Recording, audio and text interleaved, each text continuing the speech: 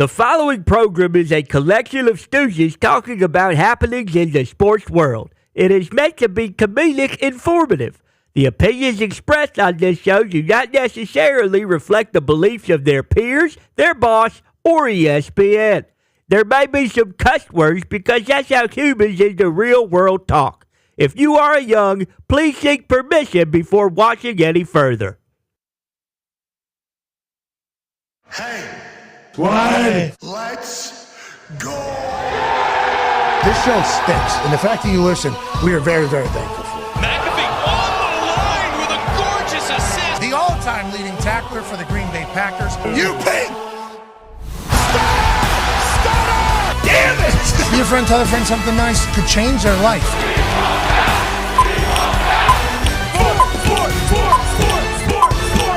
Hello, beautiful people, and welcome to our humble abode, the Thunderdome, on this Overreaction Monday, September 30th, 2024. This program starts now. Football is awesome, and week 4 of the NFL season Sunday provided some new storylines and characters that we will be chatting about for the next 5 months. The Chiefs are still the Chiefs, but they lose their top star, one of them at least in Rashee Rice. And then you think about the Ravens coming all the way back. Are they the new bullies around the NFL? Don't look now. Commanders and Vikings might be a full-on wagon. How about the Seattle Seahawks? Well, they play tonight against the Detroit Lions, and the Titans are playing the Dolphins to wrap up this entire week 4 of the NFL season. It's a fantastic time to be alive. We'll have Adam Schefter on in this hour in about 20 minutes, run through any of the updates that he might have as senior NFL insider for ESPN. In the second hour, we'll talk to Bill Belichick. What are his big takeaways from this week 4 of the NFL season? What's he looking forward to this evening? And then we'll have Joe Flacco in the third hour. Joe. And then we'll have Kyle Van Noy in the third hour on ESPN Plus, YouTube, and TikTok Live. We're incredibly lucky to do this. Excited to chat with you. The Toxic Table is here at Boston Connor and Bruce Brown. Hey. Ty Schmidt is out on assignment. Everybody should be excited about what's going to come from that. I see you wearing a Raiders hat. I thought you were a Giants fan. What's going on here? I am a Giants fan, but as D-Butt has often laid claim to, you can have multiple teams. Have a little fun. Hell yeah. See what's out there. Antonio Pierce, obviously. Giants. Obviously former Giants middle linebacker. This son of a bitch. What are you doing? This D-Butt's fault, first of all. We can blame D-Butt for this. Yeah, and then he dives into this. I was talking about the back screen while I was talking is what I was asking about. That's going to happen a little bit. That's going to happen a little bit, I think, whenever you're chatting. Welcome to the Toxic Table, Bruce. Hey, Bruce. Welcome, Bruce. One half of the Hammer, Dahn, Cowboys, AP, Tone. Tone. What? Congrats to your Steelers. Played a hard-fought game. Wow. And that loud house is a buzzsaw. This Indianapolis Colts team now, I'm hearing Anthony Richardson is going to be able to come back. I guess his hip injury is not as serious as we would have thought. Whenever he ends up getting hurt, leaving the game, coming back in, doing a little run, and Minka just square right there on the hip. He loses the ball. A lot of things take place. He will come back on to the field to play later after Joe Flacco goes. They set him up for a quarterback run. Let's see how it goes. He says, too much. Helmet to helmet hit there. Not called. Not called, obviously. Surprised as rested. Not called. Yeah, everybody's talking about that's clearly helmet to helmet there. Minka saying I'm playing football, not playing football. They did not call that. There was some other calls that potentially go the Indianapolis Colts way, but because of this play, because of this outcome, Joe Flacco basically becomes our quarterback. He throws for 2 touchdowns, has no turnovers, kind of all the way back. But with that being said, Anthony Richardson hopefully able to play again going forward. The Indianapolis Colts don't look now. Defense, even though they gave up 300 passing yards to Caleb Williams and Justin Fields in back-to-back weeks, don't love that. Don't matter. No. They get a big-time win. Offense, everybody knows what they're doing. Josh Downs, his research. But for the Pittsburgh Steelers, you guys are 3-0. So for us, it was nice to check where we're at now. We might not have looked great there early, but we're taking on an undefeated team on this particular Sunday in the Loud House. Place is going to go bananas. Not a lot of towels going to get twirled around there. Those things roll out early, then they kind of go down after a 14-zip start for the Indianapolis Colts. For us, it was a nice little temperature check on where we were. We beat an undefeated team going into week 5. There's no reason not to believe the Indianapolis Colts might win the Super Bowl this year. Now, for you, I think that's good news. You guys lost to a great team, and it was close. It was really close, especially down there at the end. It was very, very close. It's very close. But instead, you guys lose your first loss of the season. How do you feel? It was incredibly frustrating. First off, because just getting marched down on the first drive of the game. You weren't even in the suite yet because you were hitting the anvil. You didn't even have time to make it down to the suite yet because you were hitting the anvil, and they had already scored 7-0. Ponding it. 14-0. And then just mistakes and penalties, and the defense did not look good. But Shane Steichen has got Terrell Austin's number. His last 3 times playing the Steelers, his offenses have done incredible against the Steelers' defenses.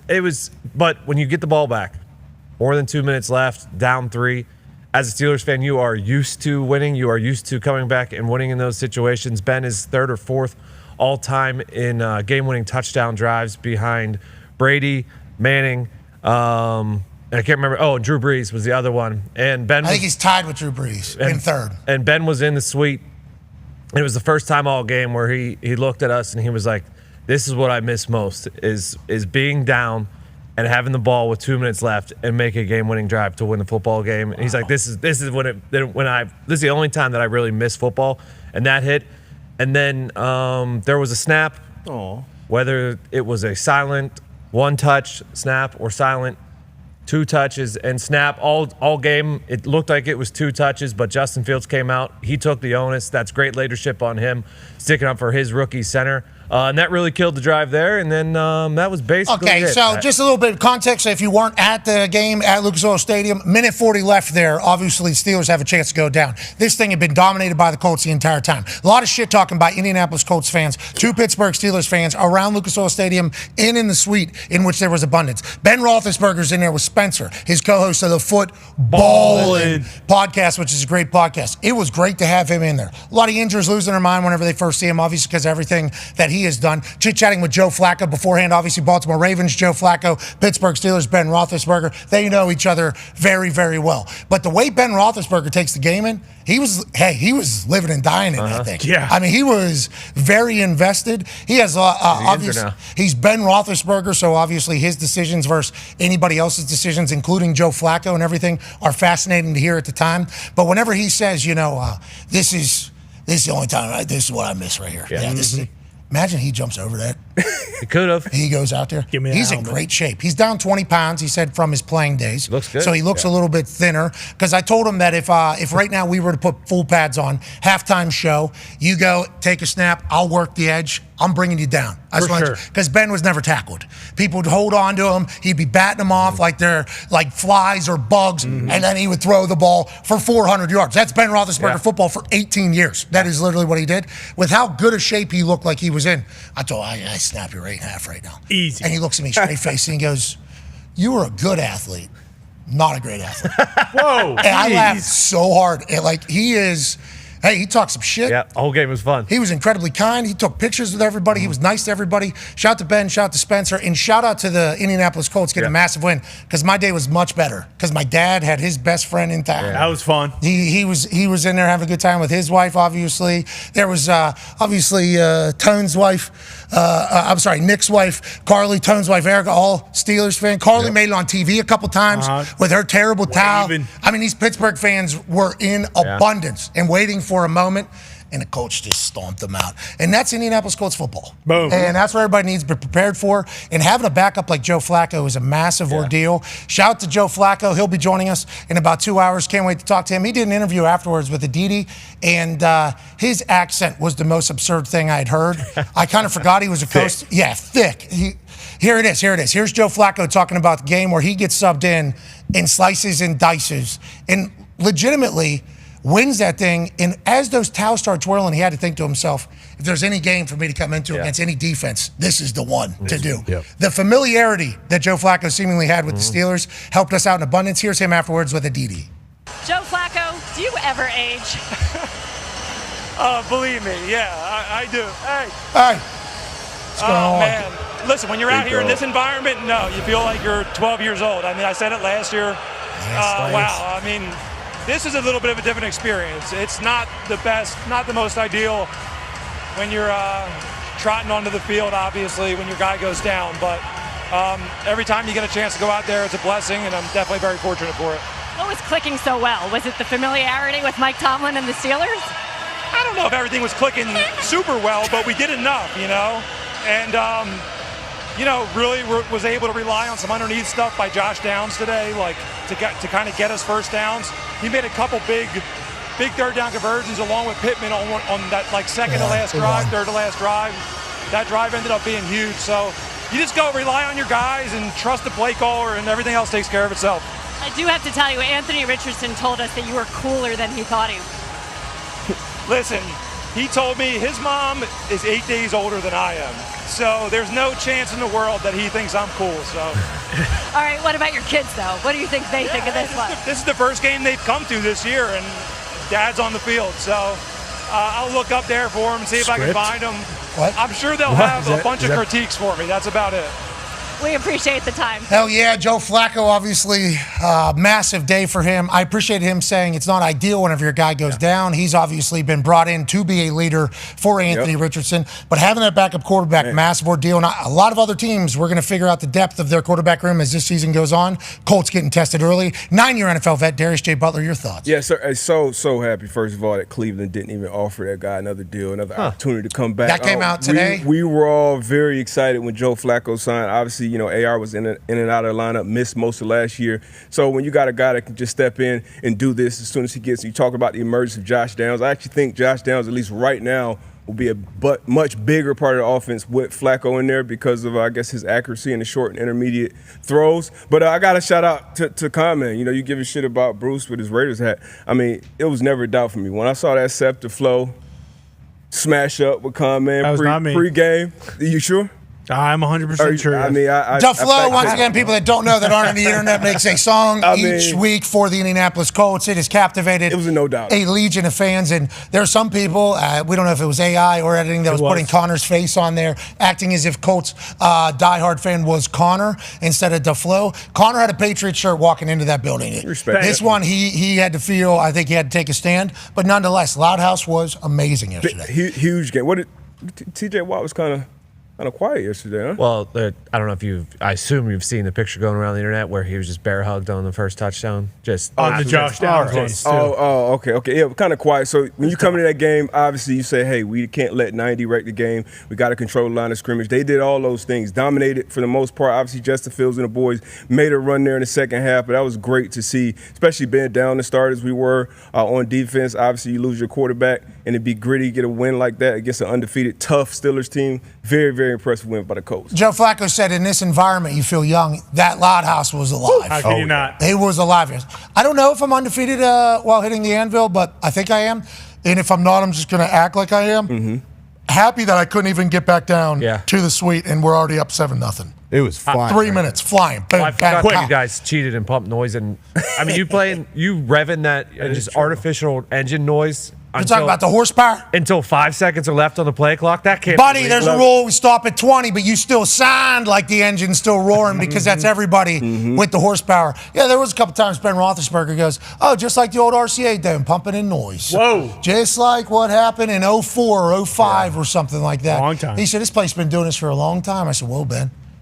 Welcome to Loud House. And then he saw Loud House spelled out on the LAHDHAHSE. He goes, what is that? I go, you're in it. He goes, Loud House?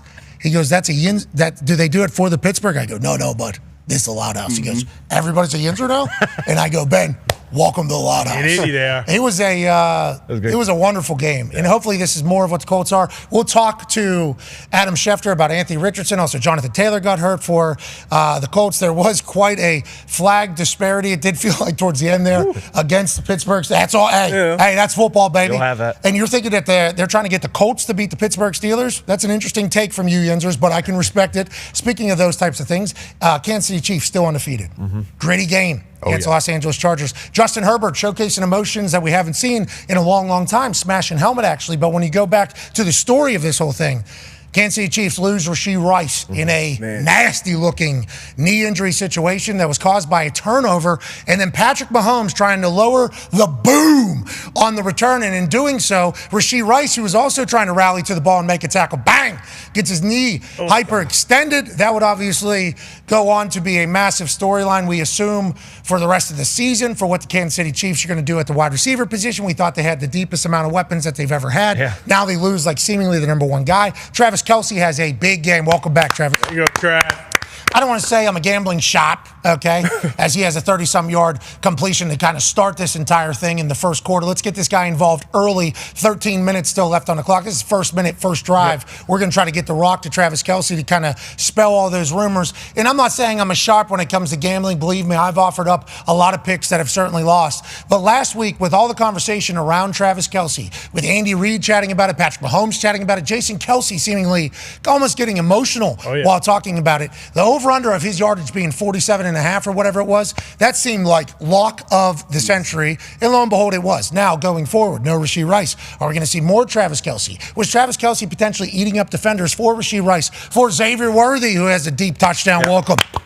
Welcome to back to the highlight reel, Xavier Worthy. How does the offense look going forward? Hunt is going to get the lion's share of the carries, we assume, even though he's only been back on the team for like a week and a half, as Carson Steele has another fumble. But this dude doing that, we thought was going to come every single week. Hasn't happened like that as much, but what we'll do going forward without Rashee Rice, we shall see. Chargers, tough one.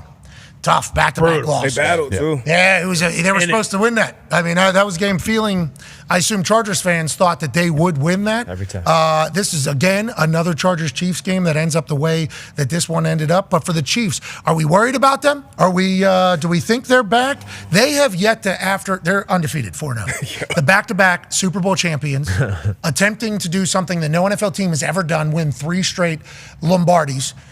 Not one time, seemingly, after any of these games have they been like, we play good football. Great game. Every one of them now is like, we got to get better. We got to figure this out. We got to do this. I assume defense is happy with what they were able to do against the Chargers. But this Chiefs team, they're undefeated, and I don't think they know it, and I don't think a lot of people watching do. Is this the same Chiefs, or what do you think? I mean, it's kind of a great place to be if you're Andy Reid, because you don't have to really look for that motivation anywhere. You don't have to make shit up. Like, they know what their standard is, and to still be winning is huge for them. Obviously, you expect Travis Kelce and his load to continue to be bigger.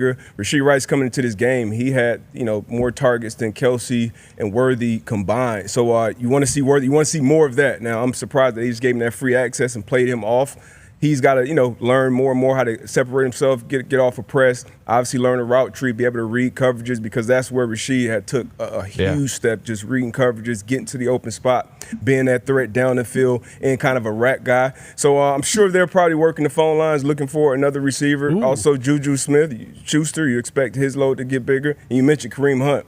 Carson Steele, back-to-back weeks with a fumble. That is the quickest way, we all know, regardless of how skilled you are as a running back. If you give that ball away, coaches, especially coaches like Andy Reid, they'll take it out of you, because that ball is the program. So I'm excited to see Kareem Hunt kind of get back into it. But the Chiefs are still the Chiefs. They will figure it out in the end.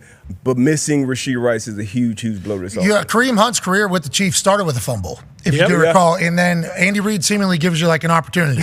Carson Steele fumbles last week. He's like, hey, all right, going to happen. We're not doing it again. Kareem Hunt fumbled that one time. Hey, we're not going to do it again. And then Carson Steele fumbles again. Then Kareem Hunt's just getting the rock, getting the entire workload. If he's the same old, if he can get back to what he was with the Chiefs, I mean, they figured that problem out. What will they do with Rashee? Big names on the potential wide receiver trade block. A lot of them. Big names. Amari Cooper's name is all of a sudden getting tossed in there, especially with the readjustment of the contract over there for the Cleveland Browns, who, man, didn't even offer Joe Flacco. You snuck that in your answer. We just found that out because Mike Florio of Pro Football Talk talked to Joe Flacco after the game, and Joe Flacco was asked about his situation with the Colts. Is this a good one? Is this what you're looking for? Yada, yada, yada. He said, my phone was not ringing off the hook. Let's not get crazy. The Cleveland Browns didn't even make me an offer. And Mike Florio goes on to say, of Pro Football Talk, he's been covering the NFL for like 30 years. Yeah, can't have Flacco around there. Can't. You're paying a guy $230 million. You got Flacco in town. Right. If Deshaun does what Deshaun's doing right now, that place would be chanting Flacco, Flacco, Flacco. So they seemingly, in their minds, couldn't bring Joe Flacco back. But I'm happy as hell that he's here. But Amari Cooper, allegedly, potentially on the trade block. Devontae Adams has been on that forever. I mean, they get a win against the Browns. And Gardner Minshew goes for 130 yards. Yep. That's enough. Wins the game. Congrats. Got it. No turnover. Who cares? You win. who cares? But if you're a wide receiver getting paid a bunch of money, who is like pretty much like, hey, I want the ball a lot, his name is going to get tossed into the trade thing. DJ Moore, allegedly with Chicago Bears because everything's going on up there. Is he going to be like, all this is all fugazi conversation that's taking place. Maybe Elijah Moore. His dad went on the, wide receivers' dads. That's what they do when the son's not getting the ball. Hey, my boy's open. He's not getting any targets. So maybe that's a name under the radar. Seemingly happens at the Browns organization more than anywhere else. Let's stay in the AFC North as we talk about the Browns there. Baltimore Ravens are back. Whoa. Yeah. Baltimore Ravens are back. Like the Buffalo Bills, obviously, there's going to come a game where this happens for every single team. I don't know if anybody's going to be able to go undefeated anymore. But this Baltimore Ravens team this is first quarter, 4 minutes into the game. Derrick Henry's going to go for 87 yards. Okay. Normally that's third quarter, fourth quarter after your defense has already been worn down. If you let Derrick Henry get hot in the first quarter, in the first drive, it's going to be a long damn night. And that is exactly what took place for this Buffalo Bills defense. Derrick went crazy. Other running back went crazy. Lamar Jackson had some absurd throws. Like beautiful throws in key moments on third downs. Had to put it in a spot. He absolutely did that. This Baltimore Ravens team looks phenomenal. Buffalo Bills take an L. So obviously people are going to start asking questions about them.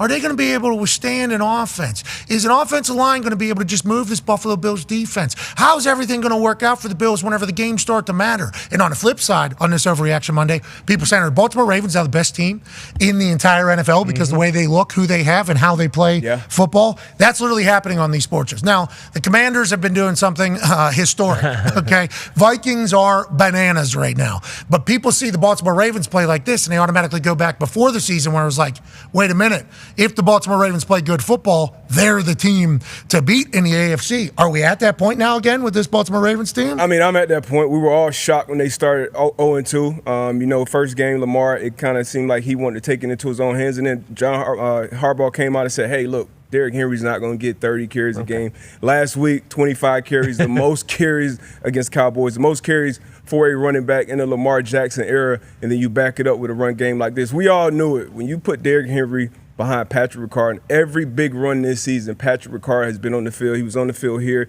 Great trap block. The other one later in the field as well. Patrick Ricard is an absolute weapon. A lot of business decisions will be made when 42 is coming downhill. 300-pound fullback. And Derrick Henry, how is this dude still this strong, this fast, pulling away from DBs? That is incredible. His joints.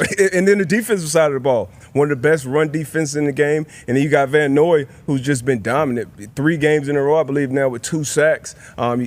This game kind of got to a point where it's like, okay, Buffalo can kind of come back 21-10, and then that trick play they decided to run, I believe, like 2nd and 6 maybe. Right here where Kyle Van Noy actually has strip sack. Too smart all over it. And then Kyle Hamilton, another phenomenal player right there in the ball. So Johnny on the spot per usual. But, this Ravens team's an absolute wagon right now. Yeah, I think everybody's at the point where we're back to the high hopes of before the season started, where it's like, hey, only 2-2. We get it that there's other teams that probably have better records than them, but this is who we thought this Baltimore Ravens team could be. Buffalo Bills, Josh Allen, there were some stats here that came out from Hembo. Buffalo had gone 43 consecutive regular season games without losing by more than 6 points. Jesus. That was an NFL record. They'd gone 40. So even when they lost, it was heartbreak. At the very end, they obviously end that streak. Baltimore held Josh Allen without a touchdown for his first time since 2021, Week 9. That's 53 straight games. Damn. Jeez. Okay? Wow. Yeah, Josh Allen had been an absolute dog. Baltimore defense doing their thing. Once again, we'll talk to Kyle Van Noy in about 2 hours or so. The Bills' offense versus the Ravens, they had 57 plays and only 4 10-plus yard plays. That is a 7% rate, which is the lowest by any team in any game this season. Wow. And that's with Josh Allen. That's with Josh Allen at the helm. And then the Ravens are the first team in the history of the NFL to outrush their opponent by 100-plus yards in each of their first 4 games of the season. So it's like, wait a minute. Hembo, thank you for those stats. Maybe the Ravens are back because they've been able to do something that nobody's been able to do this Buffalo Bills team. Will that continue? Joining us now, ladies and gentlemen, is senior NFL insider for ESPN. Can maybe break down some situations that are brewing around the league for us. Ladies and gentlemen, Adam Schefter. Gentlemen, happy week 4 to you. How are we doing? Hey, happy week 4 Monday to you as well. A couple big games tonight that we'll certainly ask about here in a little bit. But let's talk about some shit that has come out of yesterday. yesterday. Rashee Rice, the injury for the wide receiver of the Kansas City Chiefs, is obviously going to be one that's going to be monitored by everybody from everywhere. I think with the way the Chiefs are still 4-0, and not once have they seemingly been happy about how they have played. Torn ACL is the expectation, but that thing was pretty hyperextended as well. Is there any other potential injuries that could be taking place and they're looking at? And when you think about the Chiefs, what's their response to this entire situation, you think?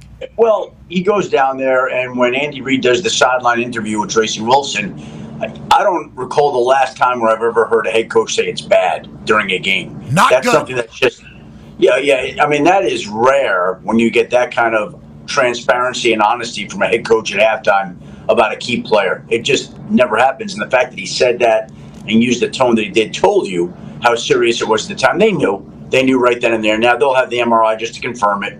And the expectation, as you mentioned, Pat, is that it'll be a torn ACL. He'll be out for the year in that particular case, and he'll be the third key player that they will have lost on offense at that point in time. Hollywood Brown's out for the remainder of the regular season with the shoulder surgery that he had. Isaiah Pacheco suffered the 8-week fractured fibula. So those are some big losses. So now what do?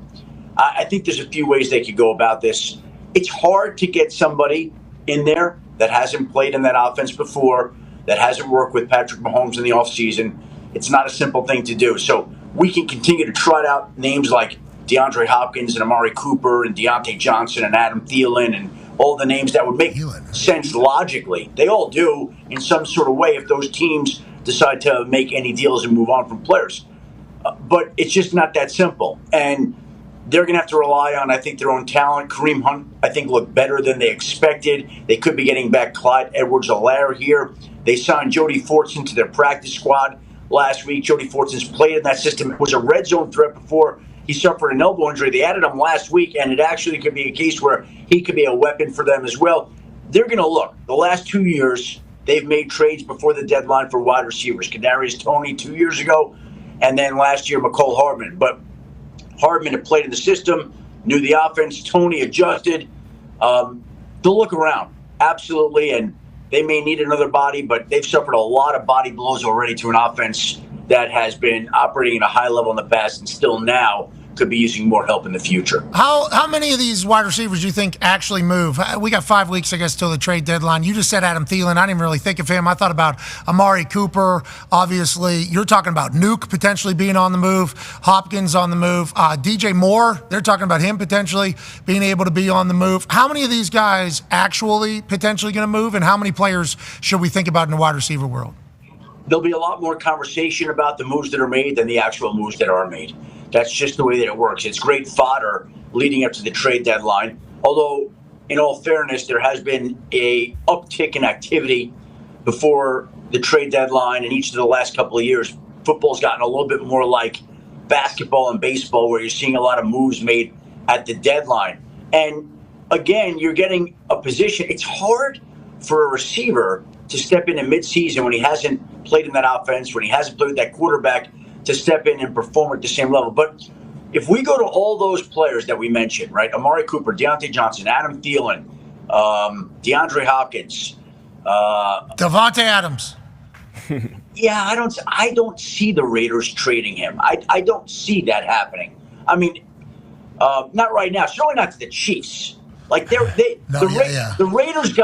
Raiders got multiple inquiries this summer, and basically didn't even entertain the conversation. We're like, please stop calling us. We're not trading Devontae Adams. That was this summer. Now, if their record is such that they're losing games and they fall out of playoff contention, could and would that change? Absolutely it could. But that's not how they're thinking. They're thinking, we're going to keep winning like we did yesterday. We're going to get this back on track, and Devontae Adams is going to be a part of this. Okay. So that's how I believe the Raiders are thinking. Now, the Titans are playing tonight. They've struggled so far. If they continue to struggle, to me that would make sense that you would look to move a guy like DeAndre Hopkins. Adam Thielen, Deontay Johnson. Deontay Johnson's in the last year of his contract. He's going to be leaving Carolina after this year anyway. If they lose a few more games, why would you not be open to the idea of moving him if you got the right offer before the deadline? And I think the same would be true of Adam Thielen, a veteran who you probably would want to do right by. If you're 1-6 at the trade deadline, if you're 2-7, whatever it may be, they push back the trade deadline a week. I think it's November 3rd this year, or whatever that may be. Wait, is the trade deadline on the same day as the presidential election this year? Listen, you would know better than me, pal. That's both those things you look into a lot more than I do. It's your bag, Schefty. Yeah. It sounds like you're saying yes, though. Is the election the 5th? Is the 5th election? When's the election? The deadline is the 5th. I can tell you that. The 11th. That is the same. The 5th is the election day, and 5th is trade deadline. Oh, that's good. I'm sure everything will get caught up in everything. Oh, I can't wait. Maybe America will make some trades. You know what? Here's the thing.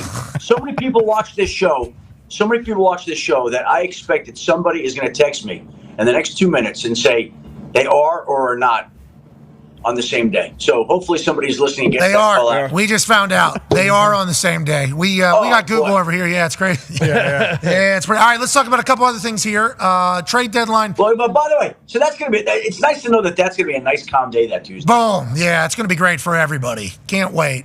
And then the night's going to be even better. Oh yeah. And then the next morning's going to be casual. Yep. Mm-hmm. No matter what, super casual. Think about a monster NFL trade. So sports world's upside down. And then obviously whatever happens in that election, that next morning could be the most active day in the history of X. Yep. Yeah. Be on fire. Oh, Put a game on the day.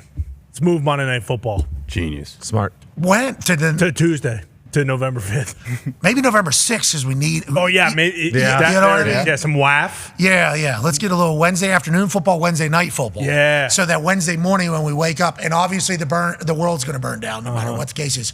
We got 2 football games to look ahead to. That is what we need. We need them. Schedule them. Go ahead, Tone. Just a little tidbit. When the Steelers traded Deontay Johnson, it was rumored, I think it was Albert Breer said that the Chiefs were one of the teams that reached out, but the Steelers did not want to trade him within the conference to the Chiefs. So now that he's on the Panthers, that could be something. Wait a minute, Tone Diggs. That's why you got an AP vote. Let's talk about some injuries that occurred yesterday. Taysom Hill and Honey Badger, seemingly. Now, Honey Badger was on the sideline, had a bunch of, he was still in pads, but they didn't know what was going on. I guess he's got a calf, a heel, a groin. Jeez. I mean, that whole game changes when he's not playing, I think, for Kirk Cousins and then Taysom Hill as well. What's going on with those two down there in the Bayou? Well, Honey Badger's had a lingering heel issue that's been bothering him for a while now. And then yesterday he suffered a groin injury. So now he's got 2 things going on, left the game. I don't think he came back in. And so that's going to be an issue for that Saints defense, which did not operate the same when he wasn't in there. As for Taysom Hill, early in week 2, he had a bruised lung. Now, it was listed as a chest injury, and yesterday he hurt his ribs, but that came on the opposite side of where his bruised lung was. So he came back after missing a week yesterday, then went out of the game early after scoring 2 touchdowns, now has a rib injury, which is going to be painful, couldn't come back during the game. So he's had a couple of things he's had to fight through that are painful injuries here, and we'll see if he can make it back from those particular ailments this week or not. Okay, let's see. Actually, I think the Saints play Thursday night against the Falcons, so it's a short week. So Buccaneers, Falcons. The Buccaneers. Buccaneers, Falcons. All good. We got full week. Okay. I knew it was an NFC South game. No, NFC South winners too right now. With Tampa and Falcons, they're both good versus good right now. Mm-hmm. Good versus good right now. With quarterbacks getting a second wind too, which we have a graphic for later in these. I don't want to say midlife, but like a lot of these quarterbacks that were maybe middle in this modern football now, all of a sudden, hey, you know how to read a defense? You know how to do this entire thing?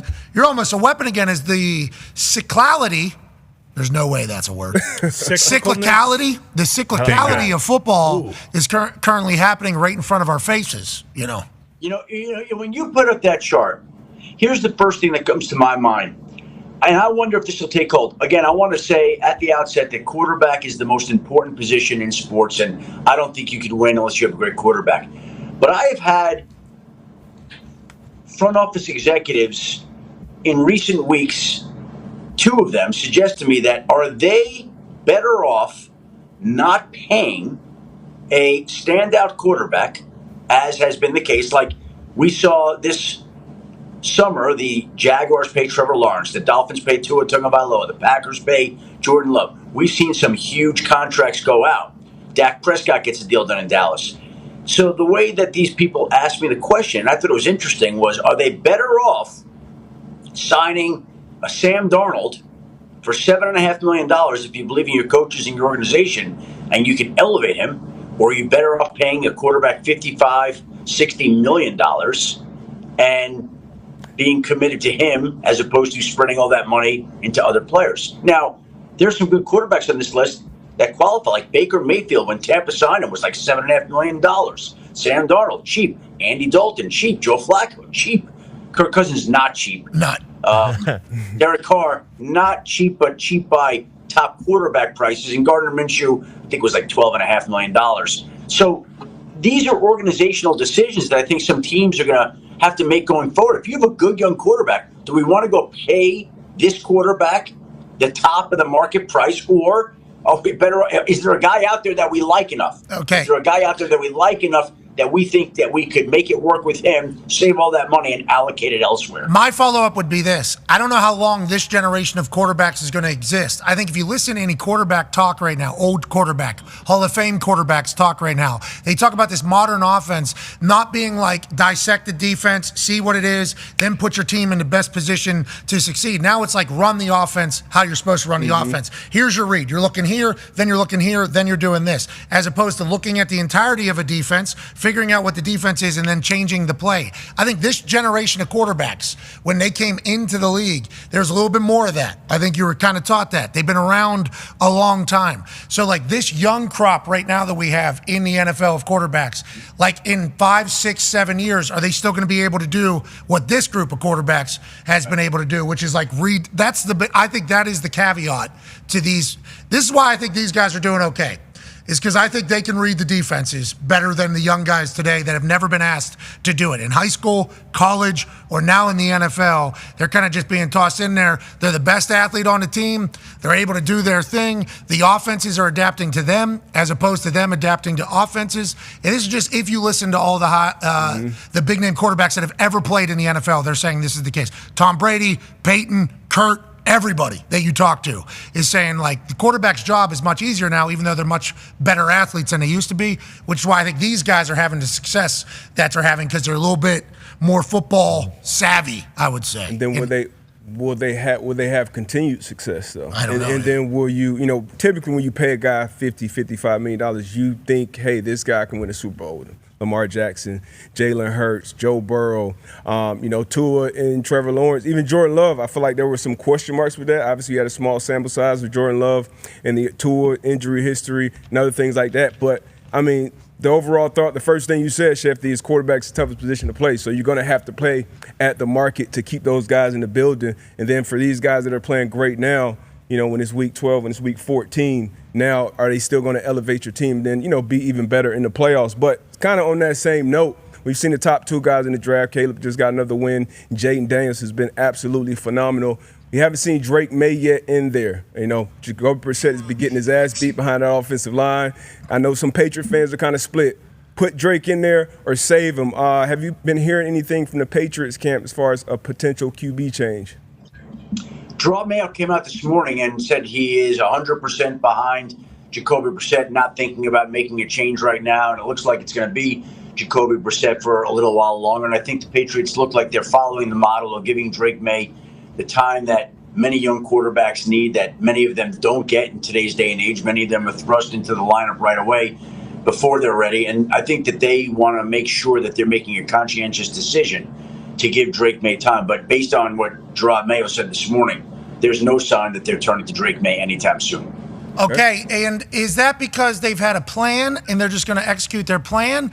And how long is that plan? Do we know what the plan is? Like, when's bye week? Well, yeah, the plan, when they went and signed Jacoby Brissett, they did so knowing that the quarterback they were going to draft, presumably Drake May, was going to need time, and that by signing Jacoby Brissett, they don't have to rush into anything. Now, is Jacoby Brissett playing at as high a level as some of these other guys? No, but he's a quality, dependable, productive leader, the kind of guy you want leading your team in offense and in your locker room.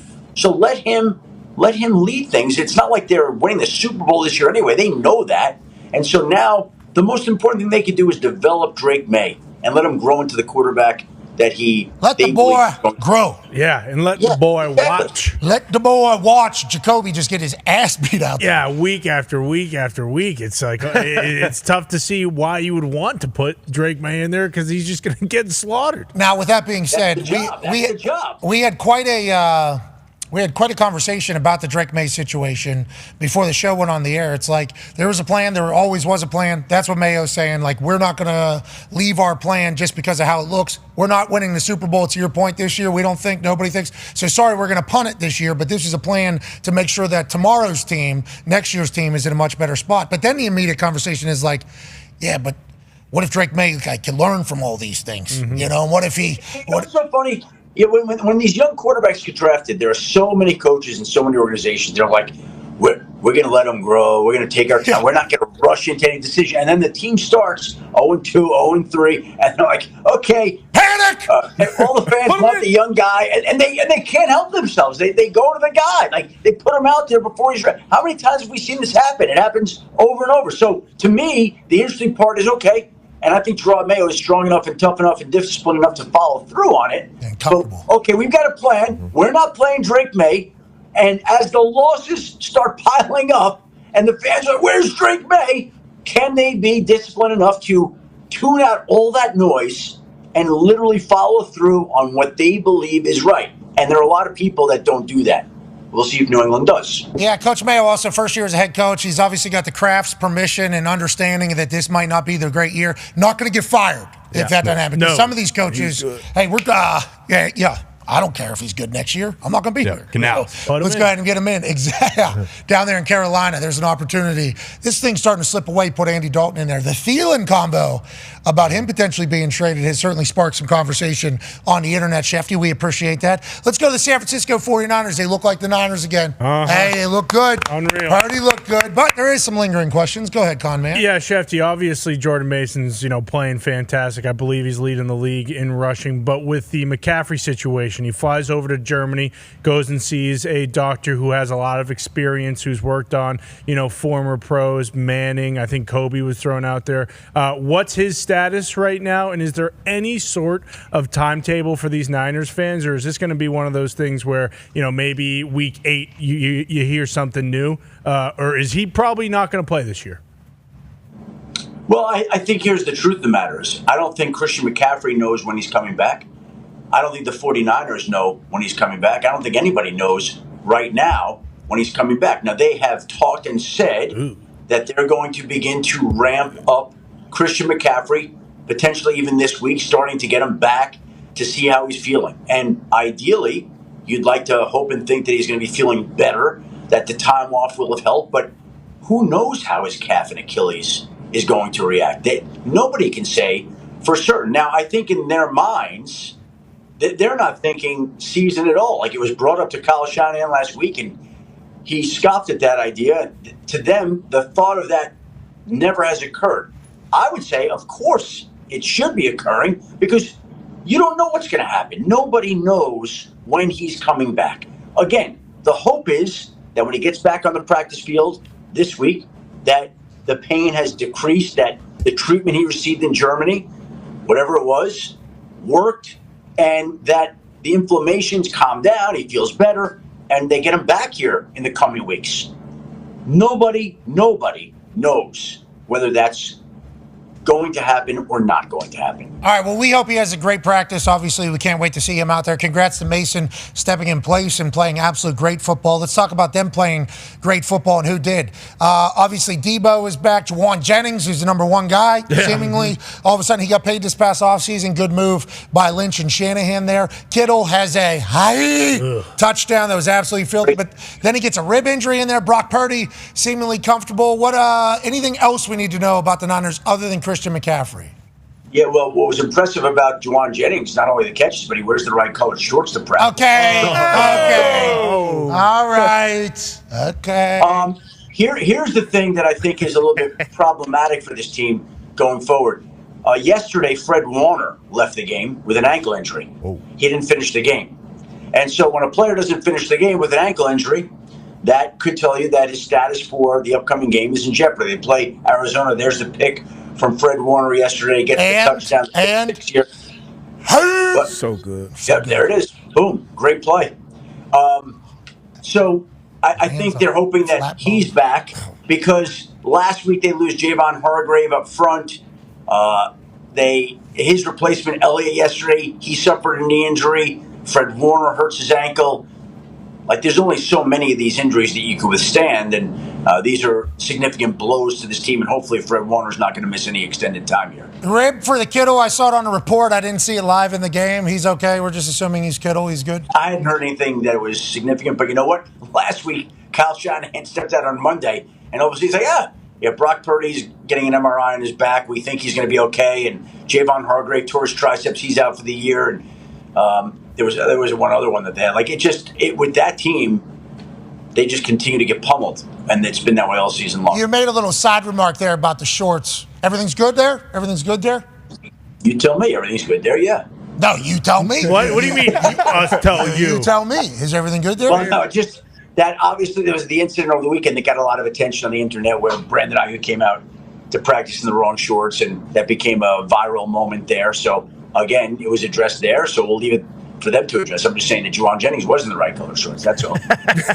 Just got a message potentially there as the phone vibrates on the. Go ahead. Good to know. To be clear, you never know if Jennings and Ayuk were doing some cool red shorts there. True. Yeah, so that is breaking. Yeah. Breaking. True. Ayuk was the only one wearing the red shorts when everybody else had the black shorts on, and then I appreciated the fact that. Was there a short coat when you played? Like, did you get to wear the same color pants, uniform? Like, yeah. Oh yeah. Pretty much everywhere there's like, hey, this is what everybody's wearing.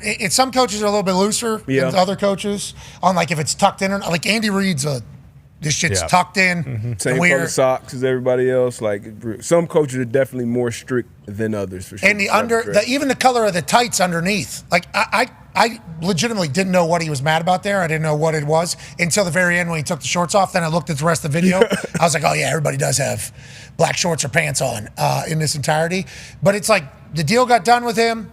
Everything happened this offseason. So when this hits the internet, and hasn't been as much production as years past, as soon as this hits the internet, obviously everybody's like, diva. Should they have paid this guy? Yeah. Throwing a tantrum. Yeah, tantrum was the thing. There's been a lot of that. Because he kicked the shorts off? Yeah. That's Untied all? the shoes. Well, he had to. Didn't want to race. I guess not wearing them, but. Yeah, Kyle Shanahan walks off, and then this is.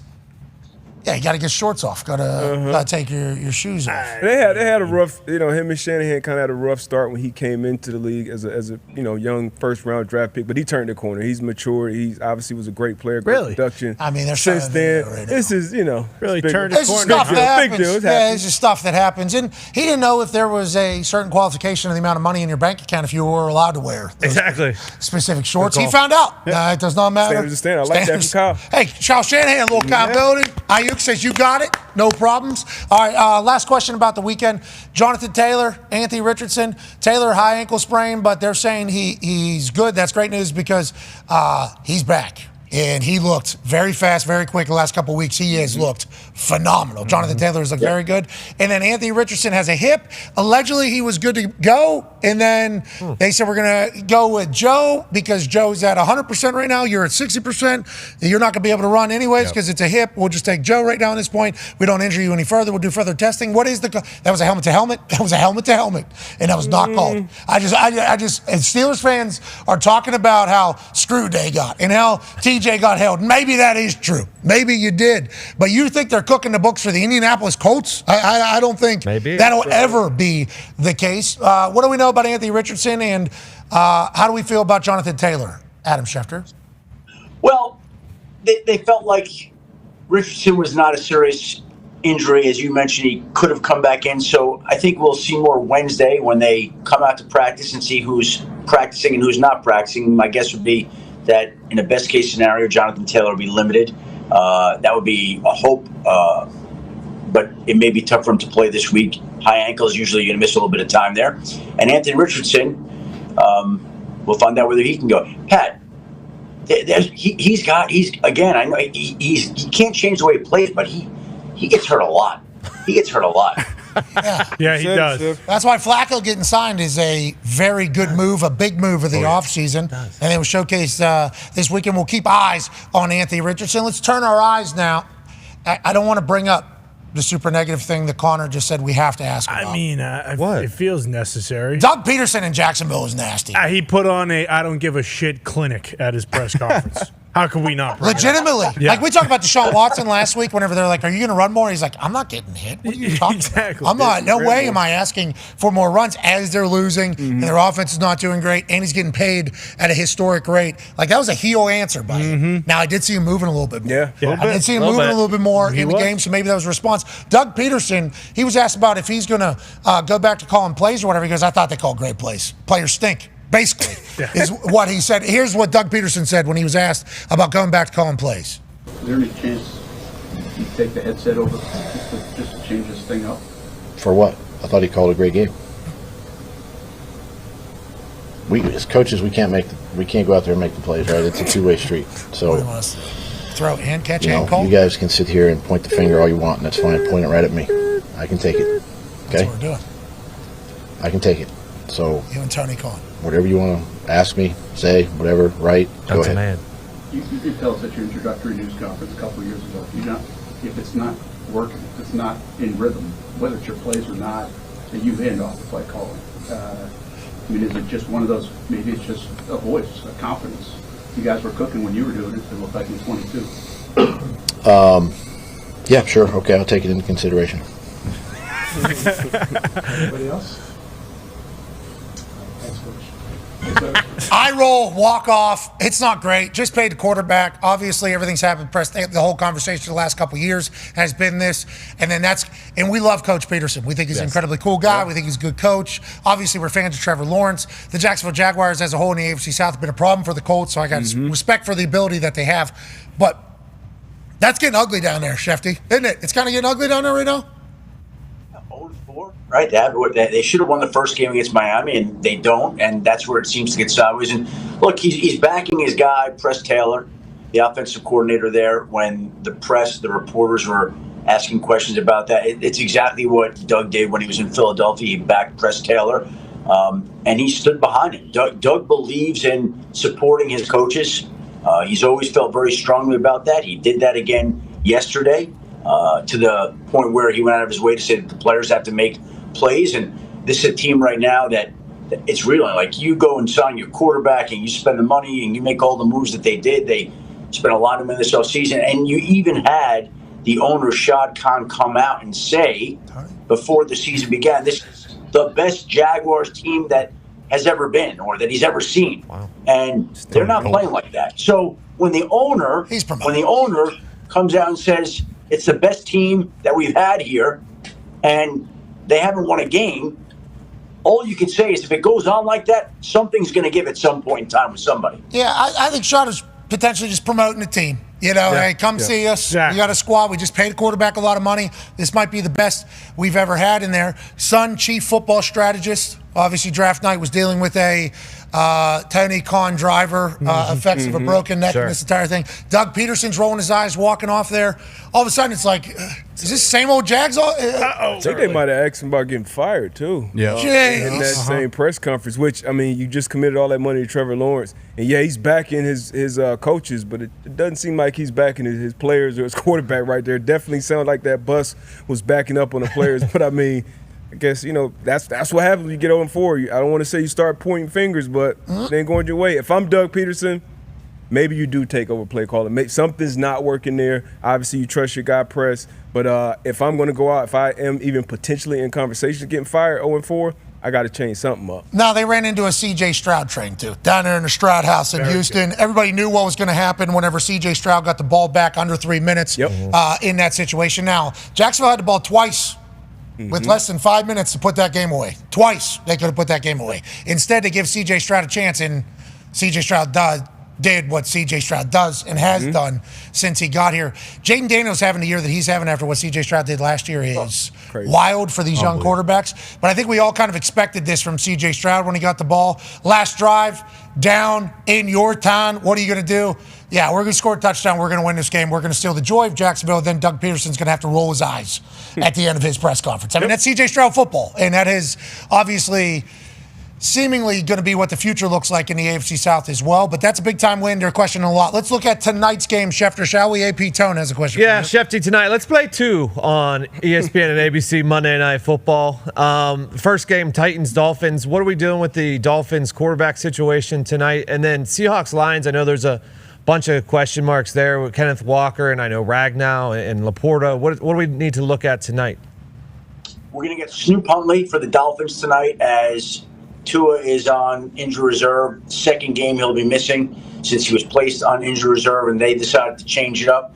Get a look at Snoop Huntley, who I think has played pretty well in the past, and won't surprise me if he plays well again tonight. But he'll start against Will Levis, who obviously has had a lot of up and down plays. He's played well at times and then has made some silly mistakes that he somehow has to get figured out and corrected in time for tonight's game. And then the other game, what's interesting to me is that the Seahawks defense under their head coach, Mike McDonald, has been outstanding this year. They're without their top 4 pass rushers tonight. No Boye Mafe, no Byron Murphy. They're missing 4 guys that they would like to have. Lions don't have Frank Ragnow. He's already been ruled out. So both teams operating a little shorthanded on the lines of scrimmage. But you've got a situation where Kenneth Walker is back for the first time after missing the last 2 games, had an abdomen injury, and so they'll get him back out there. Zach Charbonnet played well in Walker's absence. And we get a Monday night game in Detroit with those Lions wearing those very cool new uniforms. They are very cool.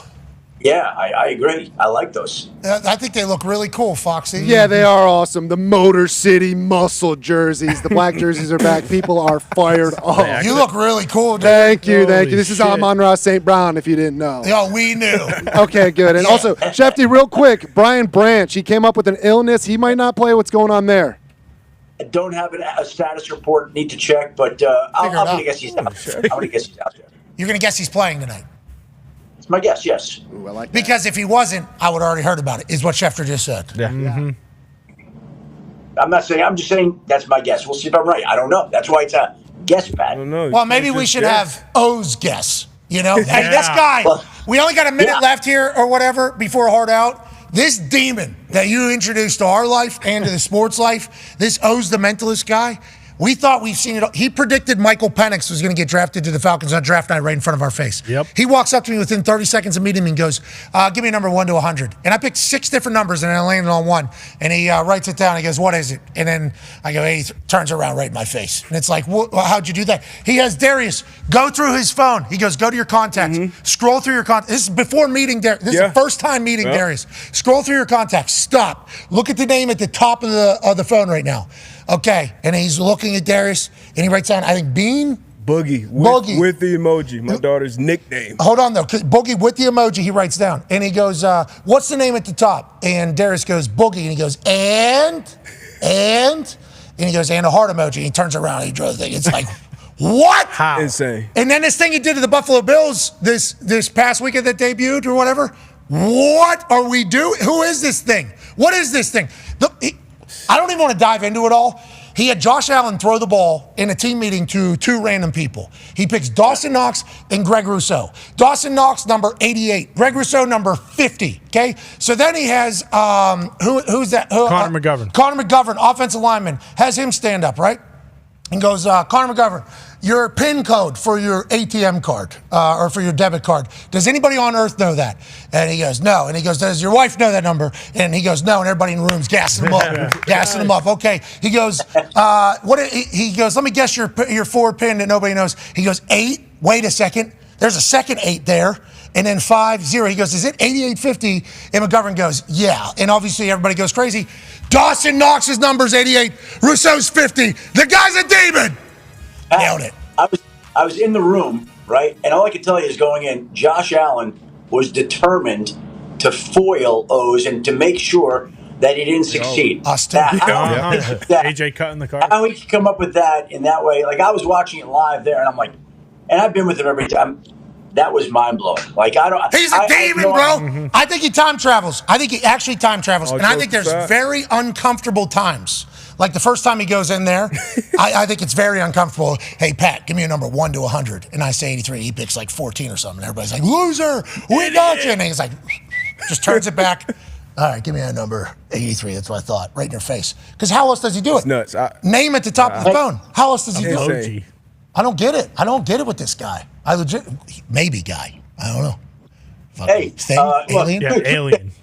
Two things. Number one, he came back. We flew back from Pittsburgh. He did the Bills in Pittsburgh when they were there scrimmaging the Steelers. So he stops at my house because my house was on the way to where he was going. And he comes inside. My in-laws are over. And my in-laws are like, oh, you can do magic? You can read my... Okay, my father-in-law's like, let's do something with me. So he's write down, take out a piece of paper, write down a name of a neighbor that you had growing up.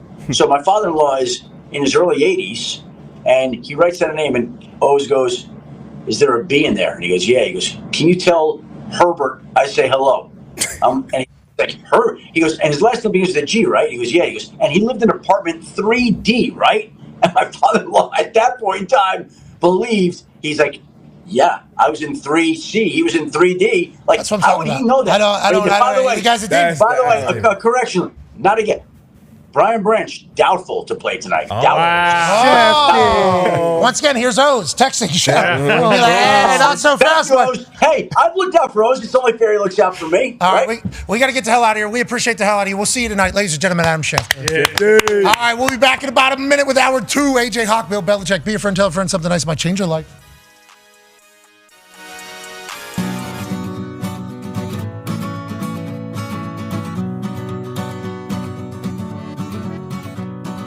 Welcome to Dublin, Ireland on this Feel Good Friday, August 23rd, 2024. We are live from J.R. Mahin's. Drinks are on Pat McAfee tonight, fella. Let's go! Hup, hup, hup, hup, hup, hup, hup.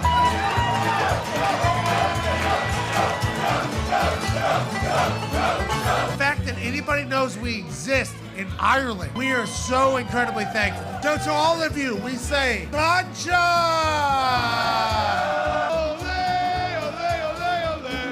The following program is a collection of stooges talking about happenings in the sports world. It is meant to be comedic informative. The opinions expressed on this show do not necessarily reflect the beliefs of their peers, their boss, or ESPN. There may be some cuss words because that's how humans in the real world talk. If you are young, please seek permission before watching any further. Hey, let's go. This show stinks, and the fact that you listen, we are very, very thankful. McAfee on the line with a gorgeous assist. The all-time leading tackler for the Green Bay Packers. You pig! Damn it! Be a friend, tell a friend something nice could change their life.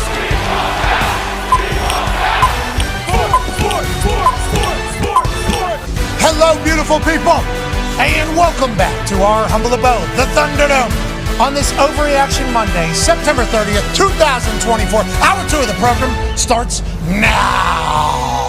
Football! It is awesome. We're so incredibly lucky to talk about it. College football had a massive Saturday. Then the NFL had a big-time Sunday. Then we got 2 Monday Night Football games this evening as the Titans and Dolphins will do battle on ESPN. And the Seahawks and Detroit Lions will battle on ABC. We can't wait to react to it all tomorrow. We can't thank you enough for allowing us to do this for a living. The Toxic Table is here, although it looks a little bit different. At Boston Connor and Bruce Brown. Ty Schmidt out on assignment. Excited for what returns on the other side. One half of the Hammer, Dahn. Cowboys, AP. Tone is here. Anybody solidifying any AP votes for you thus far? I feel like, I don't know if I'm allowed to say, but there's a lot of people doing big things out there. Yeah. There's I do have a gripe. I don't need to do that now though. I mean, you got an AP vote now.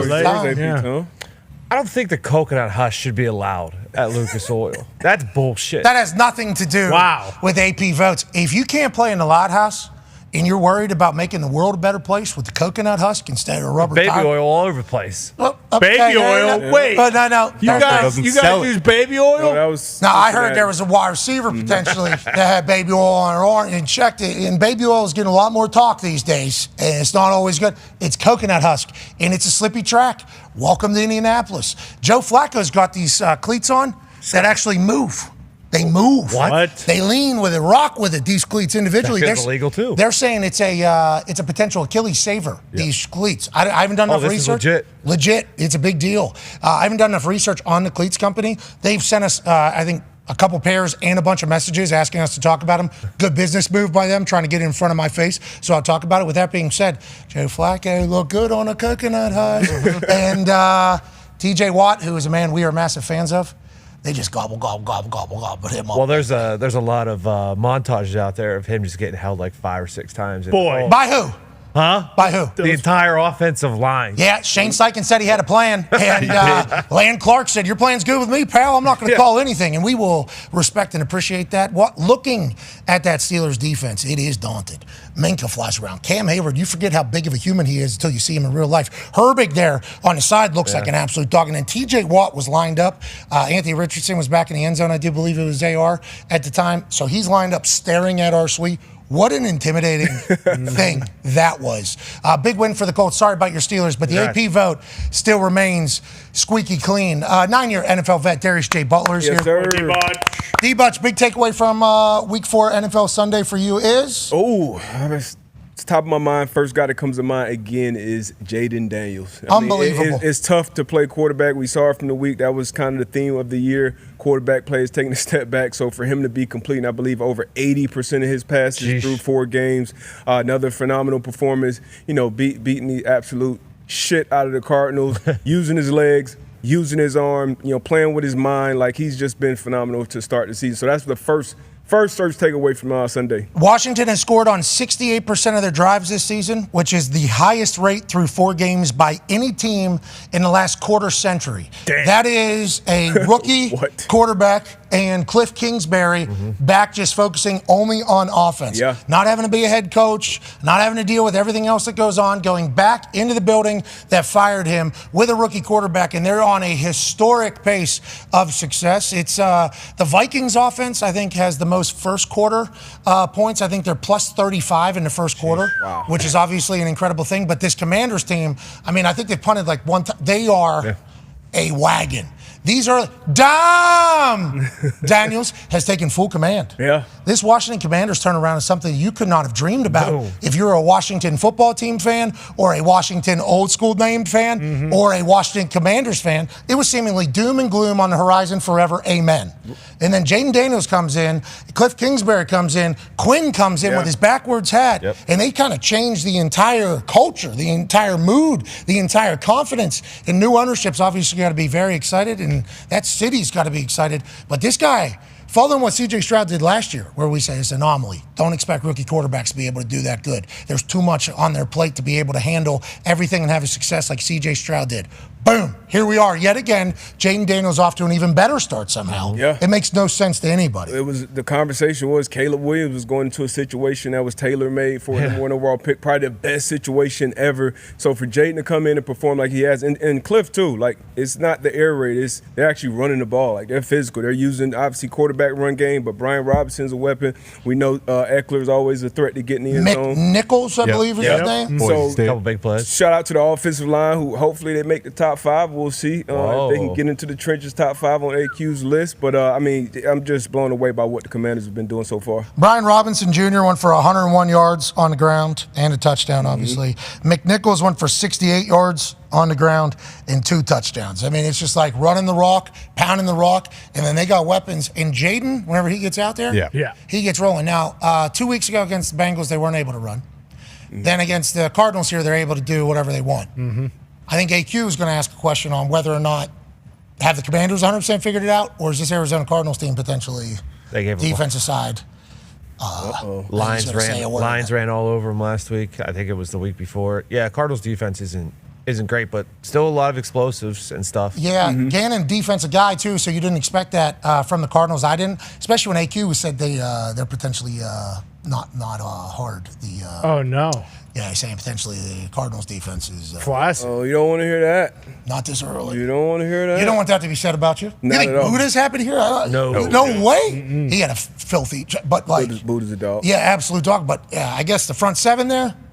I guess there's a lot of question marks coming out whether or not. Yikes. And I don't think it's just run fits. I think it's like I think there's some people potentially turning down contact. Yeah, allegedly. I don't know. This is just what our offensive line expert is saying. Our offensive line expert said with a straight face, would love to run against the Arizona Cardinals. Would love to run against the Arizona Cardinals. Joining us now, ladies and gentlemen, is a college football national champion, a Super Bowl champion, a Ryder Cup winner, and man loves to stick his face in a fan.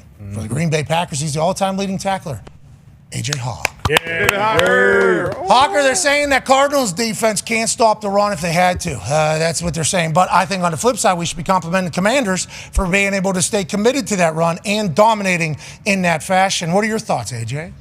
Yeah, I know when D-Butt said that was kind of like the takeaway from the weekend. Obviously, Jaden Daniels, I thought the same. I mean, I think I'd throw Baker in there as well, and Tampa Bay getting a big victory over Philly. I enjoy watching them play, but Jaden Daniels is fun to watch, man. Like that dude, how they can pound the ball. I think their defense is underrated as well. They're fun to watch. Remember when Dan Quinn took this gig?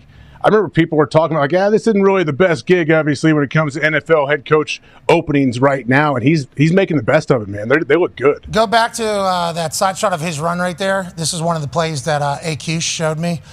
So watch number 2 there on this next angle. Everything's flowing to his left, the Commander's right, everything. Mm-hmm. He stutters to go check back left. So does he not know his keys, or did he not want, he's the only person on the entire field that thinks maybe the ball's going back the opposite direction, and because he waits, they're able to pull and just pin him very quickly. So is that run fit? Is that scheme? Is that not wanting to shoot?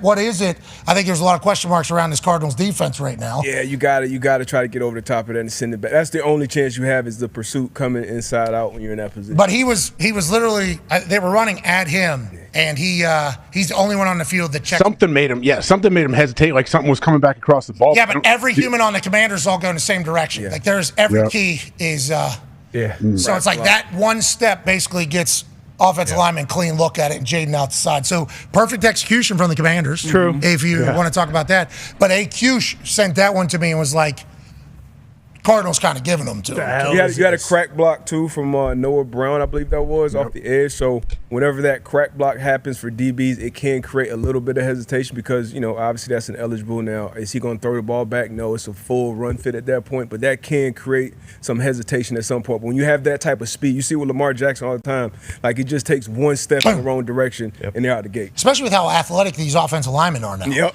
We talk about the D-line being incredibly athletic, and they are. Mm-hmm. Obviously, you got guys that are 280, 290 running like 4.5s, 4.6s. I don't know how it works, but bodies are doing that now. That is awesome for the NFL. Offensive linemen, too. If you're just one half a step out of position, they're going to find that, and they're going to be able to get it. You got to get them before they get rolling. And shout out to, like, that guy, he was just looking for whoever he could get, and he's almost too far down the field to pick up his guy. It's like, congrats to the Commanders. That's all taught, that's executed, and that's attention to detail. Mm-hmm. Commanders are very different now. Unbelievable. This was an O-line that gave up like 70 sacks last season, and the year before. And now that Cliff's come in, and you guys always talk about it, when you add that extra dimension with Jaden Daniels running the ball and it's an extra gap and everything like that, it just makes things so much easier on the entire offense. Jaden can spin it too. Mm-hmm. I don't know how far along he was in being able to read defenses, and that's not a knock on Jaden Daniels. That's just a knock on quarterbacks coming into the NFL. Patrick Mahomes didn't say until like his 3rd year or something, midway through, did he start understanding what's going on the other side. C.J. Stroud seemingly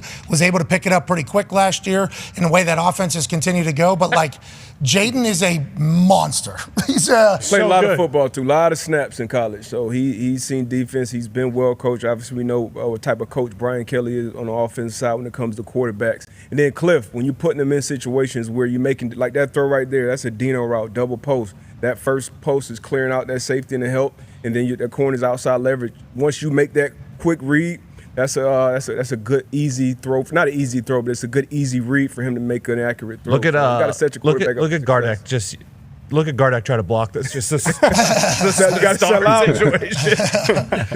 Congrats to the Commanders. Life is good, I assume, for your fans. We're all incredibly happy for you. Joining us now, ladies and gentlemen, is a man that is considered the greatest head coach in the history of the NFL, and we believe he should be considered the greatest general manager in the history of the NFL as well.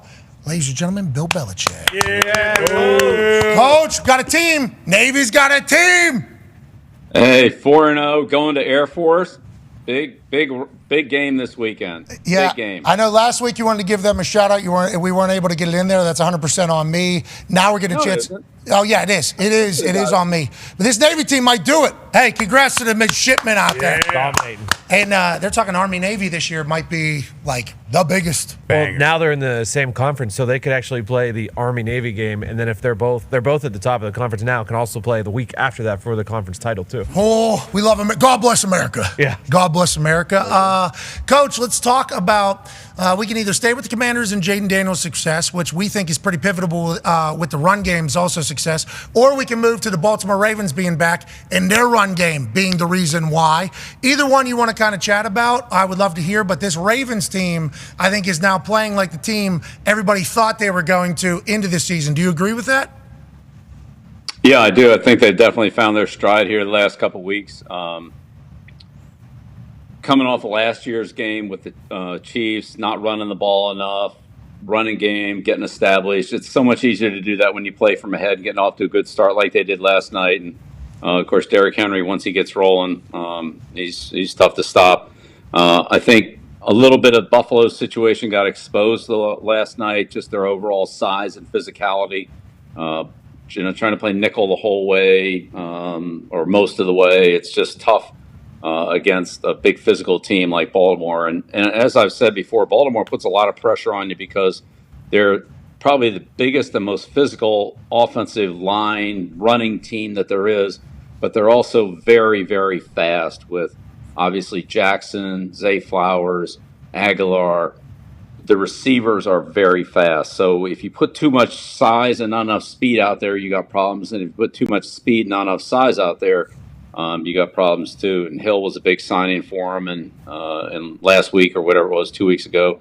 And he certainly is a great dimension to add along with Henry. Okay, so let's talk about their run game a little bit more. Patrick Ricard, fullback, is seemingly the talk of the town for a lot of these highlights. All the long runs, he is bodying somebody. We've obviously been a big fan of his for multiple years because he's former D lineman, 280 pounds, 290 pounds. He's in there to just clear and wreck shop, but he can also catch the ball. Guy's pretty athletic, loves his job. That type of offense, the need of a good fullback is obviously there. What are your thoughts on Patrick Ricard? I mean, he just takes up two blockers right there in the hole for Derrick Henry. And why did anybody allow Derrick Henry and Patrick Ricard to be in the same backfield? That seems to be cheating, Coach. Well, obviously there's no weight limit on that. So, Ricard was he was a key guy, and when we played them, we treated him as the point of attack. And the hard thing about that is he's at the point of attack, but it doesn't always where he lines up. Now, when he lines up in the backfield, he obviously can go either way. But when they line him up in the wing or in kind of that offset fullback position, he can be at the point of attack, or he can come back across the ball on their counter plays. And so it's sort of hard to set your defense because you don't know where he's going to be. He builds that extra gap, and obviously he's a big guy when he gets matched up on the linebackers, which is usually who he's blocking. And so that extra gap that gets created in those two-back sets is tough. You don't know where it's going to be. So defensively, we always try to get a big body at the point of attack where he was. And sometimes you didn't know that till after the snap. So our linebackers would, if you will, like rotate into those off-tackle holes to try to match, because most of the runs come behind him. And then every once in a while, Jackson will keep it and go the other way. You need somebody to take care of him on the backside. But, Richard's the point of attack blocker. And so that's a big problem. But if you start loading up too much there, you have those explosive players in the back end that can get you, or you have no pass rush against Lamar because you set a bunch of big slow guys in there trying to stop the run. And then he kills you with scrambles and sweeps and that kind of thing. So they're really a tough team to match up against. Yeah, and they got Kyle Van Noy buzzing on the defensive side. Yeah. 6 sacks in 3 games, including a strip sack on a little trickery last night with Josh Allen. What a stud Van Noy is, Coach. What an absolute stud still in 2024, crushing right now. Yeah, Kyle's a real instinctive player. He's a little bit of a combination of defensive end, outside linebacker, could also play a little bit inside linebacker, but he's very aware, instinctive, and crafty out there, similar to Ninkovich, who we had for a long time, where they're not just an elite edge rusher, but they know how to rush. They're really good on games, really instinctive, could drop into coverage, and can do a lot of things, give you a lot of versatility on defense. And so Kyle's got a ton of experience. He's a really smart guy. It's hard to fool him on those kind of misdirection plays, bootlegs, reverses, things like that. He really does a good job of sniffing those out. He'll be joining us in about an hour. Can't wait to talk to him and let him know that you said those things. I'm sure that'll make him feel very good on this glorious Overreaction Monday. Go ahead, AJ. Coach, I wanted to pivot to Minnesota. They went into Lambeau and they were up 28-7 at half. And then they came away with a victory, but it was close. They only scored 3 points in the second half. Like, what was your philosophy on playing with a lead, being up ahead so much early? Like, how do you come out in the second half and still kind of keep your foot on the gas, but not blow it and all of a sudden zero blitz and let them back in the game? Yeah, that's as you know, that's kind of human nature, AJ. It's a tough one. When things are going good, you tend to ease up a little bit, and I think we've seen that a number of times this year already. Teams that have 3-score leads, and then whether the opponent comes back and catches them or doesn't catch them, but they get it back to a 1-score game like Green Bay did. So there's definitely a mentality, and sometimes. Look, if you're down 28, whatever it is, you don't keep doing the same thing. You make some adjustments. And then if you're on the other side of the ball, in this case defensively, you've got to recognize what adjustments they're making based on the score and then shift away from that game plan, because the game plan you were using when it was a competitive game isn't really appropriate anymore. So I think, that's something obviously that Minnesota's going to have to take a look at, but also just not playing from ahead. They had, I think, 16 sacks going into the game, and 15 of the 16 sacks were with the lead. Defensively, when you can tee off and rush the passer, and that's where you get a lot of those negative plays, strip sacks, and tip balls and things like that, and the DBs can break on the ball and so forth. So I think you never want to be behind, but at some point they're going to have to play from behind or play from a competitive situation. And we'll see how well they do on that. But playing from ahead is certainly the preferable way to play. And a lot of these teams that are getting off to a fast start, like Tampa did yesterday against the Eagles, they just kind of cruise through the whole game. Yeah, to your point there, first quarter this season, the Minnesota Vikings have scored 38 points and their opponents have scored 3 points. That's plus 35 in the first half. So to your point about having to maybe fend off something as you go through the season, they haven't experienced that. It's actually like historic, I think, what they're doing right now in the first quarter, especially with what the rest of the NFL is seemingly doing on the offensive side of things. Sam Darnold's crushing it, which leads to this question here from Connor. Yeah, Coach, as a GM, when you look at the Sam Darnold situation, obviously he's only on a 1-year contract, so after this year he'll be a free agent. But for Minnesota, without really knowing what J.J. McCarthy is, do you think that they can just kind of say, okay, we can let Sam Darnold walk? Because what if they do continue to win the division, possibly have a run in the playoffs? Do you think that kind of changes the GM's thoughts when it comes to the situation and plan for J.J.? And do you think that they actually might stick with Darnold going forward? Or no matter what, we took J.J. in the first round, he's still the quarterback of the future? Well, I think it would definitely change things if that were to happen. That's what happened with Brady. That's what happened with Kurt Warner and Trent Green. When your quarterback takes you to Super Bowl championship, what else you want him to do? That's a pretty big commitment to make. So, look, I don't know all the details. Obviously, that's certainly an internal decision, and they've done an excellent job of putting that team together. And having 2 quarterbacks is a lot better than having none. We all know that. So, Sam is playing great, and he's had, really been pretty good everywhere except the Jets. Everybody that's had him has liked him, and I've talked to coaches that have, really been complimentary of not only his skills but his work ethic, his attitude, great teammate, and all that. So I don't really know what happened at the Jets, but he's doing what a lot of people thought he would do, and I'm talking about the last few years that have been with him, and so. It's a great opportunity for him, and he's taken advantage of it, just like Baker Mayfield did, and Geno Smith, guys like that.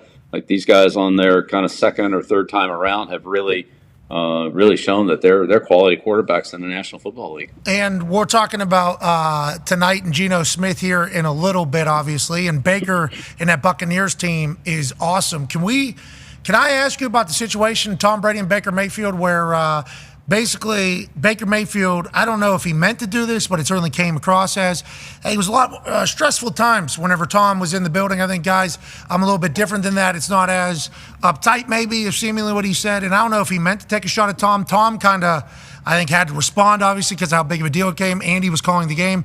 He said, I thought it was stressful when you don't win a Super Bowl. And this isn't a daycare. We're here to work. It was basically kind of what he said. That mentality, has he always been that way? Because a lot of people are like, well, that's the Patriot way. That's what happens whenever Belichick's your coach. And people point out about how some of your assistant coaches go to another place. And everybody talks about how it doesn't work here. That's not how this is going to go. You and Tom, like a perfect match for that type of culture. And why do you think, other people, I don't want to say view it as differently, but they do view it as differently than seemingly everywhere else? Well, I do think Tom and I were a good match there. I think that, Tom was one of those players that, Tom could have fun and he could, pull pranks and make fun of people and be made fun of and all that. But when it was time for business, he was all business, whether that was in the meeting room, we'll walk through on the field. There was nothing more important to him than everything being done right, not just his job, but the players around him, the proper timing, the proper alignments, and so forth. And anybody that played with Tom, I think, would support that. Julian, Rob, Troy Brown, I mean, you name it. So, and that's kind of the way I was. And people say, well, we didn't have fun. I mean, let me tell you something. Winning 6 Super Bowl championships was fun. Going to 9 Super Bowls was fun. Winning those AFC Championship games, that was fun. Yeah. The fun was really the winning, and I certainly understand where Tom's coming from. Honestly, I think there's a lot more stress when you're not winning. Winning's hard. It's very hard in the National Football League, and I think you got to put a lot into it. And it's a very fine line between winning and not winning, especially when you get to the final week or two of the season. So. Look, in the end, I think both those guys have a lot of respect for each other. I don't think either one of them really is malicious. Look, Baker's his own person. Tom's his own person. They're both very successful. Nobody's more successful than Brady. I don't know how anybody could question anything Tom's done. He's probably the greatest player of all time and certainly had the most success of any NFL player. So let's leave it at that. But look, winning's hard, and if you want to put a lot into winning and you're satisfied with the results of winning, then look, you had the interview with Coach Saban, right? And that was kind of the same thing. It's like, yeah, I enjoyed it the night after the national championship. I was back on the road recruiting the next day, right? Yeah. Well, I mean, that's sort of what it is. If you want to keep winning, you got to keep working, or the competition will catch up to you. Yeah, it takes what it takes, I think, is always what is said there. And I don't think Baker knew that it was going to be taken the way it was taken whenever he said it. I think he was just trying to describe a different thing. And Tom handled it, obviously. Baker ended up winning the LFG award after the game. Nice. So Tom gives an award each game. Who won it? Baker won it. They had a conversation live. It was like an interview. Obviously, to your point, they have a lot of respect for each other. 2 different people, individual people. And I think Buccaneers fans, certainly if Baker's able to continue to do what he's doing, love them both. I love just hearing that type of shit, though, because like every building is its own operation. But everybody was talking about the Patriot way. Yeah. Like every building. I don't know if you guys were talking about how every other building was operating, but I know every other building was talking about how y'all motherfuckers are operating. And that's a massive compliment, obviously. And it worked. It worked. Now, there's another team trying to chase your guys' dynastic greatness. They're going through some stuff right now. Tone has a question for you. Yeah, Coach, before the season, Chiefs obviously going for their 3rd title in 3 years, and we talked about how they were bringing in Hollywood Brown. They have Rashee Rice. They drafted Xavier Worthy. They have Pacheco. Like they could get back to the offense that they were a few years ago, but now they've lost Hollywood Brown. They've lost Rashee Rice. They lost Pacheco, so it's just Mahomes and pretty much Kelsey again. Do you see them reverting back to kind of how they played last year, where it was defense and taking care of the football? And is there any team, is it if they have Mahomes, they have Kelsey, they have Andy, they're going to be okay? Well, I don't think you're okay because you have 3 people. It takes a lot more than that to win a championship. But that's a good place to start. Look, I think that it sounds like they'll get Pacheco back. Rice obviously is a big loss. I mean, that's a kid who really came into his own. Worthy's an explosive player, but I don't know if he can give him what Rice gave him. But I think that they're going to have to find their way to win, and they've done a great job of that. They've won in the kicking game, they've won on offense, they've won on defense, and they're just going to have to. And they've done a good job of that in their last, I don't know how many game winning streak they have, 10 games, whatever it is. they've won a lot of close games, and they've made stops, they've made field goal kicks, they drove the ball down and beat the 49ers with a touchdown in the Super Bowl. So it seems like they find a way to do whatever they need to do to win, which is the mark of a good team. And everybody's capable of stepping up. Certainly, they have to be looking at it saying, this is going to be tough. We got a lot of work to do. We'll see what happens as the season goes on, as you get into October, and maybe there are potential trades out there. They certainly have done a good job with their salary cap management. They have cap space. They have money. This is not a team that's going to fall apart from a cap standpoint anytime soon. They're well positioned to sustain their, I would say, keep the majority of the players that they want to keep. And so maybe that opens up an opportunity for them later on in the league. Maybe it doesn't, but we'll see. They've been active. I wouldn't count them out just yet. Yeah, they've been active the last 2 years at trade deadline. Who knows if they will once again, but they're in the middle of it. They know it. Everybody, all systems go. They have yet to be happy after a win, and they're 4-0. So that's Chiefs football in a nutshell. That's not a bad thing. Yeah, in a nutshell. Go ahead, AJ. Coach, the Philadelphia Eagles obviously get tons of attention paid to them. We know how passionate their fans are, how much they care. I guess, what can you do in the moment? Like, what can Nick Sirianni and this team do to kind of get back on track? It seems like things just are not going in the right direction. There's still plenty of time, but how do you do that as a head coach? Well, first of all, I think the bye week probably is a good time for these guys. Philly, maybe they'll have a chance to get these receivers back and kind of and Lane Johnson and get some of their key players back on offense. But it's a challenge. Look, they've lost 10 of the last 13 games. So when you sit there and say, well, they're one of the best teams in the league, I don't know, being 3-10, that's kind of a stretch if you look at what's happened recently. But they do have a lot of good players, and they have a good team. I'm not saying they're not a good team. I'm just saying they haven't done very well lately. So maybe this bye week's a good time for them to reset. Certainly, they've got to play better defense than what they've been playing. They just gave up way too many points too quickly. They're still turning the ball over too much. And Barkley's an explosive guy, but he can only do so much. We saw that when he was with the Giants, and once you put Smith and Brown out there, along with Goddard and Barkley, you have one offense. You start taking a couple of those guys out of there, and it just becomes a little bit watered down. So I think a bye week comes at a good time for them. Hopefully for them, they can get healthy, reset a little bit, get back to playing good Philadelphia Eagle football, and that means getting off to a good start and playing from ahead. Just trying to play catch up and throw the ball all over the lot, 45 times and all is just not a good formula for any team, but I don't think that's really the way the Eagles want to play or should play. That's Kellen Moore football, though, historically. That is Kellen Moore, offense coordinator of football. And he won't give the damn ball to Saquon to start the game. Come on. Don't give the damn ball. There's mad Eagles fans.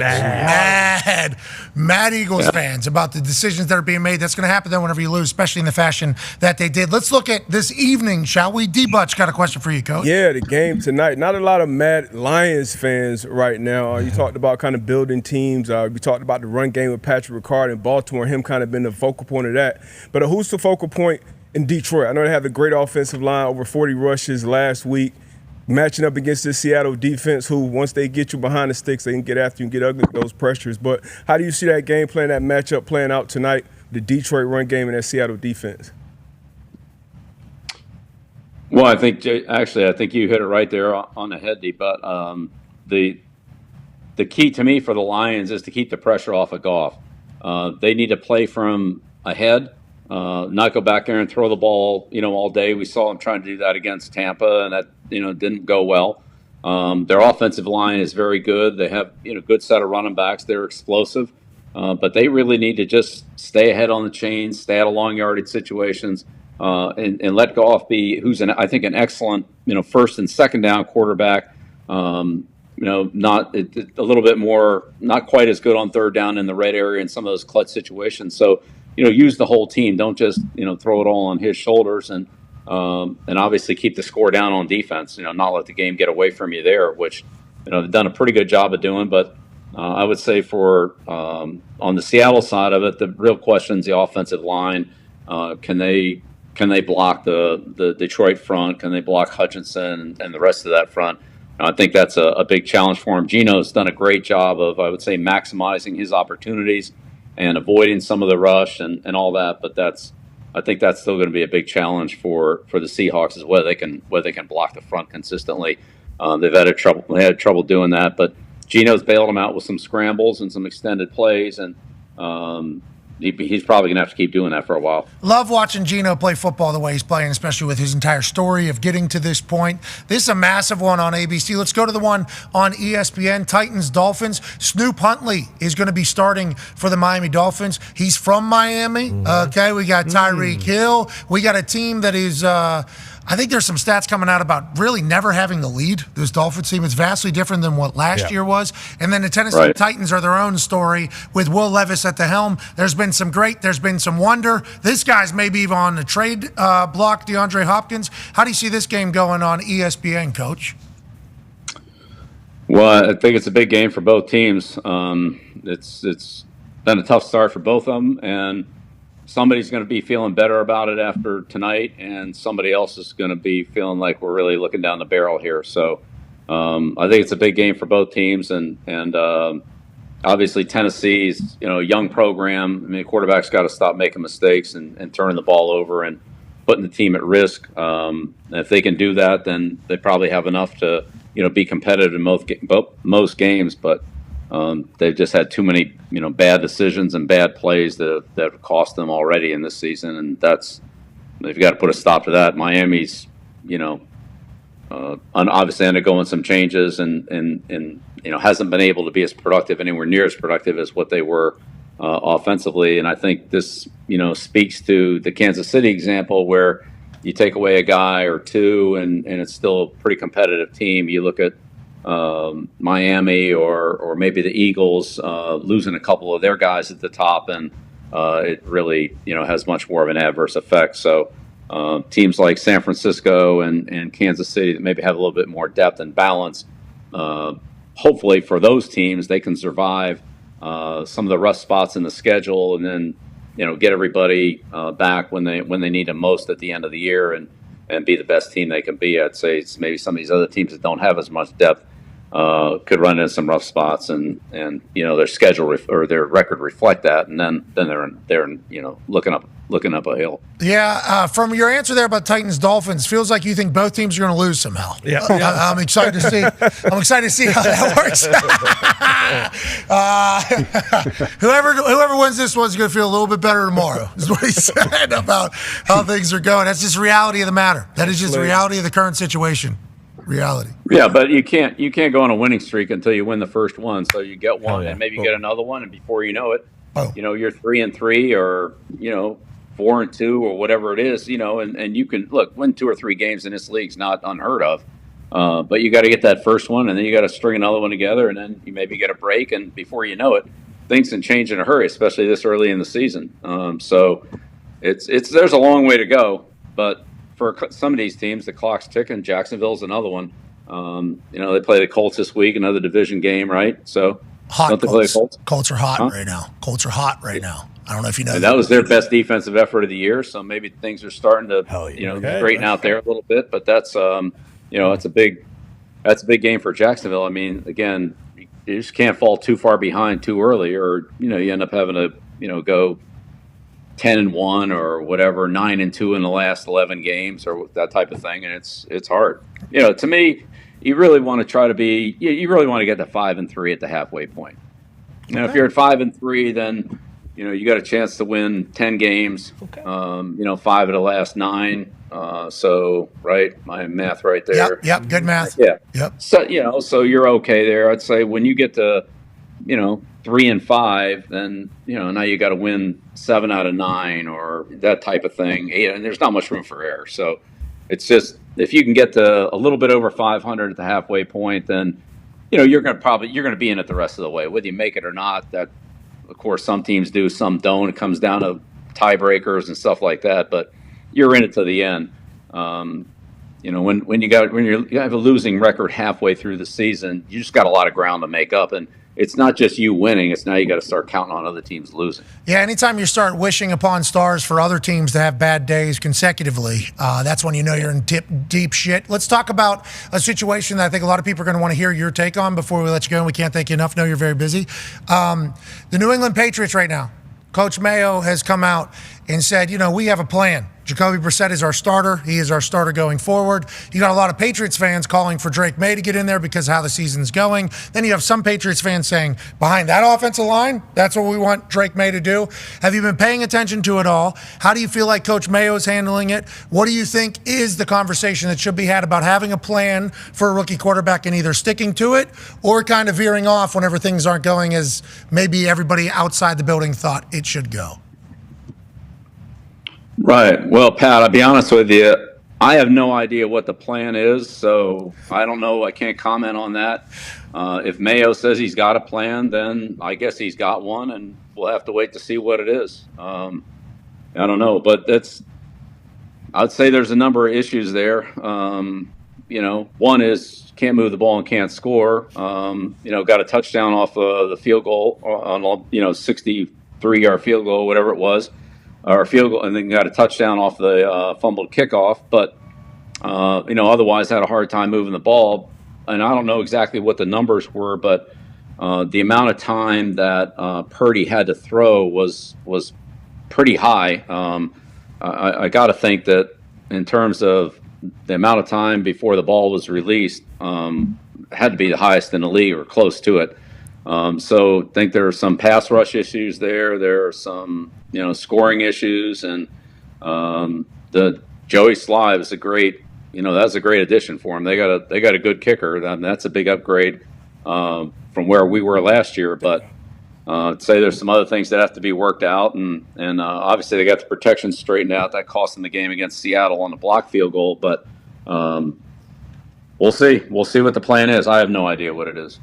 I thought they told you on the way out, maybe. Yeah. I thought they told you a plan, gave you a memo. I thought you were still on an email list, something like that. It's obviously no. That email got cut off the next day, so email list. How about your fob? Couldn't get in the building. We see that on Hard Knocks. People get cut. Your fob doesn't work anymore. Hey, you did a lot of amazing things. We're lucky that happened because you get to join us every week, and we get to see you on your own podcast, Coach, on Inside the NFL on Friday nights. You're crushing it. We appreciate you.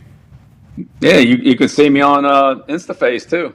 I forgot. Social media gone out there, ladies and gentlemen. Bill Belichick. Thank you, Coach. Pat, I'll tell you, it was rough. I was just scrolling through that. I have no idea what I'm doing. I scroll through that, and I end up in a chat room, and I couldn't get out. Which one? I don't know. Get you, Bill. Yes. So some guy named Kobe texted me. I asked him, how do I get out of the chat room? Kobe texted me, sent me the 4 things to get out. And so I escaped. I don't know how I got trapped in there. I got in, but I couldn't get out. Make sure you don't go live. Hey, keep doing that. Don't go live. Yeah, go live on live. Instagram. No. Let the world know. You're doing great. We appreciate you, ladies and gentlemen. Bill Belichick. I was in some chat room. Somebody went live. I accidentally hit What on happened? it. How the hell do I get out? So when somebody goes live, they drop you a notification at the top. Oh, yeah. So he accidentally, obviously, hit somebody that he's following. He's in there, and it notifies everybody. Bill Belichick is in here. Oh, he's probably, why is everybody? What? Why are they saying my name? Coach, go, Bill. How do I get out of here? Holy shit. I had a guy named Kobe calling me, telling me how to get out of there. I got to do 4 steps. I mean, that happens, though. All the time. Like somebody will send, let's say somebody sends a notification or something like that at the top of your screen, and you accidentally tap it. It's like all of a sudden you're in there now. Yeah. And it's like, oh, you set me up for failure. You have to turn all those off. Somebody needs to tell Bill, turn off all notifications on screen. Can't have it on there. Oh, man. Think about whoever was live doing their shit, having a good Instagram live, kind of taking their time, and then you see, oh, Belichick's in here. What? Shit, Everybody tighten up. Everybody tighten up. Hey, Bill, how many Super Bowls you going to win with the Eagles next year? They're saying he's going to be the Philadelphia Eagles head coach. Oh, yeah. Those edits are everywhere. They're saying he's going to be the Dallas Cowboys head coach. Jags are getting tossed around now, of course. Giants, potentially. Giants, I mean, he's on InstaFace. He's on 6 different shows. I don't know how much he's enjoying his life right now. I mean, what if Shah Khan says, you're the chief football strategist, not Tony Khan? And you can run AEW. Boom. We'll give you a wrestling promotion. Now we're talking. Take the boat out. Storylines. You can Yeah, you're right. one of my yachts for sure. Drive 8 rings. Shad Khan has a yoga facility on his yacht. Not a yoga room. It looks pretty absurd. awesome. Looks awesome. A yoga facility on that thing. Wow. Bumpers, baby. Make bumpers. Everybody needs them. Mm-hmm. Everybody's going to need them. Multiple. Doesn't matter. Even electric cars have bumpers on them. How you doing? Keep it moving. Good for them. Way to go. Way to go, Con family. And I do like that he's a promoter with his mustache just going, this is the best team we've ever had. Yeah, we just paid a guy the most amount of money that anybody's ever paid anybody in the history of football, but I want to let you know there's a good reason. Best team we've ever had. Buy your tickets now for the pools. Come on in. We got a couple of banners open. Season tickets available everywhere around this place. Best team you're going to have. And then all of a sudden it's just like total crowd. Worst team in the NFL, yeah. They should have beat the Texans yesterday. You watched that game. They had multiple opportunities to put the Texans away at the end. And they did not. What happened? C.J. Stroud in the Stroud house Strouded them. And that's just kind of the story of the AFC South. But that's the difference between teams that win and teams that don't win. And it's like the Jacksonville Jaguars, boom, Bill Belichick just talked about it. Jacksonville Jaguars are currently the team that doesn't win. And that's a shame. They got a good fan base down there. Led the entire game week 1 against the Dolphins. He had a walk-off 50-something yarder from Sanders to win it. But, yeah, we that's stuff. But I love seeing Bill, like, when he's in NFL films, he was breaking down that old Steelers 3-4 defense, kind of throwback days with all the 90s linebackers. But every week is something. The week before, I think he went down the whole Shanahan tree and all the guys that came from it. So I love seeing Bill doing his thing. Yeah, Bill is great. We appreciate the conversation. Sounds like he I don't know what the plan is in New England. Mayo's got one, I guess. Yeah. That's what he said. I guess that he is not sure what it is, but I mean, they got a lot of problems. Purdy could just stand back there, make a couple sandwiches, throw the ball. It has to be the most in the entire NFL. Obviously, the protection's its own issue. They can't move the ball, they can't score points. So I think they got a lot of issues. Yeah, exactly. Go kicker. Can't move the ball, can't score points. That really put it over the top. When you say, I can't move the ball, can't score points. Like, well, what can you do then if you can't do that? Got quite an upgraded kicker, though. Kicker's 60 yarder. Yeah. That was sweet. Yeah, he's certainly good. How about kickers? Young Wei Koo hits a 58-yard game winner for the Falcons. Dog, absolute dog. So much like whenever players that are good at basketball in the NBA go to the foul line at the end of a game in which they're winning, the entire crowd chants MVP, MVP, MVP. I'm not sure how many guys have missed while the MVP chant is happening for these free throws at the end of game. I very rarely see it. I think it makes them tighten up a little bit. Anytime Young Wei Koo comes onto the field, that entire stadium, the Mercedes-Benz Stadium, goes coo. Literally while he's kicking it. He had 50-plus earlier in the game. I think he hit 3 in total, including this one to win it. 4 in total with this one to win it. Just an absolute stud. Big-time win for the Falcons. And we talked about this earlier. Honey Badger leaves that game. Kirk Cousins starts working in the middle of the field. Taysom Hill leaves that game. All of a sudden, the Saints on short to go aren't the same team. Taysom Hill had 2 touchdowns, I believe. Kamara had a touchdown. And then the Falcons get a big-time win, leading into a Thursday night matchup against the Buccaneers. That's a good one for the NFC South all of a sudden. Great. That's a good one down there. Big-time kick out of Young Wei Koo. The kickers continue to dominate this. Big-time kickers, obviously, that's been one of the themes of the year. But to your point, once Honey Badger left, that middle of the field started hitting them. The receiving weapons for the Falcons have been great. And that Taysom Hill, I think we talked about it with J.J. Watt when he was on last week. And, like, where he affects you most is, like, third and short and red area. Like, as a defense, you almost have to have, like, a Taysom Hill period where it's like, all right, we got to go over these plays, these quarterback power run games or whatever it may be. So it is a weapon to have when you're the Saints, down there. So you lose them for who knows how long. That's tough for them to, adjust. But what the Falcons are doing, and then obviously what Tampa's doing on the outside, I don't think there'll ever be a good run team as they're built right now. But if they can get those weapons going on the outside and Baker's get to spinning it, man, they're dangerous. Mike Evans had another touchdown. Yeah, of course. Mike Evans continues to happen. Back to the kickers' point, 34.9% of points scored this season have come from kickers. That would be the highest rate in the season in the history of the NFL. Previous high was 34.6% in 1993. That was a good year. That was a good year. 1993. They're bombing it back then. Let's go, Pens. The 34.9% is that's a high number. Kickers are making kicks too. Like that is happening at a rapid rate. I believe Brandon Aubrey of the Cowboys is going to be on this show at some point. Ooh, nice. Weapon. I had an interaction with him. Put him over big, complimented him. He responded, says he knows the program. That was a big deal. Yeah, need to know when they told him he was going to miss that last kick against the Giants on purpose. Too short. When did you get the Zach script? said it was too short. I was okay with it. Mad at him. Me too. His 60-yarder earlier in that game, he just makes it look so easy. It is just a nice, simple swing. Yeah. Filthy. There is a bunch of stats that Hembo sent over that I think are warranted of being talked about. The Steelers' defense conceded more third down conversions yesterday against the Colts than weeks 1 through 3 combined. Jeez. Were they 6 of 10, something like that, or over 60%, something like that? 7. Really good. 7 in the first 3 weeks, and then 8 yesterday. Yeah. That's Colts football, baby. That's Joey Flacco doing his thing. Jets had 10 offensive penalty. That's the most by any team in any game this season, and ties the most in the history of Aaron Rodgers' career. Speaking of Aaron Rodgers, he was hit 18 times yesterday. Beat up. That's tied for most in any game in his career. Now, there was a torrential downpour, storm. I guess the weather was horrendous. The offenses were as well. Aaron was getting hit a bunch. They weren't moving much. There was a time where he had like 7 yards in passing, and Bo Nix had -2 yards in passing. We're talking historically statistical shitty day for these two teams. And the Broncos get out with a win. Coach Saleh and Aaron Rodgers publicly disagree on the use of cadences and everything like that. It's back to Jets football. And I don't think Jets fans should give up. I think we'll talk to Aaron tomorrow, and he'll obviously have a message about how that game is one you got to win, but it's different than any of the other ones with the weather and everything that was happening. We're obviously not happy with the outcome, but we're going to continue to learn from it. That'll probably be his messaging. But Jets fans are like, here we go again. We just lost to Bo Nix. We just lost to Bo Nix. Yeah, Greeny's not doing great, right? Greeny's not handling it very well. Yeah, and a lot of them are Mets fans as well, and the Mets got a big one today. Yeah, they got a huge. They got 2 big games against Atlanta today where they could end up not being in the playoffs if they lose both. I think if they win one of them, they get like the Brewers. They win both of them, they get I forget, somebody who's very good. So it's basically if it splits today, the Braves and Mets are both in. If somebody sweeps today, then whoever swept, and then the D-backs get into the playoffs. So, you could just have a gentleman handshake and say, each one win one of these today. Yeah, it could do that, but the Mets fans will say they never do that for us. Never. They never do that for us. Washington, we talked about them having the highest score rate, 68% of their drives this season, highest rate through 4 games by any team in a quarter of a century. These are some Hembo stats. Jeez. They're also the only team in the last 50 years, half century, to punt only once over any 3-game span. Crazy. So to say they are rolling with a rookie quarterback in Cliff Kingsbury and a lot of new stuff happening in Washington would be an understatement. Congrats to Commanders fans. You withstood the storm. Yeah.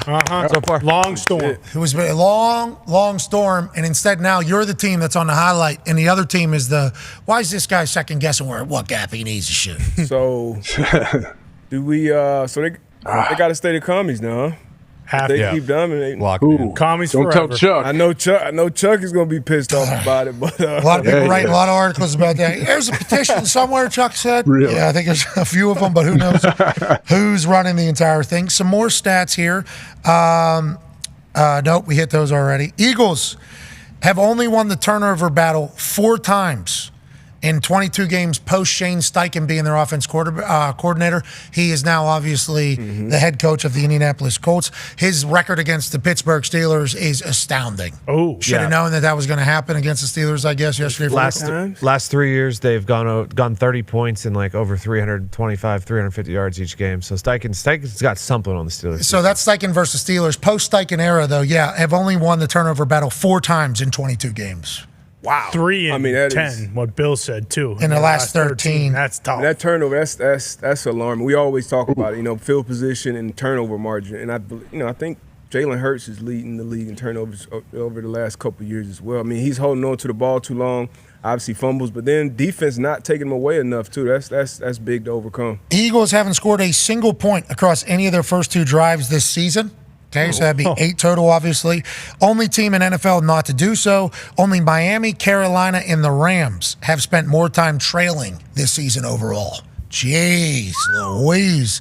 Baker had been sacked 12 times in his previous 2 games. Eagles only got to him twice. He accounted for 20 first downs, Baker, which is a career high for him. And the Eagles conceded 195 yards after catch, which is the second most by any team in any game this season. A lot of people saying there's a lack of effort happening from this Philadelphia Eagles defense. Vic Fangio is the defensive coordinator for said defense. Then you go back to Miami last year. They're saying the defense wasn't responding to Vic Fangio. What the hell is going on in Philadelphia, D-Butch? It might be Fangio over. Oh, no! It's disappointing coming off of what happened last week against the Saints with Jalen Carter just wrecked that game. But I forgot who was talking about in the think tank earlier, a lot of screens early on. That slows down that defensive front. Once again, the Bucs aren't going to be a team that plays ahead of the sticks because of their run game, even though they have a dynamic rookie back there. But they throw it all over the yard, so that D-line has to get after the quarterback, and that sucks when they are. It was the third quarter. Tom Brady said,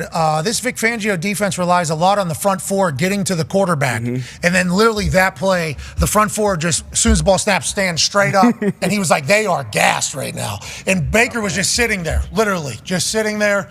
And then I think he hits Godwin. And it's like, that's tough ball. How do we get to this point? I think Eagles fans are wondering the same thing. 2 big games tonight on Monday Night Football. We'll react to it tomorrow. Aaron Rodgers will join us. We can't thank you enough for allowing us to do this for a living. It's the dumbest job on earth. Football is amazing, both college and NFL. We'll have Kyle Van Noy and Joe Flacco join us on the other side. And also, we'll break down all the college ball stuff. Be a friend, tell a friend something nice that might change your life. See you tomorrow.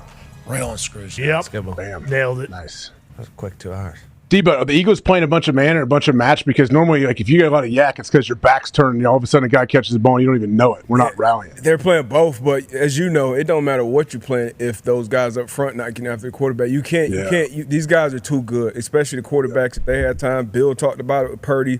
If you can stand back there and jack the ball off, I mean, I don't care who you are on the defense side of the ball. It's going to get tough. Mike Evans is still Mike Evans. He'll be a first ballot Hall of Famer. And then when Chris Godwin is playing the way he's playing, now, I feel like there's always a third guy who just pops up out of nowhere and takes over. Trey Palmer made some plays. I know he got banged up. But it's always – and Bucky Irvin, I'm excited to see how his role continues to elevate as well. Well, there's also a screenshot going around. Like, they had Nolan Smith, the D-end from Georgia, covering Chris Godwin in the slot. Like, I don't know what the hell the scheme is supposed to be. I'm not smart football-wise like that, but I do know, like, hey, Chris Godwin's one of the best wide receivers in the NFL, and Nolan Smith doesn't really cover wide receivers. He rushes the passer. So if they're not getting sacks and that guy who runs a 4.3 isn't putting his hand in the dirt or going after, there it is. Like, it just looks weird to begin with. Sometimes, you can get a defense, especially if you got base on the field, that's, only 4 DBs.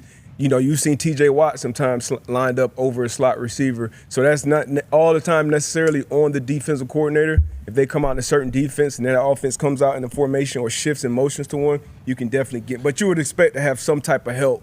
If you're in that situation, it's like, hey, you got to wall him off, take away the inside. If he goes outside, the corner should be there, or vice versa. But that is a tough screenshot. Tough screenshots for a lot of teams. We don't want to harp on the negative. We'd like to stay about the positive, which is why we'll have Joe Flacco and Kyle Van Noy join us on the other side of this break. Hell yeah. Talk about times being good. Former Baltimore Raven, now an Indianapolis Colt, doing his thing, just fresh off a playoff run with the Cleveland Browns.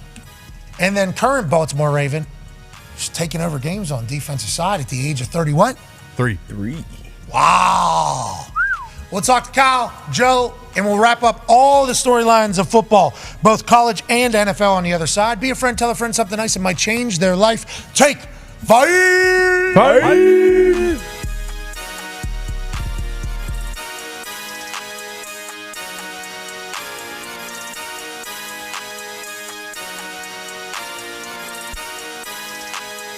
For you, did you know you would be good in front office? Did you know that this was going to be something you would succeed at? I didn't know I'd be good at it. I didn't even know I'd be doing it. It's an interesting story as to how I ended up here. I ask myself that often. Way back when I was a kid, I did love, the NFL draft. My dad used to pull me out of school. Out of half day, he'd come pick me up at lunch. We'd go watch the draft. So I loved that. Throughout my career, I'd pissed my wife off by not only watching round 1 through 3, but then watching round 7. And I'm filling out sheets. And I think the thing that probably piqued my interest, I was living in Denver after I got done playing there. I'd become friendly with Elway. We played some golf together, and he looked out for me. We had the same high school coach. We went to Stanford, played football, baseball, same fraternity. That was like the poster on my wall. But Elway took the leap at the Broncos, and in his first year, he said, Johnny, I'm keeping a lot of the scouts, but I don't know them. I love the way you think about football. Could you watch the safeties this year and write some reports? And so I did that for him. Remember, it was the year of Mark Barron and Harrison Smith, and I took a lot of pride in. I had no idea how scouts did things, but I just wanted watched it like I would watch film, and I sat there at the computer and wrote some reports. And Elway was blown away with like the detail. If I'm going to do something, I'm going to do it right. The next year, he says, that was awesome, Johnny. Why don't you do the DBs? So I did the entire DBs. I added the corners. The next year, he invites me in for their draft process. It was a lot of work.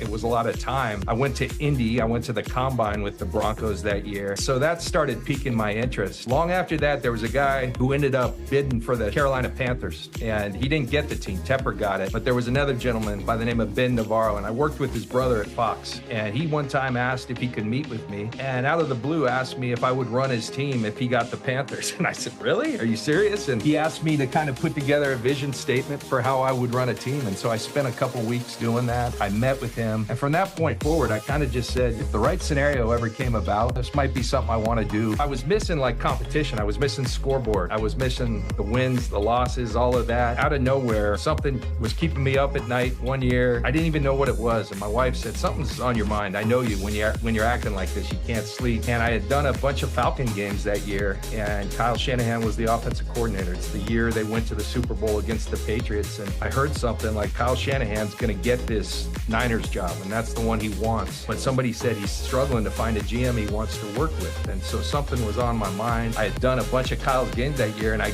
gave him a cold call. And I just said, hey, dude, I want to thank you for all the time you've given me all year in these production meetings. I heard something that you're struggling to find a GM. And he goes, I am, man. It's killing me. I think I am going to take that Niners job. And he goes, why are you asking? And I said, well, consider me. I don't even know if I do it, but just think about that and see what you think. And his first question, he's like, dude, why would you do that? You got a great job. You got a great life. Like, why would you even consider doing that? I said, you go play your games. He did. He called back and he said, man, I can't stop thinking about what you said to me. Would you do that? And I want you to come meet this dude named Jed. Well, that dude named Jed was our owner here, Jed York. Came and met Jed. We flew cross country to Atlanta. I was offered the job on that flight. We meet with Kyle and the whole thing's wrapped up. I hadn't even talked to my wife or family yet. It all moved kind of fast, and here we are 8 years later. So sorry for the long story. No. No. I'm hoping we get 3 or 4 more of those. That was phenomenal. Hey, thank you for blessing us with that information. And also, shout out to you being somebody taking initiative and being like, you know what? Yeah, this is something I want. And diving right in and being prepared and knowing that you're... I had no idea what to expect whenever I came out here to Utah.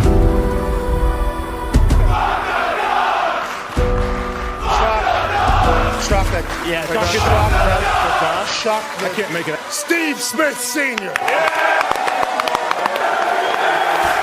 Ladies and gentlemen, Pac-12 champion, head coach of the Utah Utes football team. Pulling in on a Harley-Davidson Sportster, I do believe. Coach Kyle Whittingham.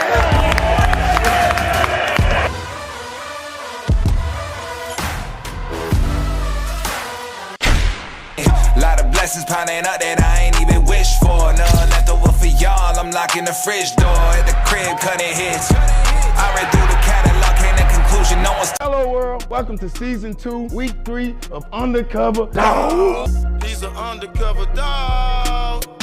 He's an undercover dog for sure. My first undercover dog is Chuba Hubbard. He had 21 carries, 155 yards. He also had 5 receptions for 55 yards. My second undercover dog is Brandon Jones, who came off IR from last year. He had 6 tackles, interception, and a fumble recovery. Playing really good right now. My third undercover dog is Riley Moss. He played on the other side of Patrick Surtain II. That means he's gonna get a lot of balls at him. He only allowed 12 catches. He only been attempted 16 times, only for 100 yards he done gave up. Only 1 touchdown, no big plays, 16 tackles. Sound like the Broncos might be all right this year. Make sure you hashtag me on all platforms. Undercover dog. Help me find some of the guys that's not getting the recognition as some of the bigger names in the game.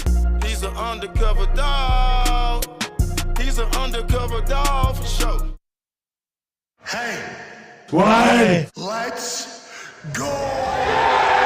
This show stinks, and the fact that you listen, we are very, very thankful for it. McAfee on the line with a gorgeous assist. The all-time leading tackler for the Green Bay Packers. You ping! Stutter! Damn it! Be a friend, tell a friend something nice could change their life.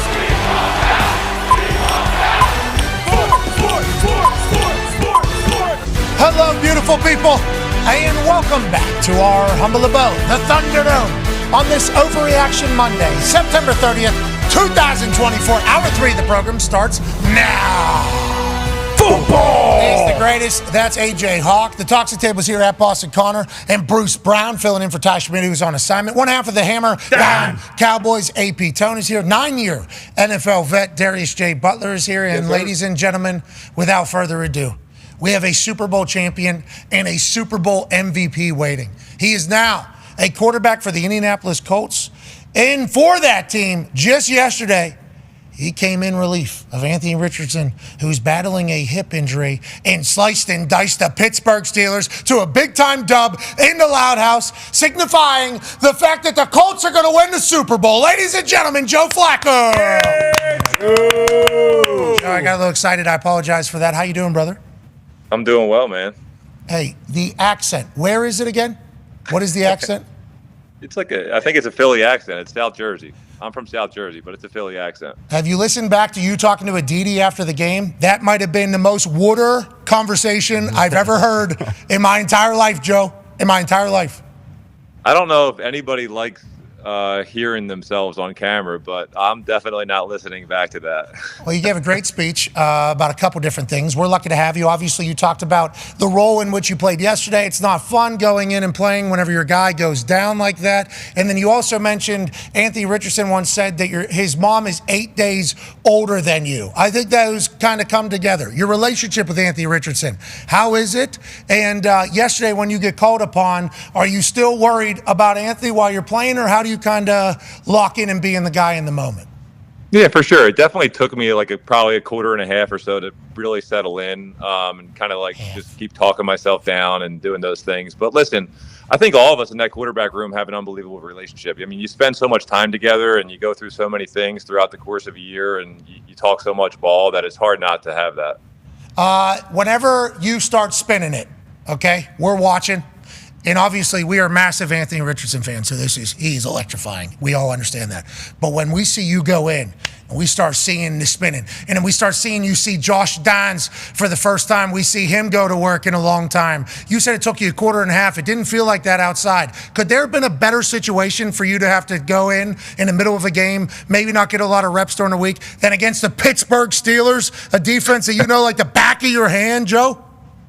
Man, I mean, they have been pretty similar over the years. They have an awesome front. They get after you. They give you multiple looks on the back end. And, I mean, they've always done such a good job. But it was definitely nice to be out there against those familiar black and yellow uniforms. Not necessarily any of the same guys on the team that I played against back in the day, maybe except for Hayward. Cam over there still going strong, and then a couple guys on the sideline. But it's always a lot of fun to go against those guys. It was awesome to be at home, obviously, but the one thing that probably could have made it a little bit cooler is being back in Pittsburgh, in front of all those fans. That would have been a little bit wild. That would have been pretty wild. Okay, so there was a third down. I think it was in the third quarter, and the Yinzers had come alive. Put them to sleep early there. 14-0. Yinzers are sitting on their hands. Then there was a third quarter in the second half, and you were going the same direction that our spot was kind of looking. And I looked around. There was a lot of terrible towels. And I was thinking about you looking around and being like, this feels like home. This kind of feels like home. Did you feel comfortable in there? In the Shane Steichen relationship that you had back at Philly, does that carry over with the offense? For sure. I mean, Shane's obviously probably the reason that I, when the Colts reached out, that I was very willing and excited about coming here, because I felt like if I did have to go in there and play, that I'd be put in a good situation to play good ball. As far as seeing the terrible towels waving around, man, I mean, there's so many times where I've been in that stadium and it's been in the fourth quarter, it's been a TV timeout, the whole place goes black, they turn the music on. Early in my career, I think I hit my quota for sack fumbles where they returned it for a touchdown and ended up changing the game and winning.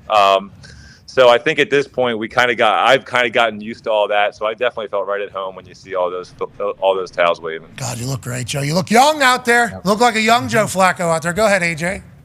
Joe, I guess how surprised were you in the offseason and leading up to everything I know you've said the Browns didn't really call you. Your phone wasn't ringing off the hook for offers. I guess, what did you expect going into the offseason, and how do you feel now? I mean, obviously you looked very, very comfortable when you got in there. but I assume like that was a bit surprising that you weren't. I guess you didn't have more options. You look good, Joe. You know, I think you definitely.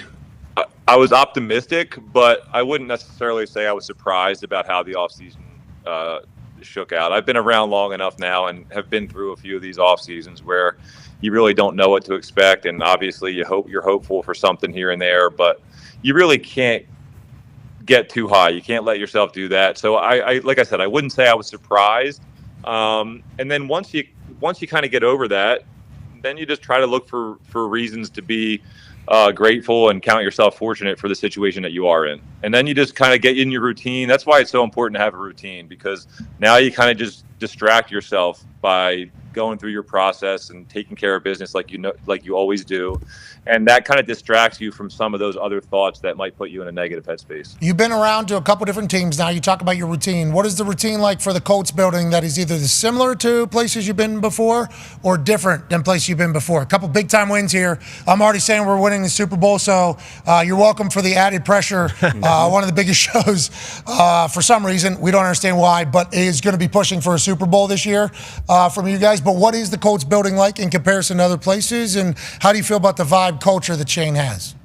Well, listen, I think the biggest thing so far that we've kind of gone through this early in the season, still only 4 games in, but to start off 0-2 and now to get 2 wins under our belt, like we've definitely, I think, shown that we can be a resilient team.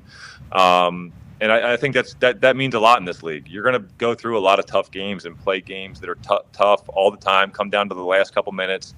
And you have to be able to win those and push through and gain confidence in that. So the fact that we've been able to bounce back the last 2 weeks, I think that's a huge sign of what kind of team we have. We're calloused, baby.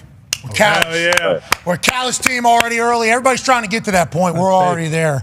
D-Bud has a question for you, Joe. Yeah, Joe, you played and started for a long time for the same team, but now later in your career, you've had to go new places. And we see the same thing with some younger quarterbacks, you know, Andy Dalton, Baker Mayfield, Sam Darnold. What is the biggest challenge as a quarterback going to a new place, a new locker room, a new system, getting acclimated to that? I think it's a lot of stuff that you probably freak yourself out about. So the fact that I've done it a few times now, I've probably settled down a little bit. But obviously, the first time you do it, you're a little bit hesitant and you're not sure how you're going to fit in with the team, and you feel like you're starting from square one, you know, all over. But what you find is that when you go to these locker rooms, there's so many good dudes in every locker room, and there's little differences, but there's so many similarities, and you just got to be yourself. And I think that's the best way to become part of a team. And that's been my thing. I think the fact that I have been through it the last few years has definitely, you know, taken the burden off of my, the mental burden off of me a little bit. I kind of just walk in and I'm able to be myself. I think it is a little bit easier to be yourself when you're 39 years old, and you can tell that the young guys are kind of looking at you a little bit different just because they're wondering what the hell you're still doing out here. So it kind of just naturally creates that conversation, and it allows you to open up in a way that maybe others can't necessarily do. Well, there's a respect, you know. You had Big Ben, and you had Big Ben over there yesterday. He's looking at me before the game like, what the hell are you still doing out here?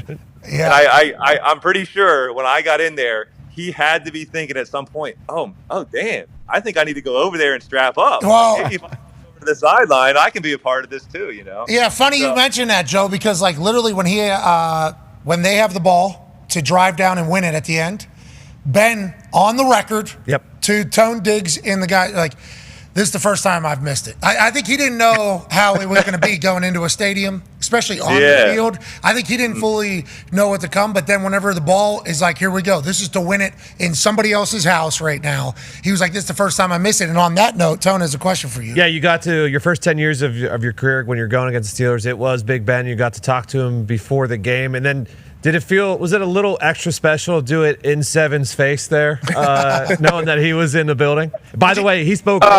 He spoke very highly. He did speak very highly of you, but he did say a couple times that Joe's old. What's he doing out there? Yeah, and did you talk after a game? There's another.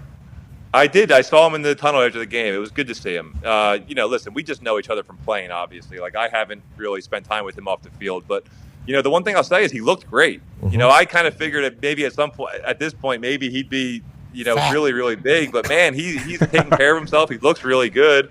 Listen, it's always cool to to see guys that you've either played with or played against. I mean, you've shared that field with them, and like so many special games against that team. Obviously, when I was in Baltimore, but yeah, there's definitely just like a connection there that you really can't explain strictly because we've played each other so many times. Yeah, he said the same thing. And when you went in, he's a fan of Anthony Richardson, obviously. He follows the game very well. When you went in, there was a moment where Ben was like, I don't know if this is, I don't think. He really, like there was like a moment of like, I don't know how I'm supposed to, still, I don't know if this is good. I don't know how to, it was, I want to let you know, Colts fans, I think, maybe haven't followed the Joe Flacco journey as closely as like all of us had, and maybe they don't pay attention to outside the Colts or the AFC South much. But it was like, I don't think a lot of Colts knew fans whenever you went in, they're like, okay, we got what second oldest guy in the league right now. Okay, going in there. How's this going to go? Did you feel that place get behind you though? Joe, they were behind you yesterday, brother. Yeah, it's cool. That is part of what makes it fun. I mean, obviously, the fans are what really does make this game, and sometimes they're not happy, but man, when you do feel the love and you can be excited about going out there, it does make a difference. Did you think to yourself, wow, this is the Loud House yesterday? Did you think that to yourself? Dude, it gets going in there. And the last couple of weeks, it's been a little bit confusing at times, but I'll give it to our fans, because we've had Chicago and Pittsburgh. Pittsburgh fans are everywhere. Chicago's coming from a couple hours north, but I'll give it to our fans, man. They made sure that, hell yeah. Even though we had some opposing fans in there, they made sure that they rose up and let them know whose house it was. Yeah, You're damn right. And I don't appreciate the coverage. I got a chance to watch the game back late in the fourth quarter. Whenever you're in the suite, you don't get to see the TV copy. Mm-hmm. Fourth quarter, they were finding every Steeler fan they could find. They found Nick's wife a couple times. They found Nick Carly's in there, obviously twirling the towel. They were zoomed in on groups of Steelers fans in there. They're like, Steelers fans are coming alive. I didn't like that either. Well, it wasn't hard to do. Yeah, there were. Where were you guys the first three quarters? Well, when you go down 14-0 pretty quick, it's hard. It's hard. Yeah. It's hard. That was an awesome start. That was an awesome start for the Colts. I have a question. We have a question, actually, about, I think, something we saw on the internet. Go ahead, Con, man. Yeah, Joe, what's going on with these new cleats? Is this something that is kind of the future of footwear when it comes to the NFL? And also, how do you feel about the coconut husk? Obviously, a lot of conversation about that turf at Lucas Oil. Slippery track. Uh-huh. Footsteps. Oh man! Listen, the cleats. I think it's an awesome idea. I think there needs, with all the turf that we're playing on, and just the variety of different fields that we have to play on. I think it's going to be tough to convince everybody to go to one field. I mean, especially in the near future. And then, listen, we're just NFL athletes, so I think as far as these cleats go, there's a whole market. How many kids play sports? I look at girls. I think I heard it in the stadium. The girls' flag football is like the fastest growing sport in the country. All these and girls are a little bit. I think they're more at risk naturally just because of their hips and knees of tearing their ACL and lower body injuries. So I think this is an awesome idea to kind of help create a little bit more player safety and something that they can feel confident about. As far as I'm concerned, it's a Baltimore company. Dennis Pitta and Todd Heap are involved. The cleats are comfortable, so for me, it's no skin off my back. It's not like I'm getting paid by anybody anymore. So it's been a cool little thing, kind of just trying something new out and seeing how it goes. That's bullshit. Let's get you some marketing deals back. Yeah, okay? Come on. Yeah, let's get Joe Flacco marketing deals back. Can you explain a little bit more about the cleat, though? Because I don't think we fully understand what it is. Yeah, what's different about them? What's different? Well, it's just it's the bottom. It's not necessarily the cleat. It's the technology that's in the bottom. So in terms of how it scores in terms of release when you're planting your foot, the cleats do shift a little bit. They spin a little bit. I think the bigger thing is the fact that they shift a little bit. So when you put your cleat in the turf, especially for these skilled positions, these DBs, the receivers, all these guys that have to make quick stops and starts, it's taking some of the force out of that. And you can't feel it when you're wearing it. So it's not really taken away from your performance. It's just giving you that little peace of mind that maybe some of these non-contact lower body injuries, can be diminished, kind of diminished a little bit. Joe, an athlete like me, I cut on a dime. Mm-hmm. So I don't have time for my cleats to be wiggling. At all. Spinning. It's not. Go ahead. Yeah, you don't feel that at all. You don't feel it. Joe, did you see your calves in that photos we were posting? Did you see with the photos? Please don't bring that. Please don't bring that back. You look absolutely jocked, buddy. Look at Jock. Holy Flacco. shit. Holy shit. Those hammies. Wow. And then the what's the thing behind the kneecap there? The papayapis. The Papadius. The papadius. Yep. The papadius. The papaya. Whatever it is. Anyways. Whatever it is. Yeah, you feel good, Joe? Body feels good. Has to. Looks great. It does. It does. It feels good. I can't complain. Okay, Anthony Richardson, hip injury, diagnosis. You're just going about business as usual. I'm here for whatever you need. That's right. Listen, you have to. That's the only way you can approach it. Otherwise, you just kind of psych yourself out, get yourself too high, too low. You just got to kind of take it as it is, and go out there and play if that's what's needed. We appreciate you, man. It was fun to watch you yesterday. It was a nice trip. I appreciate it, man. Yeah, it was fun to be out there. It was a nice trip down memory lane yesterday, especially with Ben Roethlisberger staying right there, and then my dad's best friend's in there, so it's like literally like it. And then Joe Flacco's throwing the ball. It was like it was a cool moment again. Yeah, it was a really cool for my family. It was a really cool thing yesterday. So we appreciate you, man. I appreciate it, fellas. We need to get some of those moving cleats. It might slow me down. Maybe that's what I need. Maybe I need to slow it down. Too fast. Yeah. Too explosive. Too much speed. Maybe that's a thing. Ryan Williams is wearing. You think he was wearing those when he was doing that? Yeah, that little pirouette midair, land on the. Beep, beep. You watch any college ball, Joe? You watch any college ball ever? Very little. I mean, I did turn on I was over here Saturday night. Yeah, after our meetings, we turned on that Georgia-Alabama game. But I actually went to bed before the game actually came on for real. That's good. That's a good. I missed the whole second half. I appreciate that. Hey, I like where your head's at. Never mind. Don't watch anything, okay? Other than fucking film. Appreciate you. Ladies and gentlemen, Super Bowl champion Joe Flacco. Yeah, Joe. College football showing up right now, AJ. Legit. Yeah, Big time. That Georgia-Bama game, right, being hyped is like, hey, this is a mega bowl here. This is an SEC mega bowl in the middle of the season, and I got a chance to feel it, down there in T-Town. It was palpable, man. It felt like it was a playoff game. And for Kalen DeBoer, obviously in his regime, this is the biggest game they've ever had down there. This is a, hey, welcome to the SEC, welcome to everything moment. And they show up early in a massive way, take a huge lead, and then just like what was being chatted about with Bill Belichick earlier about being in the lead at halftime, conversations, there's going to be adjustments made. You had to assume Kirby Smart was going to do something at some point. That's a good ball coach. Very good ball coach. They turned this into an instant classic. Game comes down to the final drive by Ryan Williams. You talk about 17-year-old answering in a one-shot touchdown after this game comes all the way back to 34-33. It's like instant classic, iconic game, lived up to the billing. Hey, let me get out of there. And then finishes it when Ford thinks he has the angle on that entire thing. Yeah.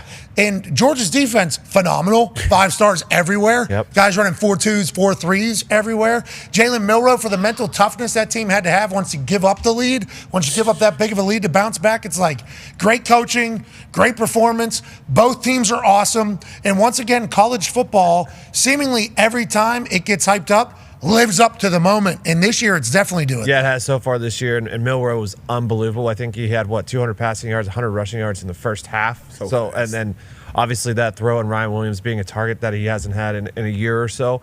And then Georgia had a chance again at the end. Like they were in scoring territory at the end, and there was a huge interception to end it. It was an instant classic. Yeah. And these kids from Bama, there was a lot of 5-star freshmen out there, and they're only going to get better as the season goes on. But that was awesome. That's new number 1 in the country right there, Alabama, after beating Georgia and Carson Beck. And, boy, the state of college football is in a great spot. I mean, a great spot right now. The games are must-watch. So good. The games it was are a great all weekend. We get desensitized, I think, now with these phenomenal plays. Jeremiah Smith made probably 2 or 3 unbelievable catches again this weekend. But that Ryan Williams catch, I know as a fan, but I think if you've played football at a high level I don't think I've ever seen somebody move their body like that to catch that to right stop here, it, right there, that and then this and it just accelerate like that was some freaky shit to watch live, and it came literally right after a huge play from Georgia on a dig and go double move. These receivers right now in college football, pro football, I feel like we see a incredible, unbelievable play every week, but that shit right there was different. Freshman.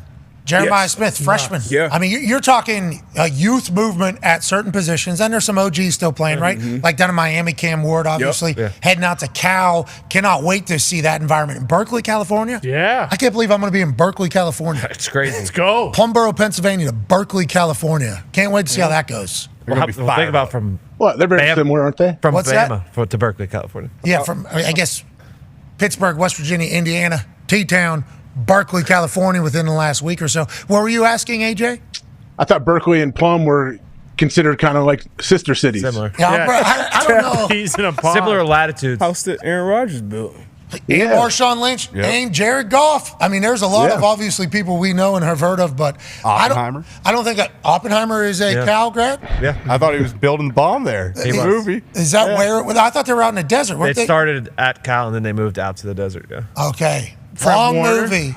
Long movie. But the classroom stuff, that was Berkeley. Okay. So, once again, I'm not supposed to be in that town. Excited to see how it goes. Can't wait to see. I guess their fans are ready. They've been calling for game day. First time ever going there. Massive ACC matchup. All coast conference matchup. It's like, can't wait. That's a long way over there. Yeah, that's a hike. Long way over All there. the way from the It's a long right, trip from all Miami. the way to the left. In a Miami? couple ways. Yeah, right. Well, maybe they'll get the refs help From again. Bama all the way to. Come on. Joining us now, ladies, you did say it. He said it. Yeah, he's looking at the map. He was saying all the way from the right to all the way to the left. In a couple ways. Yeah. Joining us now, ladies and gentlemen, is a man who will cover all 53 and a third if he has to. Mm-hmm. You going to try to run some trickery shit? You don't think I've already seen this? What do you think this is? My first day playing football? Come on. 33 years old, has had 2 sacks in the last 3 games. Yes, do the math. That's 6 and 3. Ladies and gentlemen, I believe he's also leading the league right now in tackles for loss. Yep. Absolute stallion front of the program from the Baltimore Ravens, fresh off a massive dub over the Buffalo Bills. Kyle Van Noy. My guys, good to see you. Good to see AJ with the pearly whites. It's good to see the gang back in the studio. Let's go. Is this game recognized game here or with the pearly whites? Is that what? No, I'm just showing love. AJ's always looking good. You guys are always looking good. I do need one of those Pat McAfee Show sweatshirts. Those are clean. Okay, the one that Tone's wearing, Yeah. we can certainly get that on. Hey, if you want to wear anything of our shit, you let us know. We will get it to you. Is a resurgence of Kyle Van Noy here? Is this hey, this is what I expected out of Kyle Van Noy this year, returning with the Baltimore Ravens? What has this been like for these first 4 games for you, brother? Thanks, man. I appreciate it. I don't want to call it that, right? I always have felt this way about my game. I've always felt that I've been a top player, underrated player. I've played a while in this league now. I have nothing but love for the places that I've been. But, playing with the Patriots, that comes at a price, which is awesome. I loved my time there, going to the Chargers, playing there, Miami as well. But then with the Ravens, just focusing on pass rush. That's all I've done here. I've only done that once other in my career. That's been in New England in 2019 when I just focused on rushing. And then since I've been in Baltimore, I've been strictly rushing, and it's been awesome. It's been amazing. It's what I did in college. It's what I did in high school. So it's awesome to be able to do that, focus on that full time now. It's been amazing. So I've always known I could do it. It's just awesome to do it with a bunch of young guys that I'm competing with and just having fun out there with. Okay, so Coach Belichick actually earlier said your football instinct and football IQ is so high. He compared you and Ninkovich, obviously. Are they an outside linebacker? Are they defensive end? Are they a rush? And he complimented you for like a good 2 minutes. Oh, yeah. It was a massive thing. And obviously, with what you're doing on the field, he's probably excited for you and pumped for you. But with you and you saying just now focusing on rushing the passer, it's like, are we getting new moves now? Is this old dog new tricks? Uh-oh. Are we working on some shit? Are we gonna see anything, or how do we feel? Are we adding to the bag right now of pass rushing? That is funny. Yeah, I am adding to the bag. I'm always looking to get better. Getting better at 33? Yeah, I am always looking to get better. And honestly, that play that you guys showed, I almost felt disrespected that they were trying. They were trying my IQ out there a little bit. You see Josh Allen to the right, like, I'm just standing there in the middle of nowhere, acting like we don't see him. But It was just a play where, Bill, appreciate him. He helped. When you go to New England with Bill, it was like going to football school, as D Butt has said previously on your guys' show. It's like football 101 school. And just being able to learn all the things that I've learned from him and then be able to put that in my game. Just that situation right there, they're going Wildcat with Josh Allen, out there in no man's land. Something's up. So I just wanted to wreck shit, and that's what I was able to do and made a play on the ball. Hey, you certainly are wrecking shit, dude. It's awesome to watch. Yeah. Go ahead, AJ. How do you feel physically, honestly, and how has any of your training or workouts leading up to everything in your in-season routine, has that changed as you've gotten older? Because it looks like you feel physically great, and obviously when your physical body can match up with your mental as well at the same time, that doesn't usually happen. Usually guys, their mental goes up and their physical goes way down because you're getting older. You seem to have timed it up perfect right now. Like, how do you feel overall? Great question. Honestly, I get made fun of for this. I got made fun of when I first got in the league till where I am now. I work with a guy named David Daglow out of Los Angeles, from when I got in trouble, when I got hurt after my rookie season. He helped put me back together. I was about to go on IR in year 2 again for a back injury that I had the same thing that Rob Gronkowski had the herniated disc, blah, blah, blah. He fixed me in 6 days. Been amazing. Haven't worked with anybody but him, and going to continue to work with him till I'm done playing. He's been amazing. I work with him on FaceTime. He flies out when I need him, and he's been an instrumental piece in my strength and conditioning my entire career. Strength coaches have been awesome for the most part, especially the Ravens. They've been the best. Most places, as you know, don't like that. But the Ravens have worked with me. I work with them. It's been awesome. And I can just continue to do the same routine that I always do and just continue to feel good. I think that's been the biggest thing for me, is always to continue to do what I'm doing. I don't want to really change anything, and I'm feeling good. I'm feeling spry, and it's been awesome. As you guys know, you get nicks and knacks during your career. I had a bad foot injury in Miami and had a bunch of bone stuff, and been grateful this year just to continue to keep going. On that note, Connor has a question for you. Yeah, Kyle, what about the orbital bone? Obviously, you got hurt very early, and I saw some people on the internet saying that you're kind of faking it maybe, and that you didn't actually get hurt, and that was just for the story. Yeah, honestly, it's underneath my right eye. I have 2 fractures. It'll be 4 weeks on Thursday. So middle fingers to whoever said that it was fake. But I got to give you props, Connor. You got me off the couch last year. I got to give you a big props. You're a big reason why I got with the Ravens. That highlight tape we put out was a difference maker. Well, Kyle, anything for a 2-time Super Bowl champion in New England. If you ever need me to come out there and help you work on some of those new moves, I can show you some stuff, and maybe we can put something together for you. I can't wait. Well, people were wondering if Kyle Van Noy still had it, and then they see the massive presence of Connor Campbell out in the side yard. Holy shit. He's going up against basically a young Joe Alt. I think Harbaugh actually ran it up to Ozzie. He was like, hey, you see this you think Calvin? Yeah. We might need to bring them both in. Speaking of Baltimore Ravens, on that note, offensive line, I think they take tackle, move to left guard. Then they have rookie play tackle. Then obviously they do what they do running the rock. On that note, Tone has a question for you, Kyle. Yeah, Kyle, how happy are you that you don't have to wrong arm Patrick Ricard and then take on Derrick Henry? Yeah, it sucked during training camp. I was like, this shit's dead.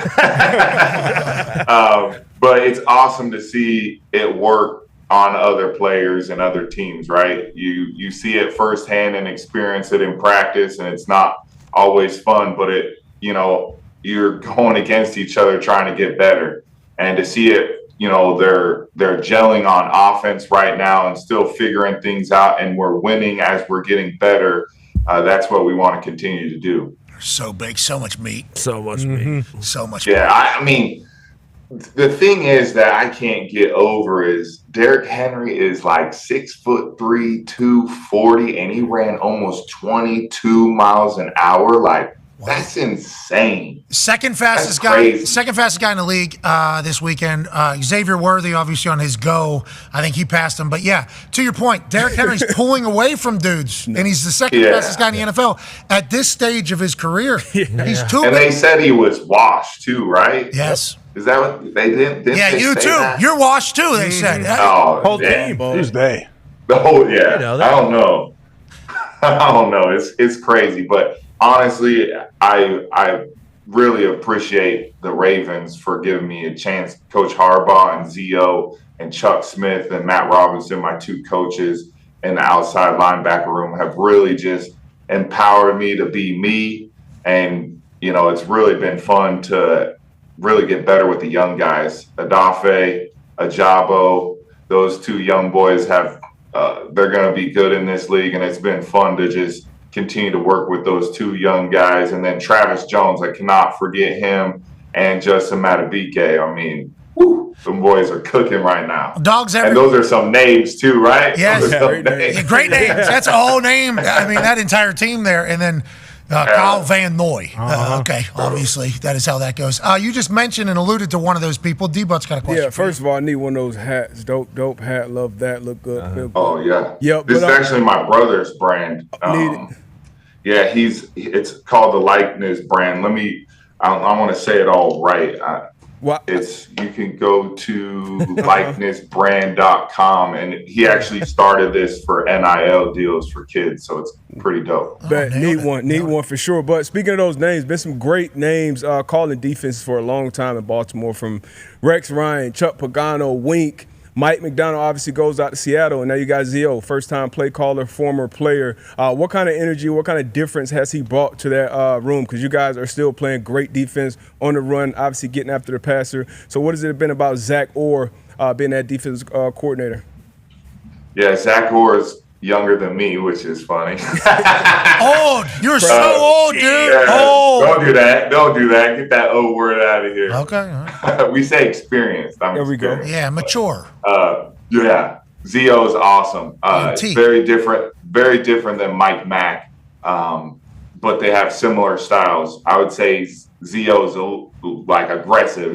He's an all-pro linebacker. Like Buddy knows how to play ball. Buddy knows ball. And just his way to galvanize young men into buying into it, continue to the standard of the Ravens defense, but to continue to have his own twist and his own mark on how he does business. I enjoy working with him, and I want nothing more to see him have success at such a young age that he has in his coaching career at a level of being at a DC already. It just shows the type of person he is and shows the type of commitment he has to coaching. And it's awesome to be able to represent him on a football field and try to get him all that he can in this coaching world, because he really deserves it. He's a really good person. I'm happy to hear that. And obviously the Harbaugh family seemingly just hires in a very, very good fashion and just, ready to reload whenever you lose somebody who's phenomenal at their job, which is part of the NFL run of this entire thing. You just talked about all the players you have on the D-line alongside you. Kyle Hamilton was interviewed before the game and was like, hey, what yeah, exactly. Which I think we're going to set up to hear from you here in a second. But whenever he was asked, what other player tonight has to play big on the defense? And he literally said, anybody in black. Ooh, that's a fire-ass answer, bro. That was sick. Yeah, you saw it. It wasn't who's going to step up. I think it was who's greater should be talked about more. And he said anybody in black, basically. Mm-hmm. And it was just such a cold line to deliver right before the game. And then it was obvious that he meant that the entire thing. He's young in the grand scheme of the NFL. Feels like we've seen him for a while now, though. He's different, huh? Kyle Hamilton's a real player. Yeah, that's an avatar right there. He's one of one. He's very special, and he sets the tone. And just continue. I'm always in his ear. Kyle's got to stick together, but he's going to be that next leader of this defense for a long, long time. And I respect how mature he is already. I mean, his mom and dad did a really good job of developing such a good man. He's like got a great heart on him, but most importantly, I don't even think he knows how good he is yet. So we got to keep him that way for a while, right? But he's fun to be around. He's the type of dude who sets the tone like that. It's like you walk into somewhere, you see somebody with the black Air Force, you know they mean business. That's the type of time we were on last night. It was a movie in the bank. That stadium was electric. There's not many venues like it, and boy, it was rocking.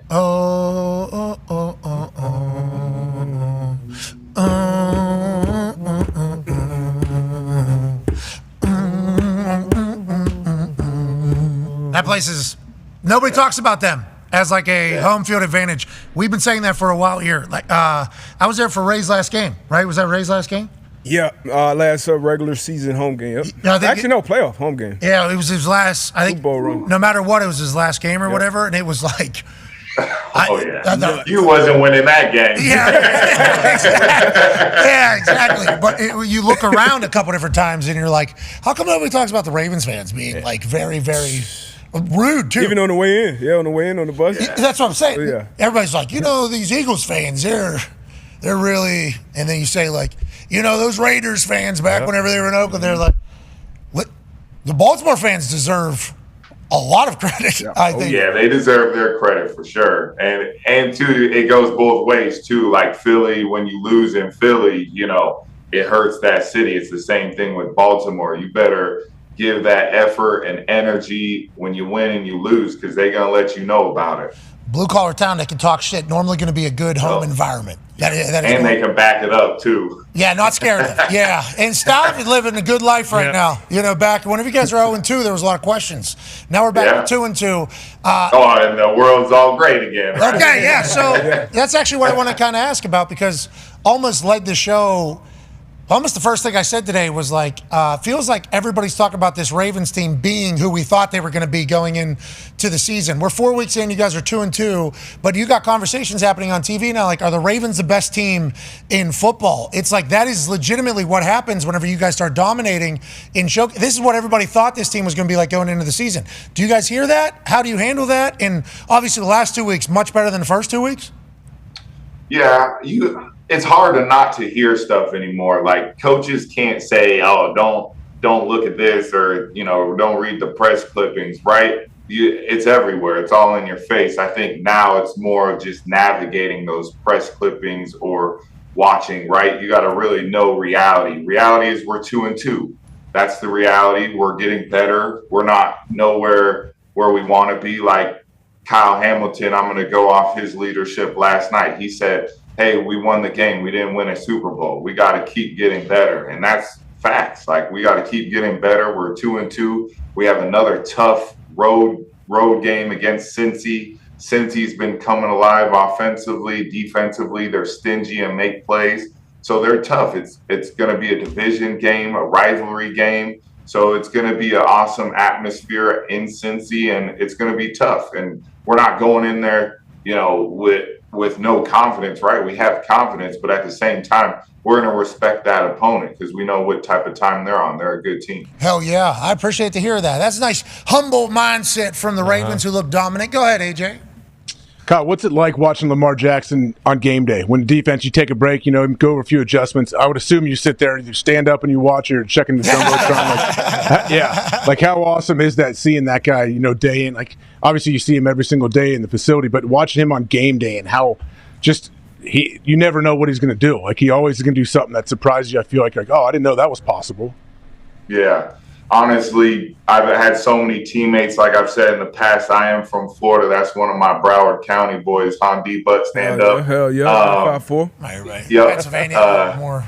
It's honestly been awesome watching LJ. But what I'm most proud of is his poise and maturity each and every season since I've been here. It's awesome to see LJ's stepping up as a leader, as the person that this organization definitely wants and sees. He is that. He's been that from the time he's gotten here, and he's getting better each and every year. And it's awesome to be his teammate. The love and respect that he has in the entire locker room, how it's contagious, his just his personality is contagious. You want to be around him. You want to be on a football field. You feel ultra confident stepping on a football field with him as your quarterback. And honestly, it's a movie watching right now. It's must-see TV when you put LJ on a football field. Like, you literally sit down and you're watching the game live. Like, this dude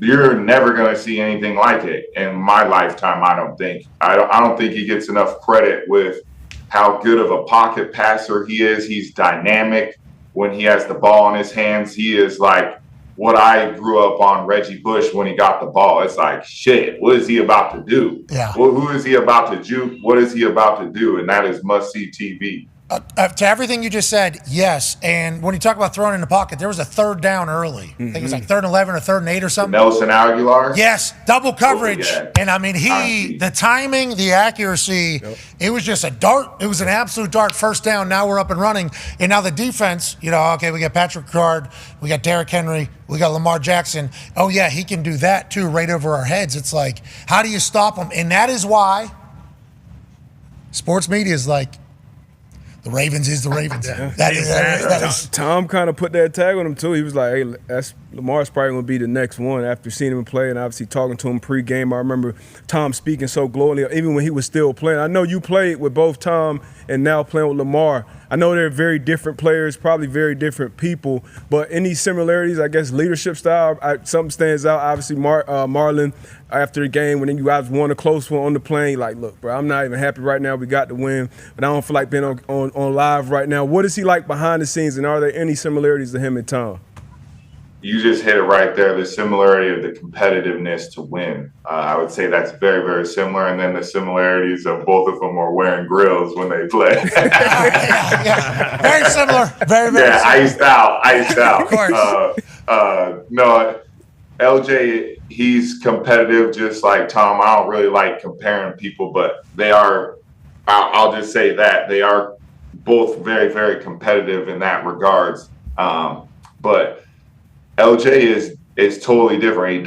He has a different way of doing stuff. It's not always machine-like Tom was, and you just go with it. And whatever he does, we're all for. Like, we enjoy him. That's our quarterback. We got his back. And what I've been impressed about is him getting everybody else's back. Like, I don't even want to make it a big deal, but just having teammates backs like Mark Andrews, him saying what he said, and it's just awesome to see a quarterback like that has everybody's back. The same thing he did with the offensive line that was getting a bunch of flack early to get their back. Like, that's who you want as your quarterback. I respect that a lot. I do too. He's so fun to watch, man. Hell yeah. And he has had to do it his own way the entire time. Remember, they're trying to get him to play another position when he was coming out of Louisville. Mm-hmm. So you gave that man a chip on his shoulder. Yeah. There's a lot of dudes with a chip on his shoulder, but that's a big one. And that, you don't want to give people like that a chip on their shoulder. That's for sure. Well, and you have the oldest chip on your shoulder, seemingly, on that defensive side, and that is it's a beautiful thing. We appreciate you joining us, Kyle. Keep crushing it, man.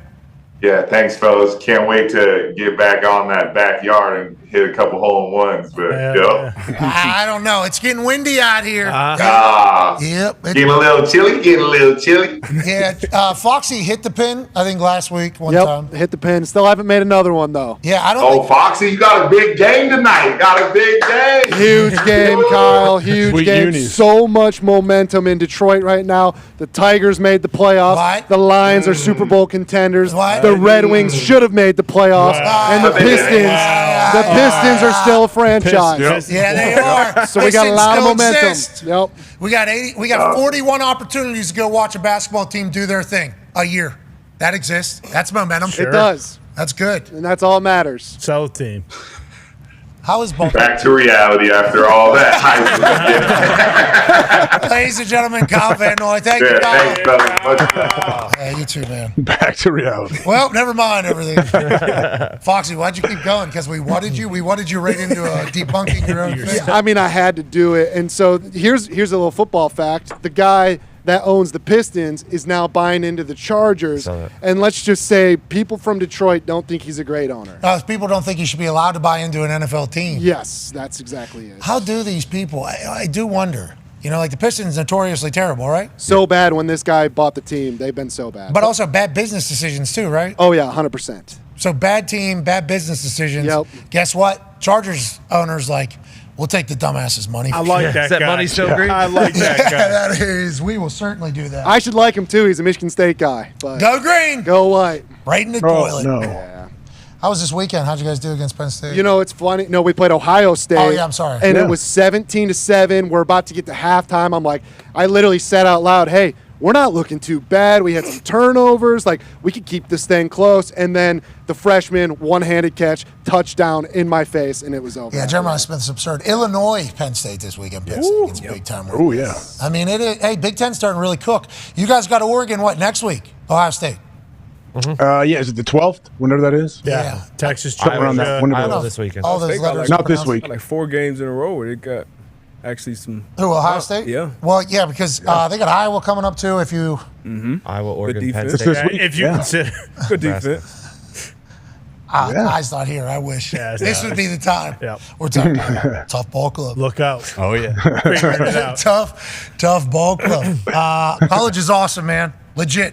College is awesome right now. We talked about Georgia Bama, Tone. Yes. What are some other things we should have hit on in the college football world? Arch got his second start, and he looked unbelievable in his second start against Mississippi State. Now, that's the worst team in the SEC, but he did look better. They're a better team than UL Monroe, and he looked like he settled in. Now they're getting a bye week before they play Oklahoma in 2 weeks. So that's a nice little situation there. They're projecting that Quinn's going to be back, but if not, Arch is looking great, so not a real worry there. He's going to have to go through the ebbs and flows of his first year starting, which I think you saw with the Monroe situation.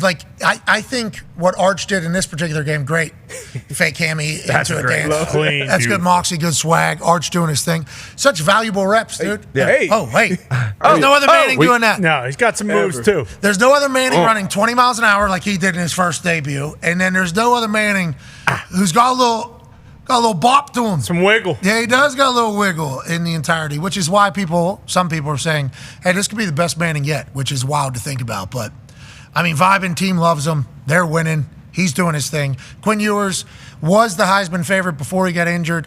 When he returns, it is his team, I think everybody has said. But if you're a Texas fan, you got to feel great with what Arch has been doing. And to your point about Mississippi State, it's like there's a lot of team Texas going to play that don't have anywhere near the amount of talent that they have. For sure. For them to show up is a big deal for them and their culture. Alabama, the new number 1 after the big-time game against Georgia. In Genty. Yes, Ashton Genty. Jesus. Now he had. Have you seen these numbers this guy's put up? Yeah, it's pretty ridiculous. It almost doesn't even seem real. It's like 867 yards or something through the beginning of the season, and then It's like Barry Sanders back in the. Remember we were talking to Barry? This is like Barry's normal day, which is nuts. 26-259. This is his normal day. Yeah. Which is nuts. And Wazoo was a good team. Wazoo was a good team. And something came out too. I believe one of the games he only played the first half. Yeah, So- Portland State, he had like 130 and no touchdowns at half. So the games that he has played, obviously Oregon, Wazoo, and then week 1 against Georgia Southern when he had 6 touchdowns was a bunch. He had almost 2,000 yards total last year, but like this is like It's crazy. This is not just a Wazoo thing. Like he did the exact same thing against Oregon, and Coach Pagano calls him a rolling ball of butcher knives. People he never gets he never gets tackled by the first, second, or third guy. He's very, very fast. He's unbelievable. He's a closer, too, which is great news. Boise State's got a good one out there in Genty. They're talking about him potentially being in Heisman. Another person that hit a great Heisman pose this past weekend, Travis Hunter is continuing to be generational. I mean, that game against UCF, everybody, they were what, 14-point dogs? Yes, yeah. 14-point dogs down there. I was going to pick them as my super dog. Reese already had them, and there was like 4 Wazoo picks or whatever the case was. Yeah. So I went with South Alabama. They end up getting killed by LSU. But what Colorado did down there, They didn't look scared. They didn't look like the underdog. They looked like the alpha. And Travis Hunter looks like the best football player on a football field in all of college football. There he dropped into like zone, read two different people, then he picks off. I mean, Debo, you could talk to him more, but he's making massive plays with high football IQ moments, and then he's hitting the Heisman pose. He understands what's at stake here. He is special. Man, I never seen anything like for him to be able to play full time both ways and be the best player on the field every week. Like he's so, obviously we know the athleticism, but he's so smart. He's always dialed in, always understands the situation, the spacing. Obviously this is him on offense, but that interception again, to have that vision and kind of almost bait the quarterback into throwing that, making him look like he's open. And then to have the lung capacity to actually play like full time, like he's running and he's giving full effort too. He's not bullshitting, he's not coasting, he's not brother-in-law on a bunch of these plays. You saw it was a one long touchdown that he was hustling his ass off trying to run down the guy. Yeah. And this whole Colorado team, like this defense, I know UCF had a great run game coming in, stifled the run game. Offensively, they put up points coming in as double-digit underdogs. There were a lot of people, a lot of my family went up to that game. So that was a big win for Colorado early in the season. Offensive line showed up. Yep. They had a run game. They were moving bodies around. But Travis Hunter, what he's doing, I mean, I've never seen anything like it. And we have to talk about Coach Prime restarting practice last week after the Baylor situation. They look like a new team. They look like a different team. They look like a focused team. They look like a locked-in team. Shador continues to take hits, get right back up, spin. I mean, it is. That other receiver. Jimmy Horn or? No, Jimmy Horn's he's a weapon, 14. Shepard? Diving. Yeah, Shepard. Lester? No. He's 10. West is a beast too, but Shepard, that fully extended diving catch that he made when Shador threw it up. But yeah, this team, I think I heard Saban talking about, it's really bad when you're not playing well and you're winning games. And I know he didn't pick him. Miss Terry did. I think Miss Terry went 7-2 and were picks this week too. Knows Picked ball. Colorado. Yeah, she knows ball, but they showed up, man. It was good to see for Coach Prime and obviously the young boys out there. Yeah, me and Miss Terry agreed on a lot more than me and Coach did. Her and Coach disagreeing was beautiful because it was like actually watched her own film. Yeah. Like that is a cool thing. She was very well prepared, obviously, and I think she knows like wives on basically every coaching staff in America. Yeah. At the entirety of this thing. So she was saying some things that the night before Friday they had us over to their house for some Italian. She was saying some things that obviously like only people that are in the world would know, and it's like Miss Terry could probably be a head coach of a fucking team. Even the recruits, all the recruits, their families, because obviously Nick talked about how she would kind of take over in that realm. So obviously she knows ball. But there is one more person up there on that Heisman list I'm sure Tone's going to get to. Quarterback for best one in the country. No. Cameron. Miami had a chance in Miami on Friday night, and they didn't because they do have a quarterback, D-Buts. Hey, Cam took that game over, started running. I mean, he started running third quarter. That's when the game changed, whenever he started putting it on it. He took a couple of those thud hits that, like, could hurt you. Like, kind of the ones that Anthony Richardson took there, where it's like, it's not like a showcase spectacle where somebody's getting decleated. It's just like a thud. And it, like, your whole body rattles, bouncing right back up. Front flip touchdown. I mean, what a comeback. What a game. He had a Heisman moment, too, when he was wrapped up and just. Right here. Yep. This player, like, this is the wherewithal, the awareness to get that ball to tight end. Tight end obviously made a great play as well. And then we know it came down to that, was it a catch? Was it an incomplete pass? But the balls that Cam Ward showed this whole game, because VT, they came out and basically played how they were supposed to be playing all season. Tone talked about them, spoke on them highly before the season. A bunch of guys returning. The quarterback, his cousin was balling. This was an unbelievable game. VTech and UM always seems to have great battles, but this is an unbelievable game once again. Cam Ward, I think. College football, dude. Yeah, they showed up once again. I forgot that this was Friday night, and we talked about it obviously on game day, and this was ruled a touchdown on the field. Holy shit. They even turned the lights off, right? Yeah. They turned the lights off, call this thing over at Miami. Michael Irvin gives a speech to the team in the fourth quarter on the side. He called the team over. Yep. Michael Irvin called the team over, gave a speech. They come back and win. I'm looking forward to that every fucking week. Lady Playmaker, fourth quarter, every single week. They go to review. They go to Charlotte even, where the ACC is headquartered. They showcase that, and then they overturn it. When, boy, I don't know if there was enough to overturn. I don't think it was a catch, but a call on the field being a catch to overturn it, obviously massive. Now this week, we're going to Miami's game against Cal out there, College Game Day. Here we go. People are cooking up.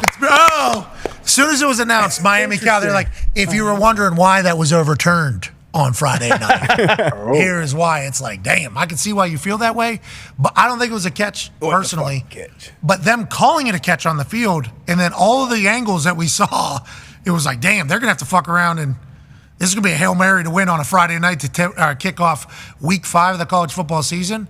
But it's like, that got a lot closer than anybody could have imagined. Scary. And if you're a Miami fan, and if you're a Virginia Tech fan, that was what the team was supposed to look like all year. Yep. If you were somebody that picked Virginia Tech to win the ACC, the college football playoff, what we're looking for. Live on the show, that's what we thought was going to be happening all year. 20 returning starters, that's what you thought was going to be happening all year. Instead, Miami gets a close win, overturned, people go crazy. Now they're heading out to Cal, and I know it's a long way over there. Kickoff's like 10:30 local or 10:30 Eastern time, I think, or 10:15 Eastern. Damn. So that could be a little bit different. I think they dropped the spot too in the AP top 10. I believe Miami went from like 7 to 8 or either 8 to 9. I think they dropped the spot, which is wild. Yep, one spot. Yeah, I don't love that. Well, the AP say he caught that ball. What's that about? Yeah. Maybe they are. That's what the AP said. We're just going to drop them, let them know that we stand with the Virginia Tech Hokie fan base. I think that's in there. Alabama SEC. Go back to that, please. Alabama SEC, Texas SEC, Ohio State representing the North, Tennessee the SEC, Georgia the SEC, Oregon representing the Big Ten. There it is. Penn State representing the Big Ten. Miami representing the ACC. Missouri representing the SEC. And then Michigan. How the they're back, baby. Come on, Tone. They stink. They're the reigning national champs. Talk about a bailout call. That not onside kick.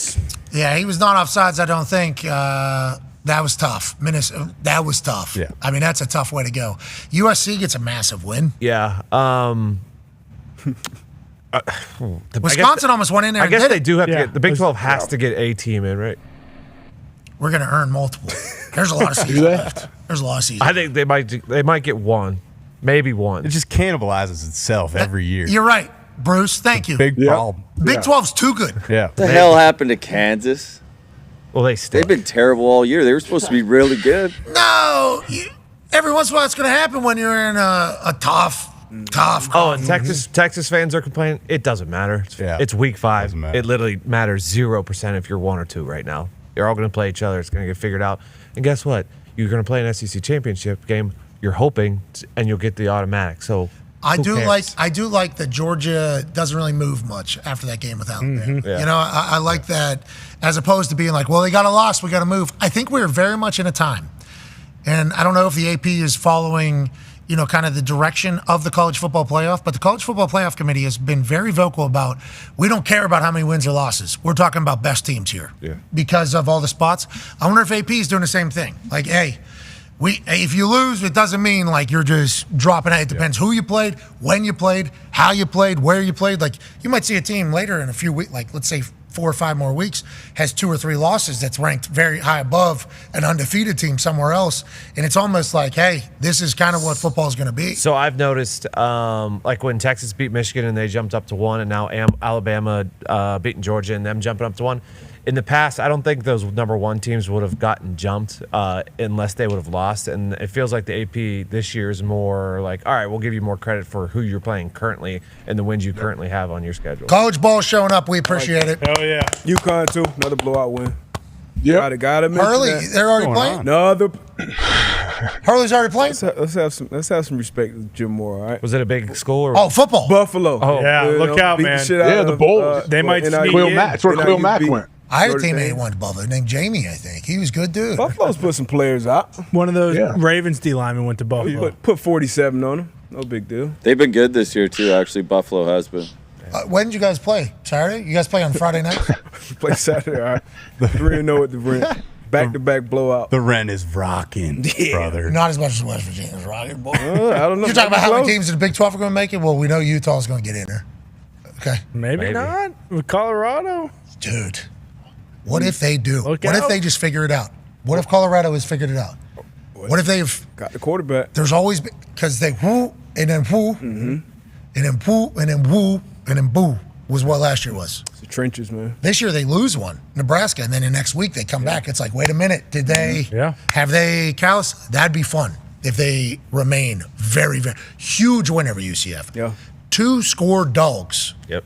They were not supposed to do that, and they did. I'm very, very pumped for Prime Squad. Yeah, and one of those teams we didn't talk about who laid an egg, Ole Miss. Yeah. Maybe Kentucky's great. Yeah, Kentucky might be the real deal. Yeah, it's back-to-back Their weeks, defense Georgia is then for Ole sure. Miss, but holy shit, did not expect that. I ran into a Kentucky fan at Lucas Oil Stadium. He all blued out in Kentucky stuff. Yeah. Same color as the Colts stuff, but all blued out in Kentucky stuff. And he goes, none of you guys believed in us. Desmond Howard made a joke. Are we doing the spread or are we doing the game? And I was like, I will have you know that when he said that, I did think to myself immediately, ooh, already put my pick in for Ole Miss, but don't love that. That's the mindset. I don't love that. That's how everybody's thinking, Yeah. because that can obviously be different.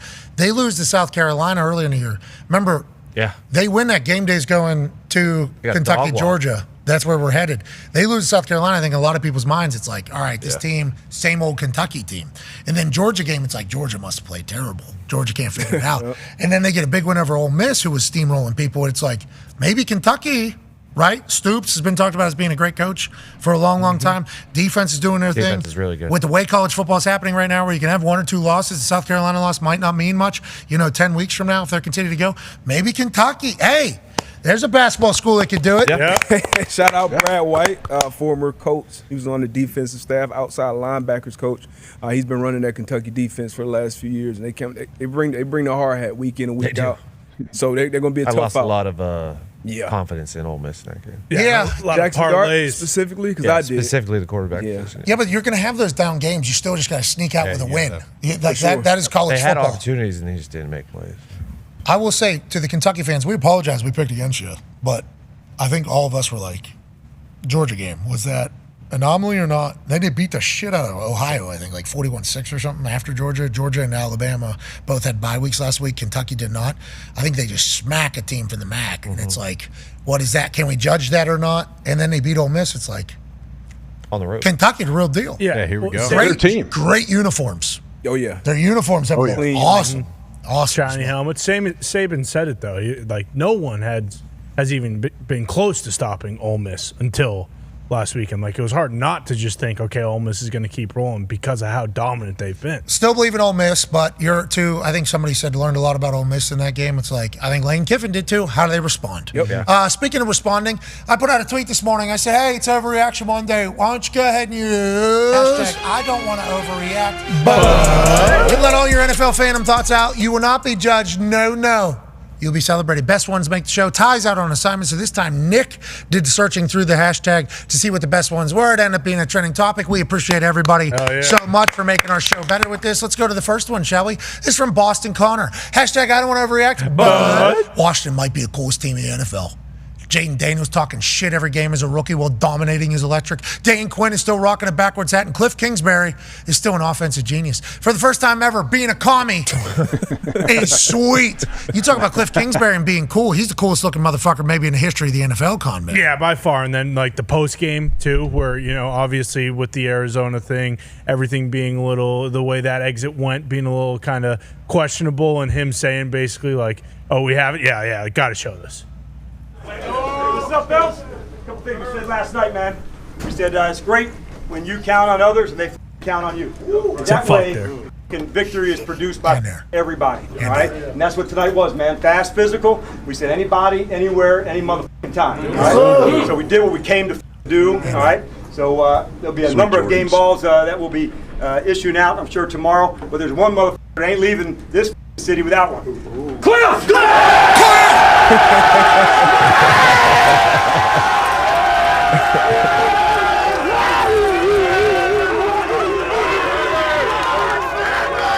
On to the motherfucking next. Let's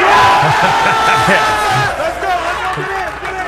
That's awesome. That is so sick. And when they talked about, I think maybe it was Schefter last week, where they said, they did feel very disrespected about, hey, this is a college offense. Like, they have kind of a fuck you mentality, feels like. And Jaden Daniels is so sad. I mean, we've talked about it all day today, but he really is, like, incredible to watch. So I would be pumped if I was a Commies fan. Once again, Washington has scored on 68% of their drives this season, which is the highest rate through 4 games by any team in a quarter century. Good for you, Washington fans. You've been through a lot. Hell yeah.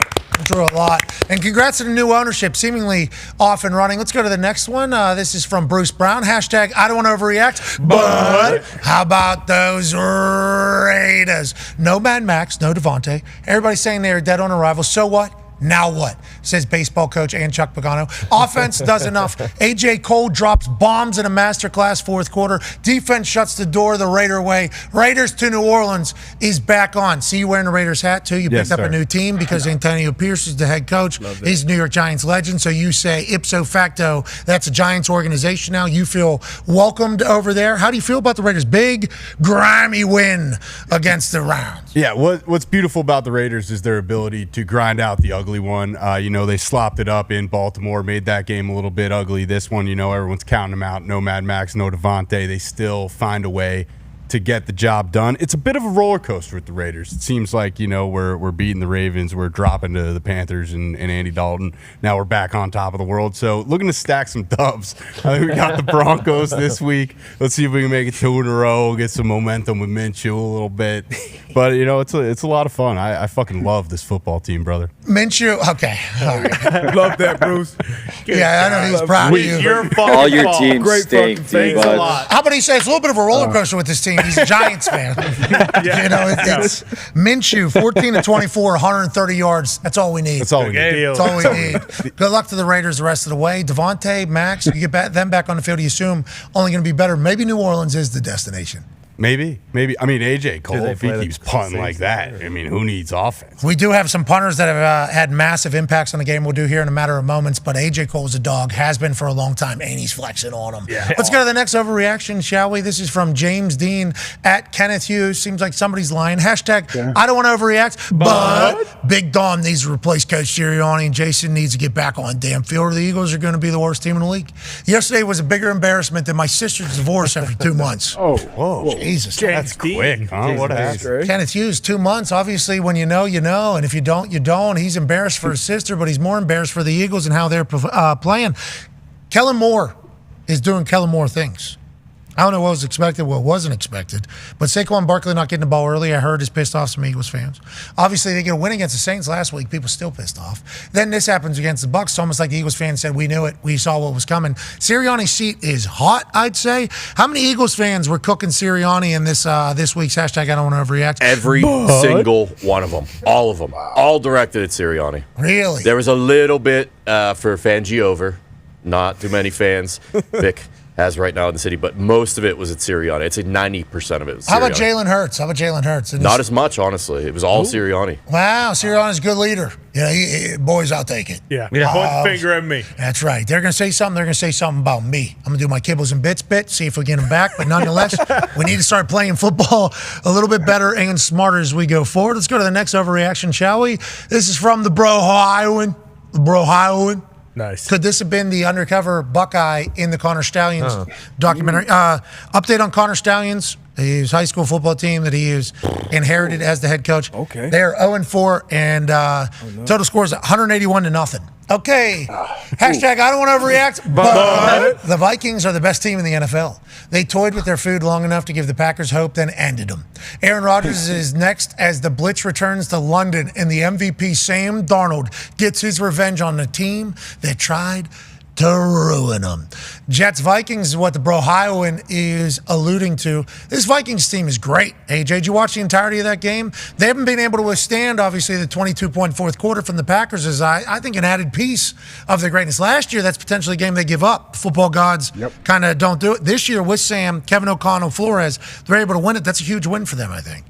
Yeah, you've heard me say before, great teams, they have to win in many different ways. They have to be able to win all different ways. And the fact you're out your head, you've been there, I would assume. Everyone in there has been there at some level where you have a big lead, and all of a sudden you're like, wait, there's no way we can lose it. We're not going to ruin this thing, are we? We've been up 28 for so long or whatever, and then there's a moment, and you got to make plays and win. They did just enough to win in Lambeau. So I think Sam Darnold, they've, like we've said the word, empowered? They've empowered Sam Darnold. I feel like that dude is a different person right now. Yeah, and on the sideline as punter. which, I get front row seat to all this shit.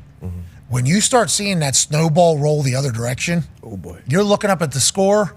Yep. You're looking at the time. You're looking at the sideline, and it's like nobody looks confident at all over here. Who's going to put the fire? Coach is getting pretty nervous. Coaches are nervous. Hey, don't you let this one slip out. We had it's a whole different world. Who's going to put the fire out here? Who's going to? And you're looking at there's nobody, and it's like, all right, 4th and 13, jogging on the field. Like, God, don't drop the snapper. I mean, this is. Hey, we are in a bad. Everything's going bad right now. When everything was going so good, you're just wondering who's going to do it. For them to get back and win that game, and Aaron Jones be such a pivotal part of it all, and Sam Darnold having to make plays, the Vikings should be very pumped about it was, I think, 3rd and 12 late in the game for the Vikings. They had to have it to obviously keep possession, and went to Justin Jefferson, out route, maybe 14 yards. He made an unbelievable catch on the sideline. You need your best player to step up in obviously the biggest moments. And I don't think that's an overreaction. I do think the Vikings right now, as we see it, are the best team. They're great on offense. They take care of the ball. They score touchdowns in the red area. And on defense, they're taking away the ball week in and week out. So the Vikings look nice right now. We got some wagons, AJ. This kind of leads into this. The Vikings and the Commanders, and are the Seahawks as well. After tonight, we shall see. They're potentially hopping in the. Are we a wagon? Yeah, I think so. Yeah, I think we are. These two teams going into the season, we never would have guessed. No, I don't think anybody. JJ McCarthy gets hurt. That's a big storyline. Commanders, this team. No way. It's the Eagles' time. They're looking for a new name. These guys are still looking for a new name potentially. And now here we stand 4 weeks into it, and it's like, these motherfuckers are historic right now. Best offense in football. Hey, the NFL is great. Never know what the hell's going to happen. Never know what's going to happen. Let's go to the next overreaction, shall we? This one is from, we're getting back into it, Stephanie at SGoRosp25. Stephanie Goros 25? Is that what we're thinking her name is? Gorospe? Gorospe? Oh, Stephanie Gorospe.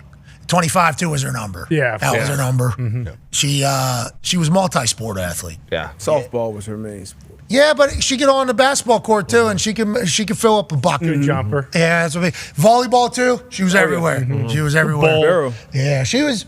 Hey, Stephanie Gorospe was known. Yeah. Hey, who you playing tonight? Gorospe? You got Gorospe? Good luck. Shit. Good luck. You talking about 2-5? You talking about 2-5? Don't even show up. Hashtag I don't want to overreact, but Jets are cooked. Fire Salah. Fire Hackett. Losing to Bo Nix, who only had 60 passing yards. Embarrassing. That many false starts at home? Undisciplined. How do we have AR at QB and get no touchdowns? Same old Jets ruining my life, says Gorospe. That's a good question. First time ever Aaron Rodgers has played an entire home game and had no touchdowns. Whoa. That's not good. That's just football. Fireman Ed was out there doing his thing. Ever. Still could have won, though. You make a kick, you win. Yeah. Oh, blame the kicker. That ball turns right. I'm not blaming him. I was hoping they were going to get a little bit closer. I was like, hey, man, we need to get – let's not – Maybe Aaron's cadence shouldn't be so hard, AJ. Okay, that is a big talking point. Coach Salah comes out and says we're going to have to dial it back on the cadences. Aaron goes, okay. Maybe we talk about the people that can't handle the cadence a little bit more if we're trying to get to where we're headed. Nonetheless, that'll get handled, we assume. Salah and Aaron obviously have massive respect for each other, but when you're in that market and you have the amount of eyes on them that they do, anything that happens negatively is going to be spotlighted. Jets fans 1 week ago were on top of the world. Oh, yeah. Jets fans right now, we fucking lose to Bo Nix and the Broncos. But to AJ's point, that kick goes through. We move on to week 5. That's a dub. Yep. Let's just do that. Instead, now we got a lot of conversations happening there for the Jets. Yeah. I mean, Patrick Surtain had a phenomenal game plan. I know it was rainy. It was wet. Locked up Garrett Wilson. Bo Nix ugly, but he made some plays, made a handful of plays to get him down there in scoring position. But the defense is back-to-back weeks now for this Denver Broncos team, and the defense specifically kind of carrying their team to the finish line. So surprising to see the Jets, especially Aaron Rodgers-led offense, have that many sins, self-inflicted negatives, and then for him to say after the game, oh, yeah, that's one way to handle it. Dial back the cadence. How about some accountability? The other way is accountability, and I'm sure it'll go in that direction. But when you're in that New York media market, everything is going to be put under a microscope for the head coach, for the quarterback. And obviously the team, they live and die with that team. Yeah, in a microscope, but also when the coach says one thing and the quarterback says another, it's no matter where you're playing, it's going to be worthy of a combo. Yeah, especially if one of them's first ballot Hall of Famer. Yeah, absolutely. But if you're talking about Denver, like to what Coach Belichick was saying earlier, like, hey, you win one, then you win two, whether it's ugly or not. All of a sudden, the Broncos might put together something. Yeah, with a defense like that, and Bo Nix doesn't turn the ball over. I mean, is that the first game since what, like 1940? Someone's thrown for only 60 pass yards in one football game. I mean, had to have been. That was rugby football. Yeah, legitimately. What did Caleb throw for week 1? Was it that? Oh, I think he had 90 yards. But you're right. Cortland Sutton had 60 receiving yards. And shout out to him, Big Todd, too. Huge Todd. Huge Todd. Great catch. Fantasy team. It also had, I believe, Derrick Henry dominated. And Travis Kelce's back. Kelsey's back. Fantasy football team starting to move. Look out. Why do we keep getting screwed every week at fantasy football? I mean, well, that's the thing. Here we are up 40 points, and what happens? Tyreek Hill has 8 touchdowns tonight. It's going to happen. Yeah, if it does, we have a conversation to be had with our fantasy football league. Yeah, agreed. As a whole. Yeah, something's going on here. Why are we getting work like this? I don't like it. Not one bit. It's fucking bullshit. Hey, you've been doing a great job as a GM. The record doesn't show it, but I think you've been doing a great job. We're on our way up. I mean, if we get to 2-2 here, we're going to be just fine. Let's go to the next overreaction, shall we? We are losing. Okay, we are scoring a lot of points. Who's the quarterback? Put up CJ Stroud. Put up 140 points. You just got to be like 500 at the halfway point, around there. One game above 500. Something. Well, I'm just looking to be 5-3. Yeah, somewhere. That was awesome. Yeah, all right, let's go to the watermelon guru, William. 711-49156. Feels like X just gave old William a bunch of numbers put there at the end. That's his Social Security, actually. Okay, Bill, 711-491-560. Hashtag I don't want to overreact, but the Colts are going to the Super Bowl. Okay, Watermelon Guru's got it right. AR is the future, but with Joe Cool under center, this team will not waffle. See you in the Superdome, brother. Couldn't agree more. Couldn't agree more. I don't know what's going to happen with Anthony Richardson and his hip. If they're saying he's more healthy and it's not as serious as they thought it was going to be whenever he left the game, and Joe Flacco was just left in there because Joe was feeling it, and if AR can't move and Joe's feeling it, how do we do? But nonetheless, you heard Bill Belichick say, if you got 2 great quarterbacks, that's a good problem to have. Mm-hmm. Welcome to Indianapolis Colts football. Hell yeah. Mm-hmm. That's what we got. And the Pittsburgh Steelers were just the first team that had to witness that and experience that, especially in the Loud House.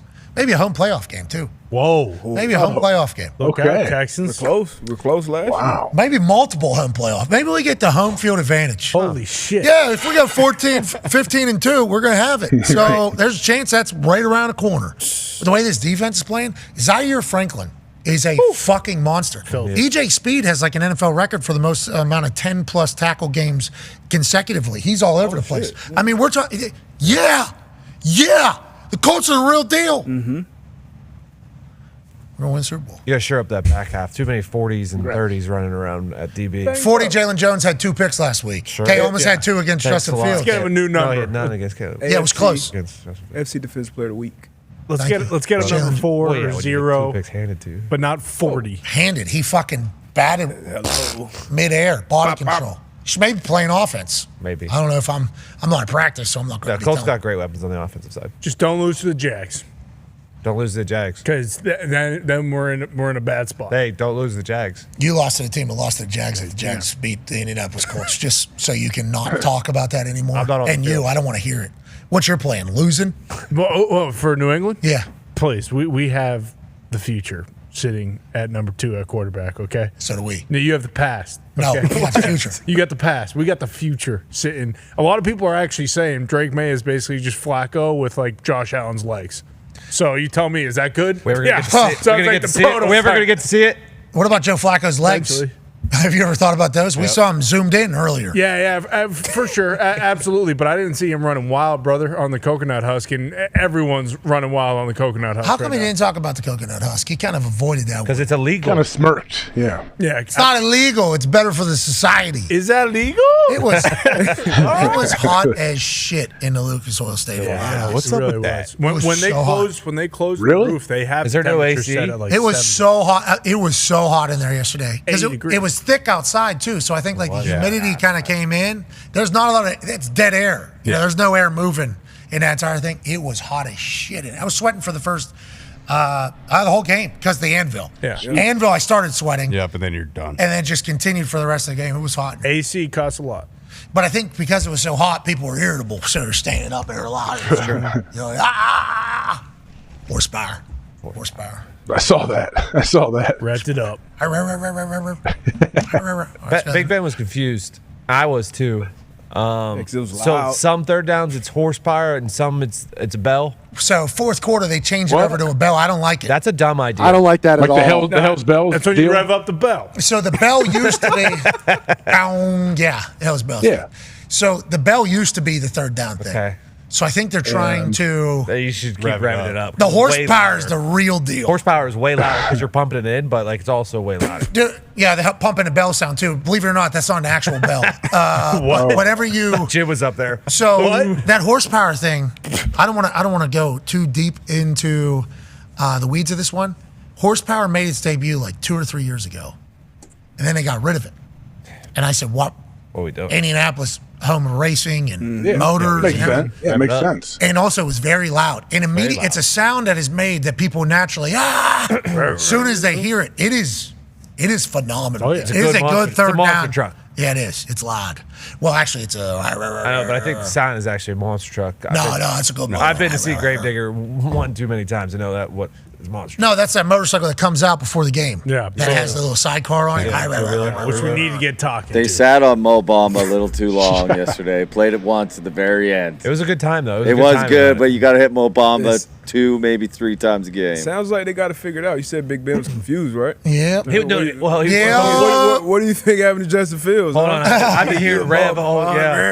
He wasn't wandering around the suite like, what the hell? Yeah. He was confused. I mean, he was a little flustered by the sound. He was talking a lot of shit on the game day experience there. Yeah. Well, you guys debuted a new one too. You gotta plug it in, and it's a cord, an electrical cord going across the bottom. That's been happening, brother. That's been happening, I didn't brother. see that one. That one's brand new. Plugged in for a while. AO hit again. Yeah, the chipmunk we need more thing. of that guy. Yeah, the Gopher's good. It's a good one. Yeah, the place goes. DJ Mojo this weekend filled in for DJ Griff at College Game Day. I heard that. Mojo crushed, I will say. He had sing-along songs but techno beats under him. Those are the best. Yeah, that is. Nice. So sing-along part of song hit, and then immediately we're into. So he was just playing Big Booty Mix. Yeah, it did feel like he was playing Big Booty Mix 2020 or whatever it is. Got a Wally 27. Pipp situation. Or DJ Griff still there. DJ Griff was stuck because of a storm. Mojo came in and held it down, though, I will say. How was Drewski? Drewski, that's my longest time talking to Drewski, like in my life. Mm-hmm. And it was in and out. Good dude, man. Good dap. Good clean dap. Yeah. He knows of the program. He knows of our show, which Those is dudes, those dudes have riders or anything? Okay, so yeah, I'm happy you asked. I walked into the production room Saturday morning, 20 minutes before show starts. I walk in there, and this is where like the meeting room is. They got some breakfast food set up. This is where like the production crew kind of hangs out. Everybody, it's kind of home base in every single college. It can be in like a hall, it could be in like a warehouse, it could be in a stadium, like another sports stadium there. Never know where it is. This one's like right in the middle of campus. Pretty good setup, right across the street to the entire thing. Go room. I walk in there, I look to my left, and it's Drewski's table, and it's his rider. Mm-hmm. Greatest rider I've ever seen. Really? You gotta tell some people what a rider is. Rider is somebody asks for things. So if they're coming to do something, they'll be like, is there anything we can get you to, make you feel more comfortable? Mm-hmm. And then artists have riders. In the past, there have been certain people that have maybe abused the rider situation and utilized it as an added benefit for the gig. So they make people like go grocery shopping for them almost. Yep. So you've heard about these absurd riders from celebrities, from musicians before. There's been people that like only red Starburst or only pink Starburst, like abusing the situation. Lil Wayne's got to go. This is Lil Wayne has a phenomenal rider, which is also a go grocery shopping for me. And these people are going to grab that and take it. It's just part of it's how it goes. Like if people are appearing things. Drewski's rider is my favorite of all time. It's the favorite. He had 8 chicken and biscuit Chick-fil-A breakfast sandwiches lined out one by one. 2 bags of Funyuns. Ooh. Okay.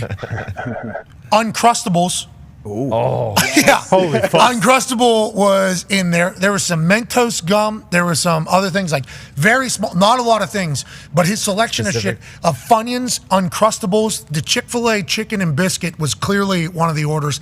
And then I think there was I think there was like a spray of some sort in there. I'm like, Drewski fucking nailed it. Yeah. Everything this dude does is hysterical. And then he came on a program and it was great. I don't know what that yellow hammer drink is that he was chugging down there, though. Yeah, they talked about it.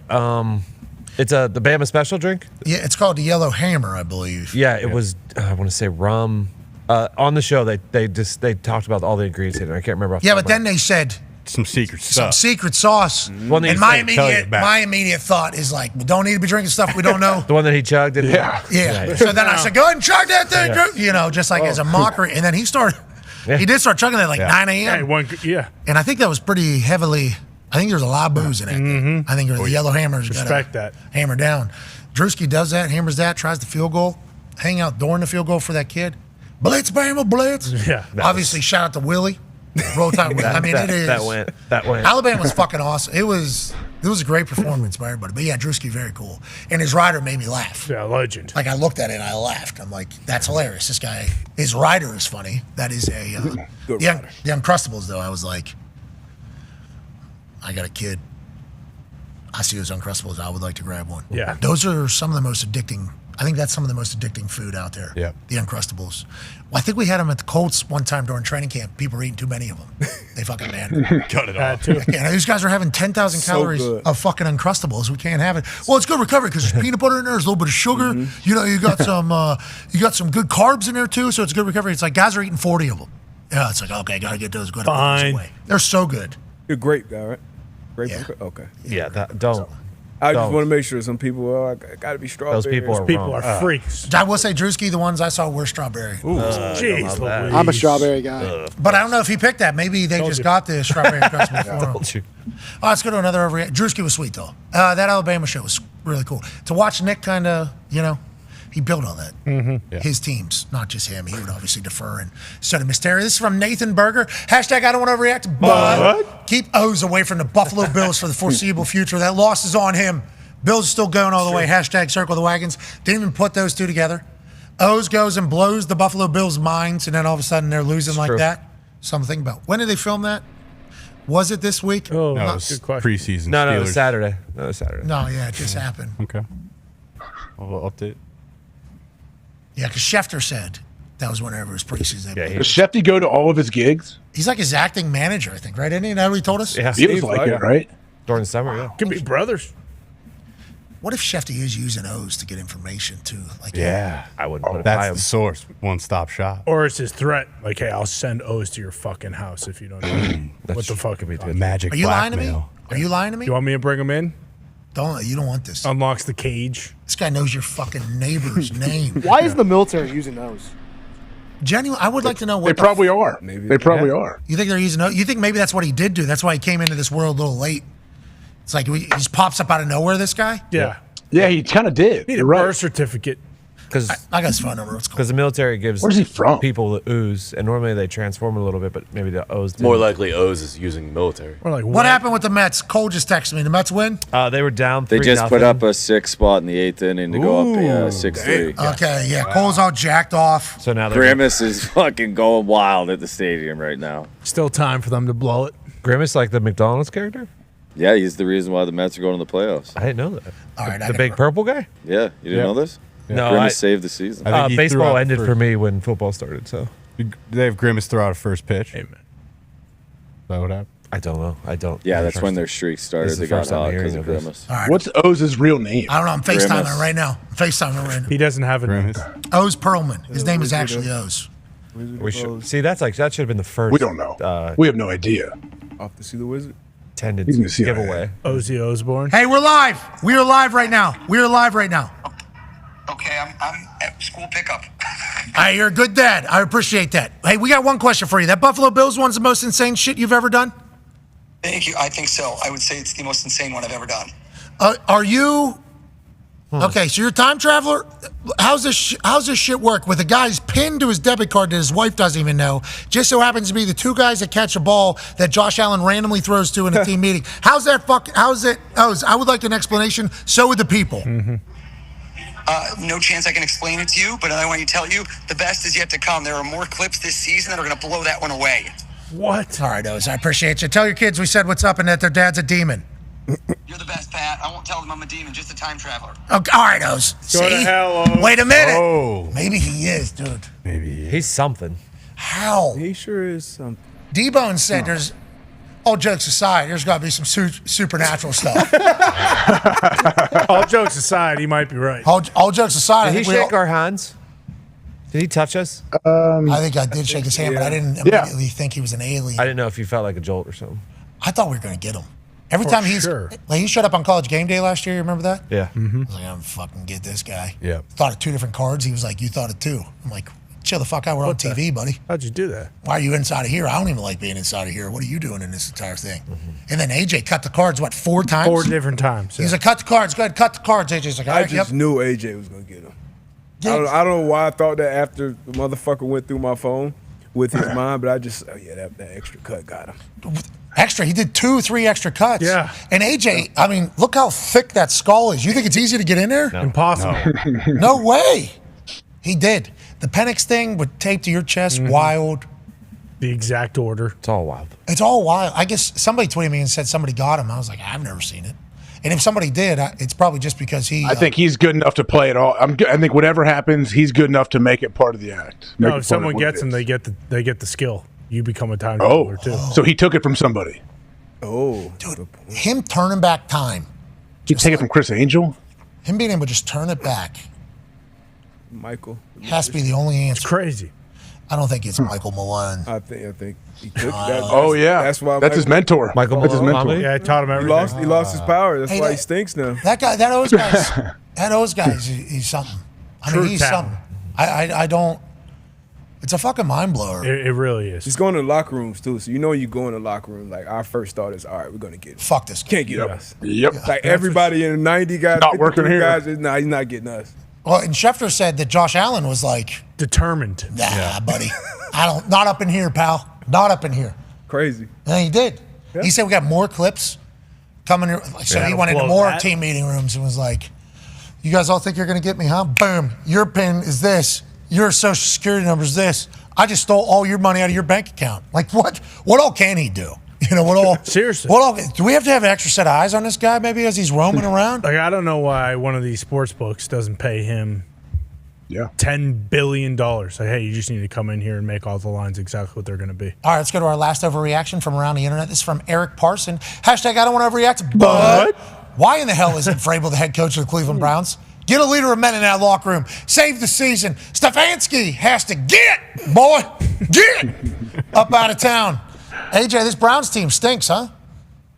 Yeah, it seems to be. They're struggling. They feel like they're some of what the Browns have been going through for the last 30, 40, 50 years. It's continuing to happen. But honestly, that's not a bad take.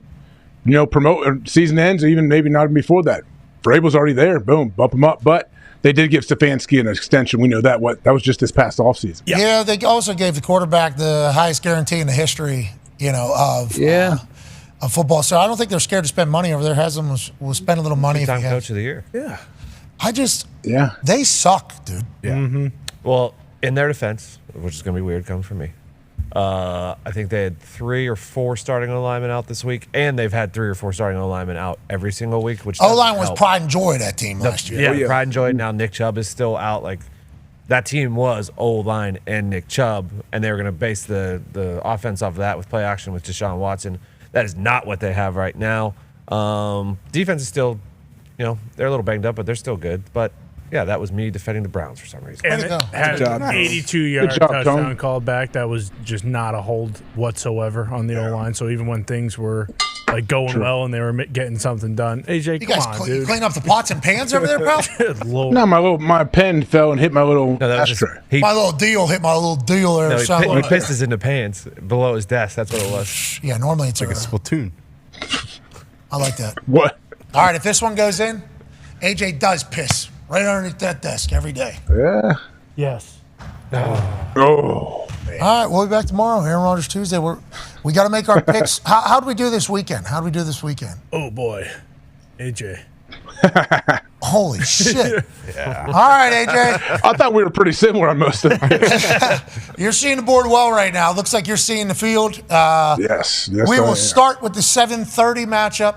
The Tennessee Titans taking on the Dolphins. You see, the Dolphins are favored by 2.5. right there. You see? It's on the Dolphins' word. There it is, yeah. And also on the player on the side, so it matches up for you. How do you see this game going? D-Butt, first, should we be worried about Snoop getting in there over Skyler? Should we be excited about Snoop going in there? How do you think the Titans handle the heat down there? 2.5-point favorites are your Miami Dolphins. You know what? I'm excited for Snoop's start tonight. I think we win at home and we cover. So I'm taking Dolphins -2.5. Okay. Gumpy, I see you wearing a jersey. That man right there, Jalen Ramsey. How do you see it going, Gumps? Yeah, we're getting the dub tonight. I'm all in on Snoop Huntley. He can move. I think Waddle has a big night tonight.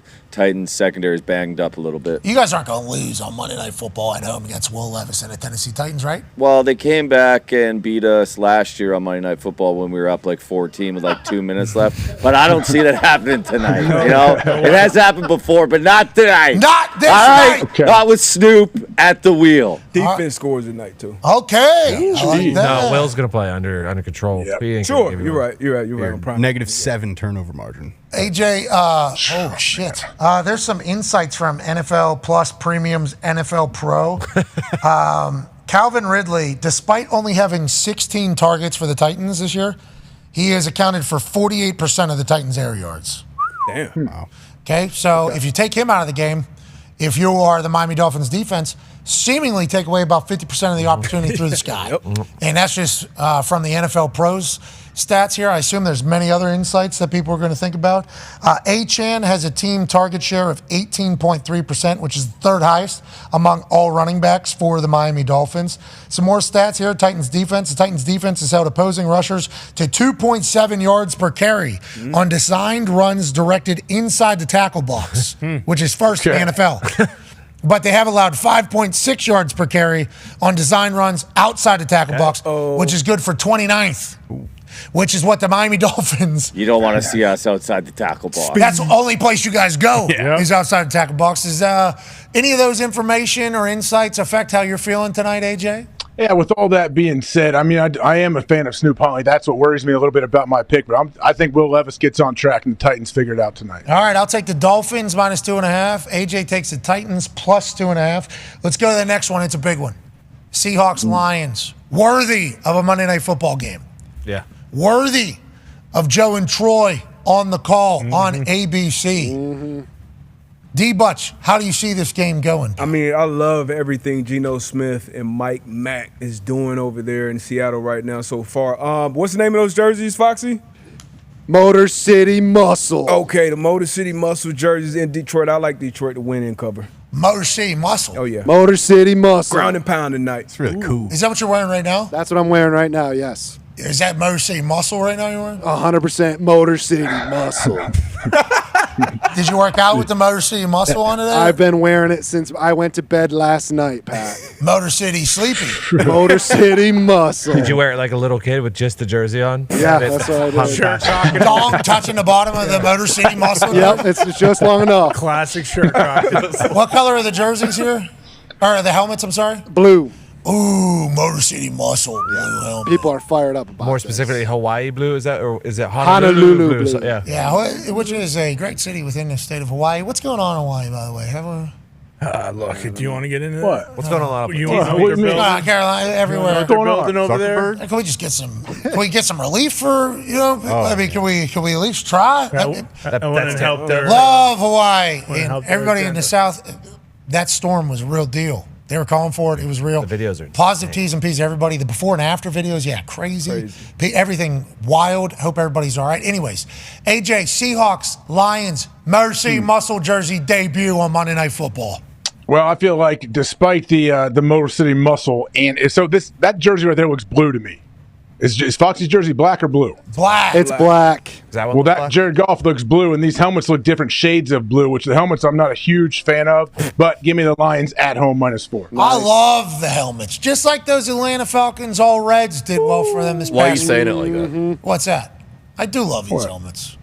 I think it should just went all black with the blue stripe. For sure. I agree with that for sure. Especially if we're going to do some real Motor City Muscle. Yeah. And like how the Ravens looked last night. So cool. Could have So looked like awesome. that. And those blue, nice highlighter color. Great highlight. Perfect. It's a good, it's like a perfect. Good racing stripe. It is good racing stripe, like the old Dodge Vipers. I like DK Metcalf. I like Geno Smith. I like McDonald. And all Seahawks fans are going to say there's no way anybody on this show is going to pick Seattle Seahawks anyways in this particular conversation. And I like to say they are right. Not after what Bill said. I'm taking the Detroit Football Lions. Let's go. It's going to be loud, man. It's going to be very loud. Not as loud. Do they rev it up? Zito just said that Calvin Johnson's going into the Ring of Honor. The Ring of Honor tonight. Nice. Kid Rock will be there. He was in Alabama, I guess. Eminem definitely will be. Eminem will certainly be. Let's assume Big Sean will be there. Are they going to perform it? Are they going to perform or what? Well, no, because Calvin's going in at halftime. It's actually called the Pride of Lions, by the way. That's what they call the Ring of Honor. They're trying to do something they haven't done in a long time. Seattle plus 4. Cool. It's awesome. Big group of them. I like they're adding a member to the Pride. I like that. You know, Megatron hasn't deserved it this whole time. So He got in the Hall of Fame before he got in the Ring of Honor. Make that make any sense at all. That's kind of worrying me, actually. Kind of. And the Seahawks have beat us 6 times in a row. These games are always close. All right, give me the Seahawks. Give me the Seahawks. No, but my confidence is at an all-time high right now. I don't know. I'll take Seahawks. I'll take give me the Lions. Give me the Lions. All right, let's go. Yeah, for the good of Foxy. Yeah.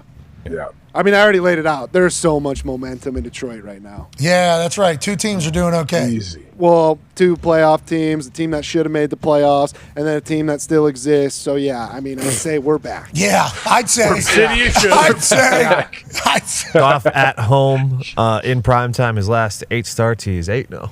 Woo! Oh, primetime. Let me read some of these insights here for a minute. That's primetime golf, baby. No rag now scares me. We'll see how they handle it. Yeah, but you heard Bill. All 4 of their Fresh Kenneth Walker, though. Fresh legs. Okay, the Seahawks defense has 5 players with at least 5 pressures this season, which is tied 4th.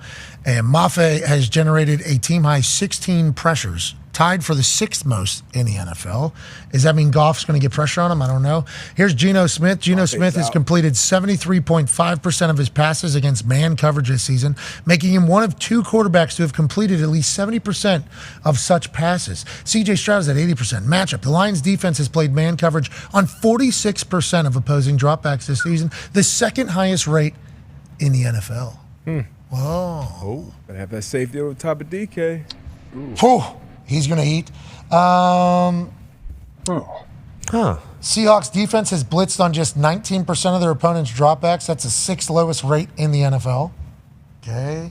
Lions offense the Lions have added 95.1% win probability across their 101 team rush attempts this season. All right. The most. All right. These are good stats. All right, let's get out of here. I like these. How does that help? Any about when 95%? Pride of Lions grows? Is there a percentage of win rush rate against Pride of Lions night? I will say NFL Pro has that probability thing in 2 different columns. They want to make sure you see that. Amon-Ra St. Brown has league-high 18 targets when aligned in the slot this season, totaling 11 receptions for 106 yards. Seahawks defense has allowed a league-low 4.3 yards per attempt to opposing passers targeting the slot this season. I like that one. Okay. Good same game parlay game. Sounds like. You think people are going to go off or not go off? I think it'll be some good stats. Like Receptions, I think rushes, Seahawks lines normally go off. Yeah, last year it was in the yards. 30s. 2 years ago it was 48-45. Obviously much different teams, but very high-scoring games. Shout out to the NFL Pro.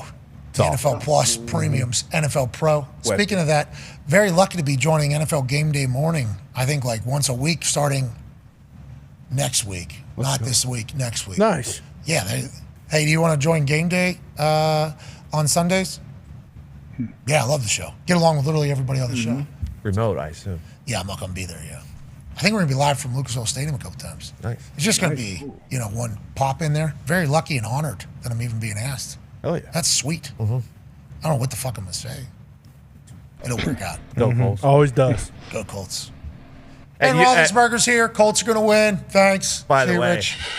you thinking that the NFL wouldn't want the Colts over the Steelers when their star punter has the biggest show? Shut up. I don't want to hear that. Nobody wants the Colts to win. Just like when people were saying, Pitt was saying West Virginia, the Roughs trying to make West Virginia win. Okay. Just want to let you know, I've never been a part of a program that the people, they are trying to make them win. And that's why you keep grinding, baby. Hey, thank you all so much for allowing our Overreaction Monday to be a part of your life. We're back tomorrow with Aaron Rodgers Tuesday. Okay, be a friend, tell a friend something nice. It might change your life, like our friends at Dude Wipes. They took care of my butt all day. Always do. It's a bath for your ass. That's Dude Wipes football. You can get the Dumpkin Spice now available at Target, I think. Yes, Target only. Exclusive. All right, we're in this thing together. Team on me, team on 3. 1, 2, 3, team. Goodbye.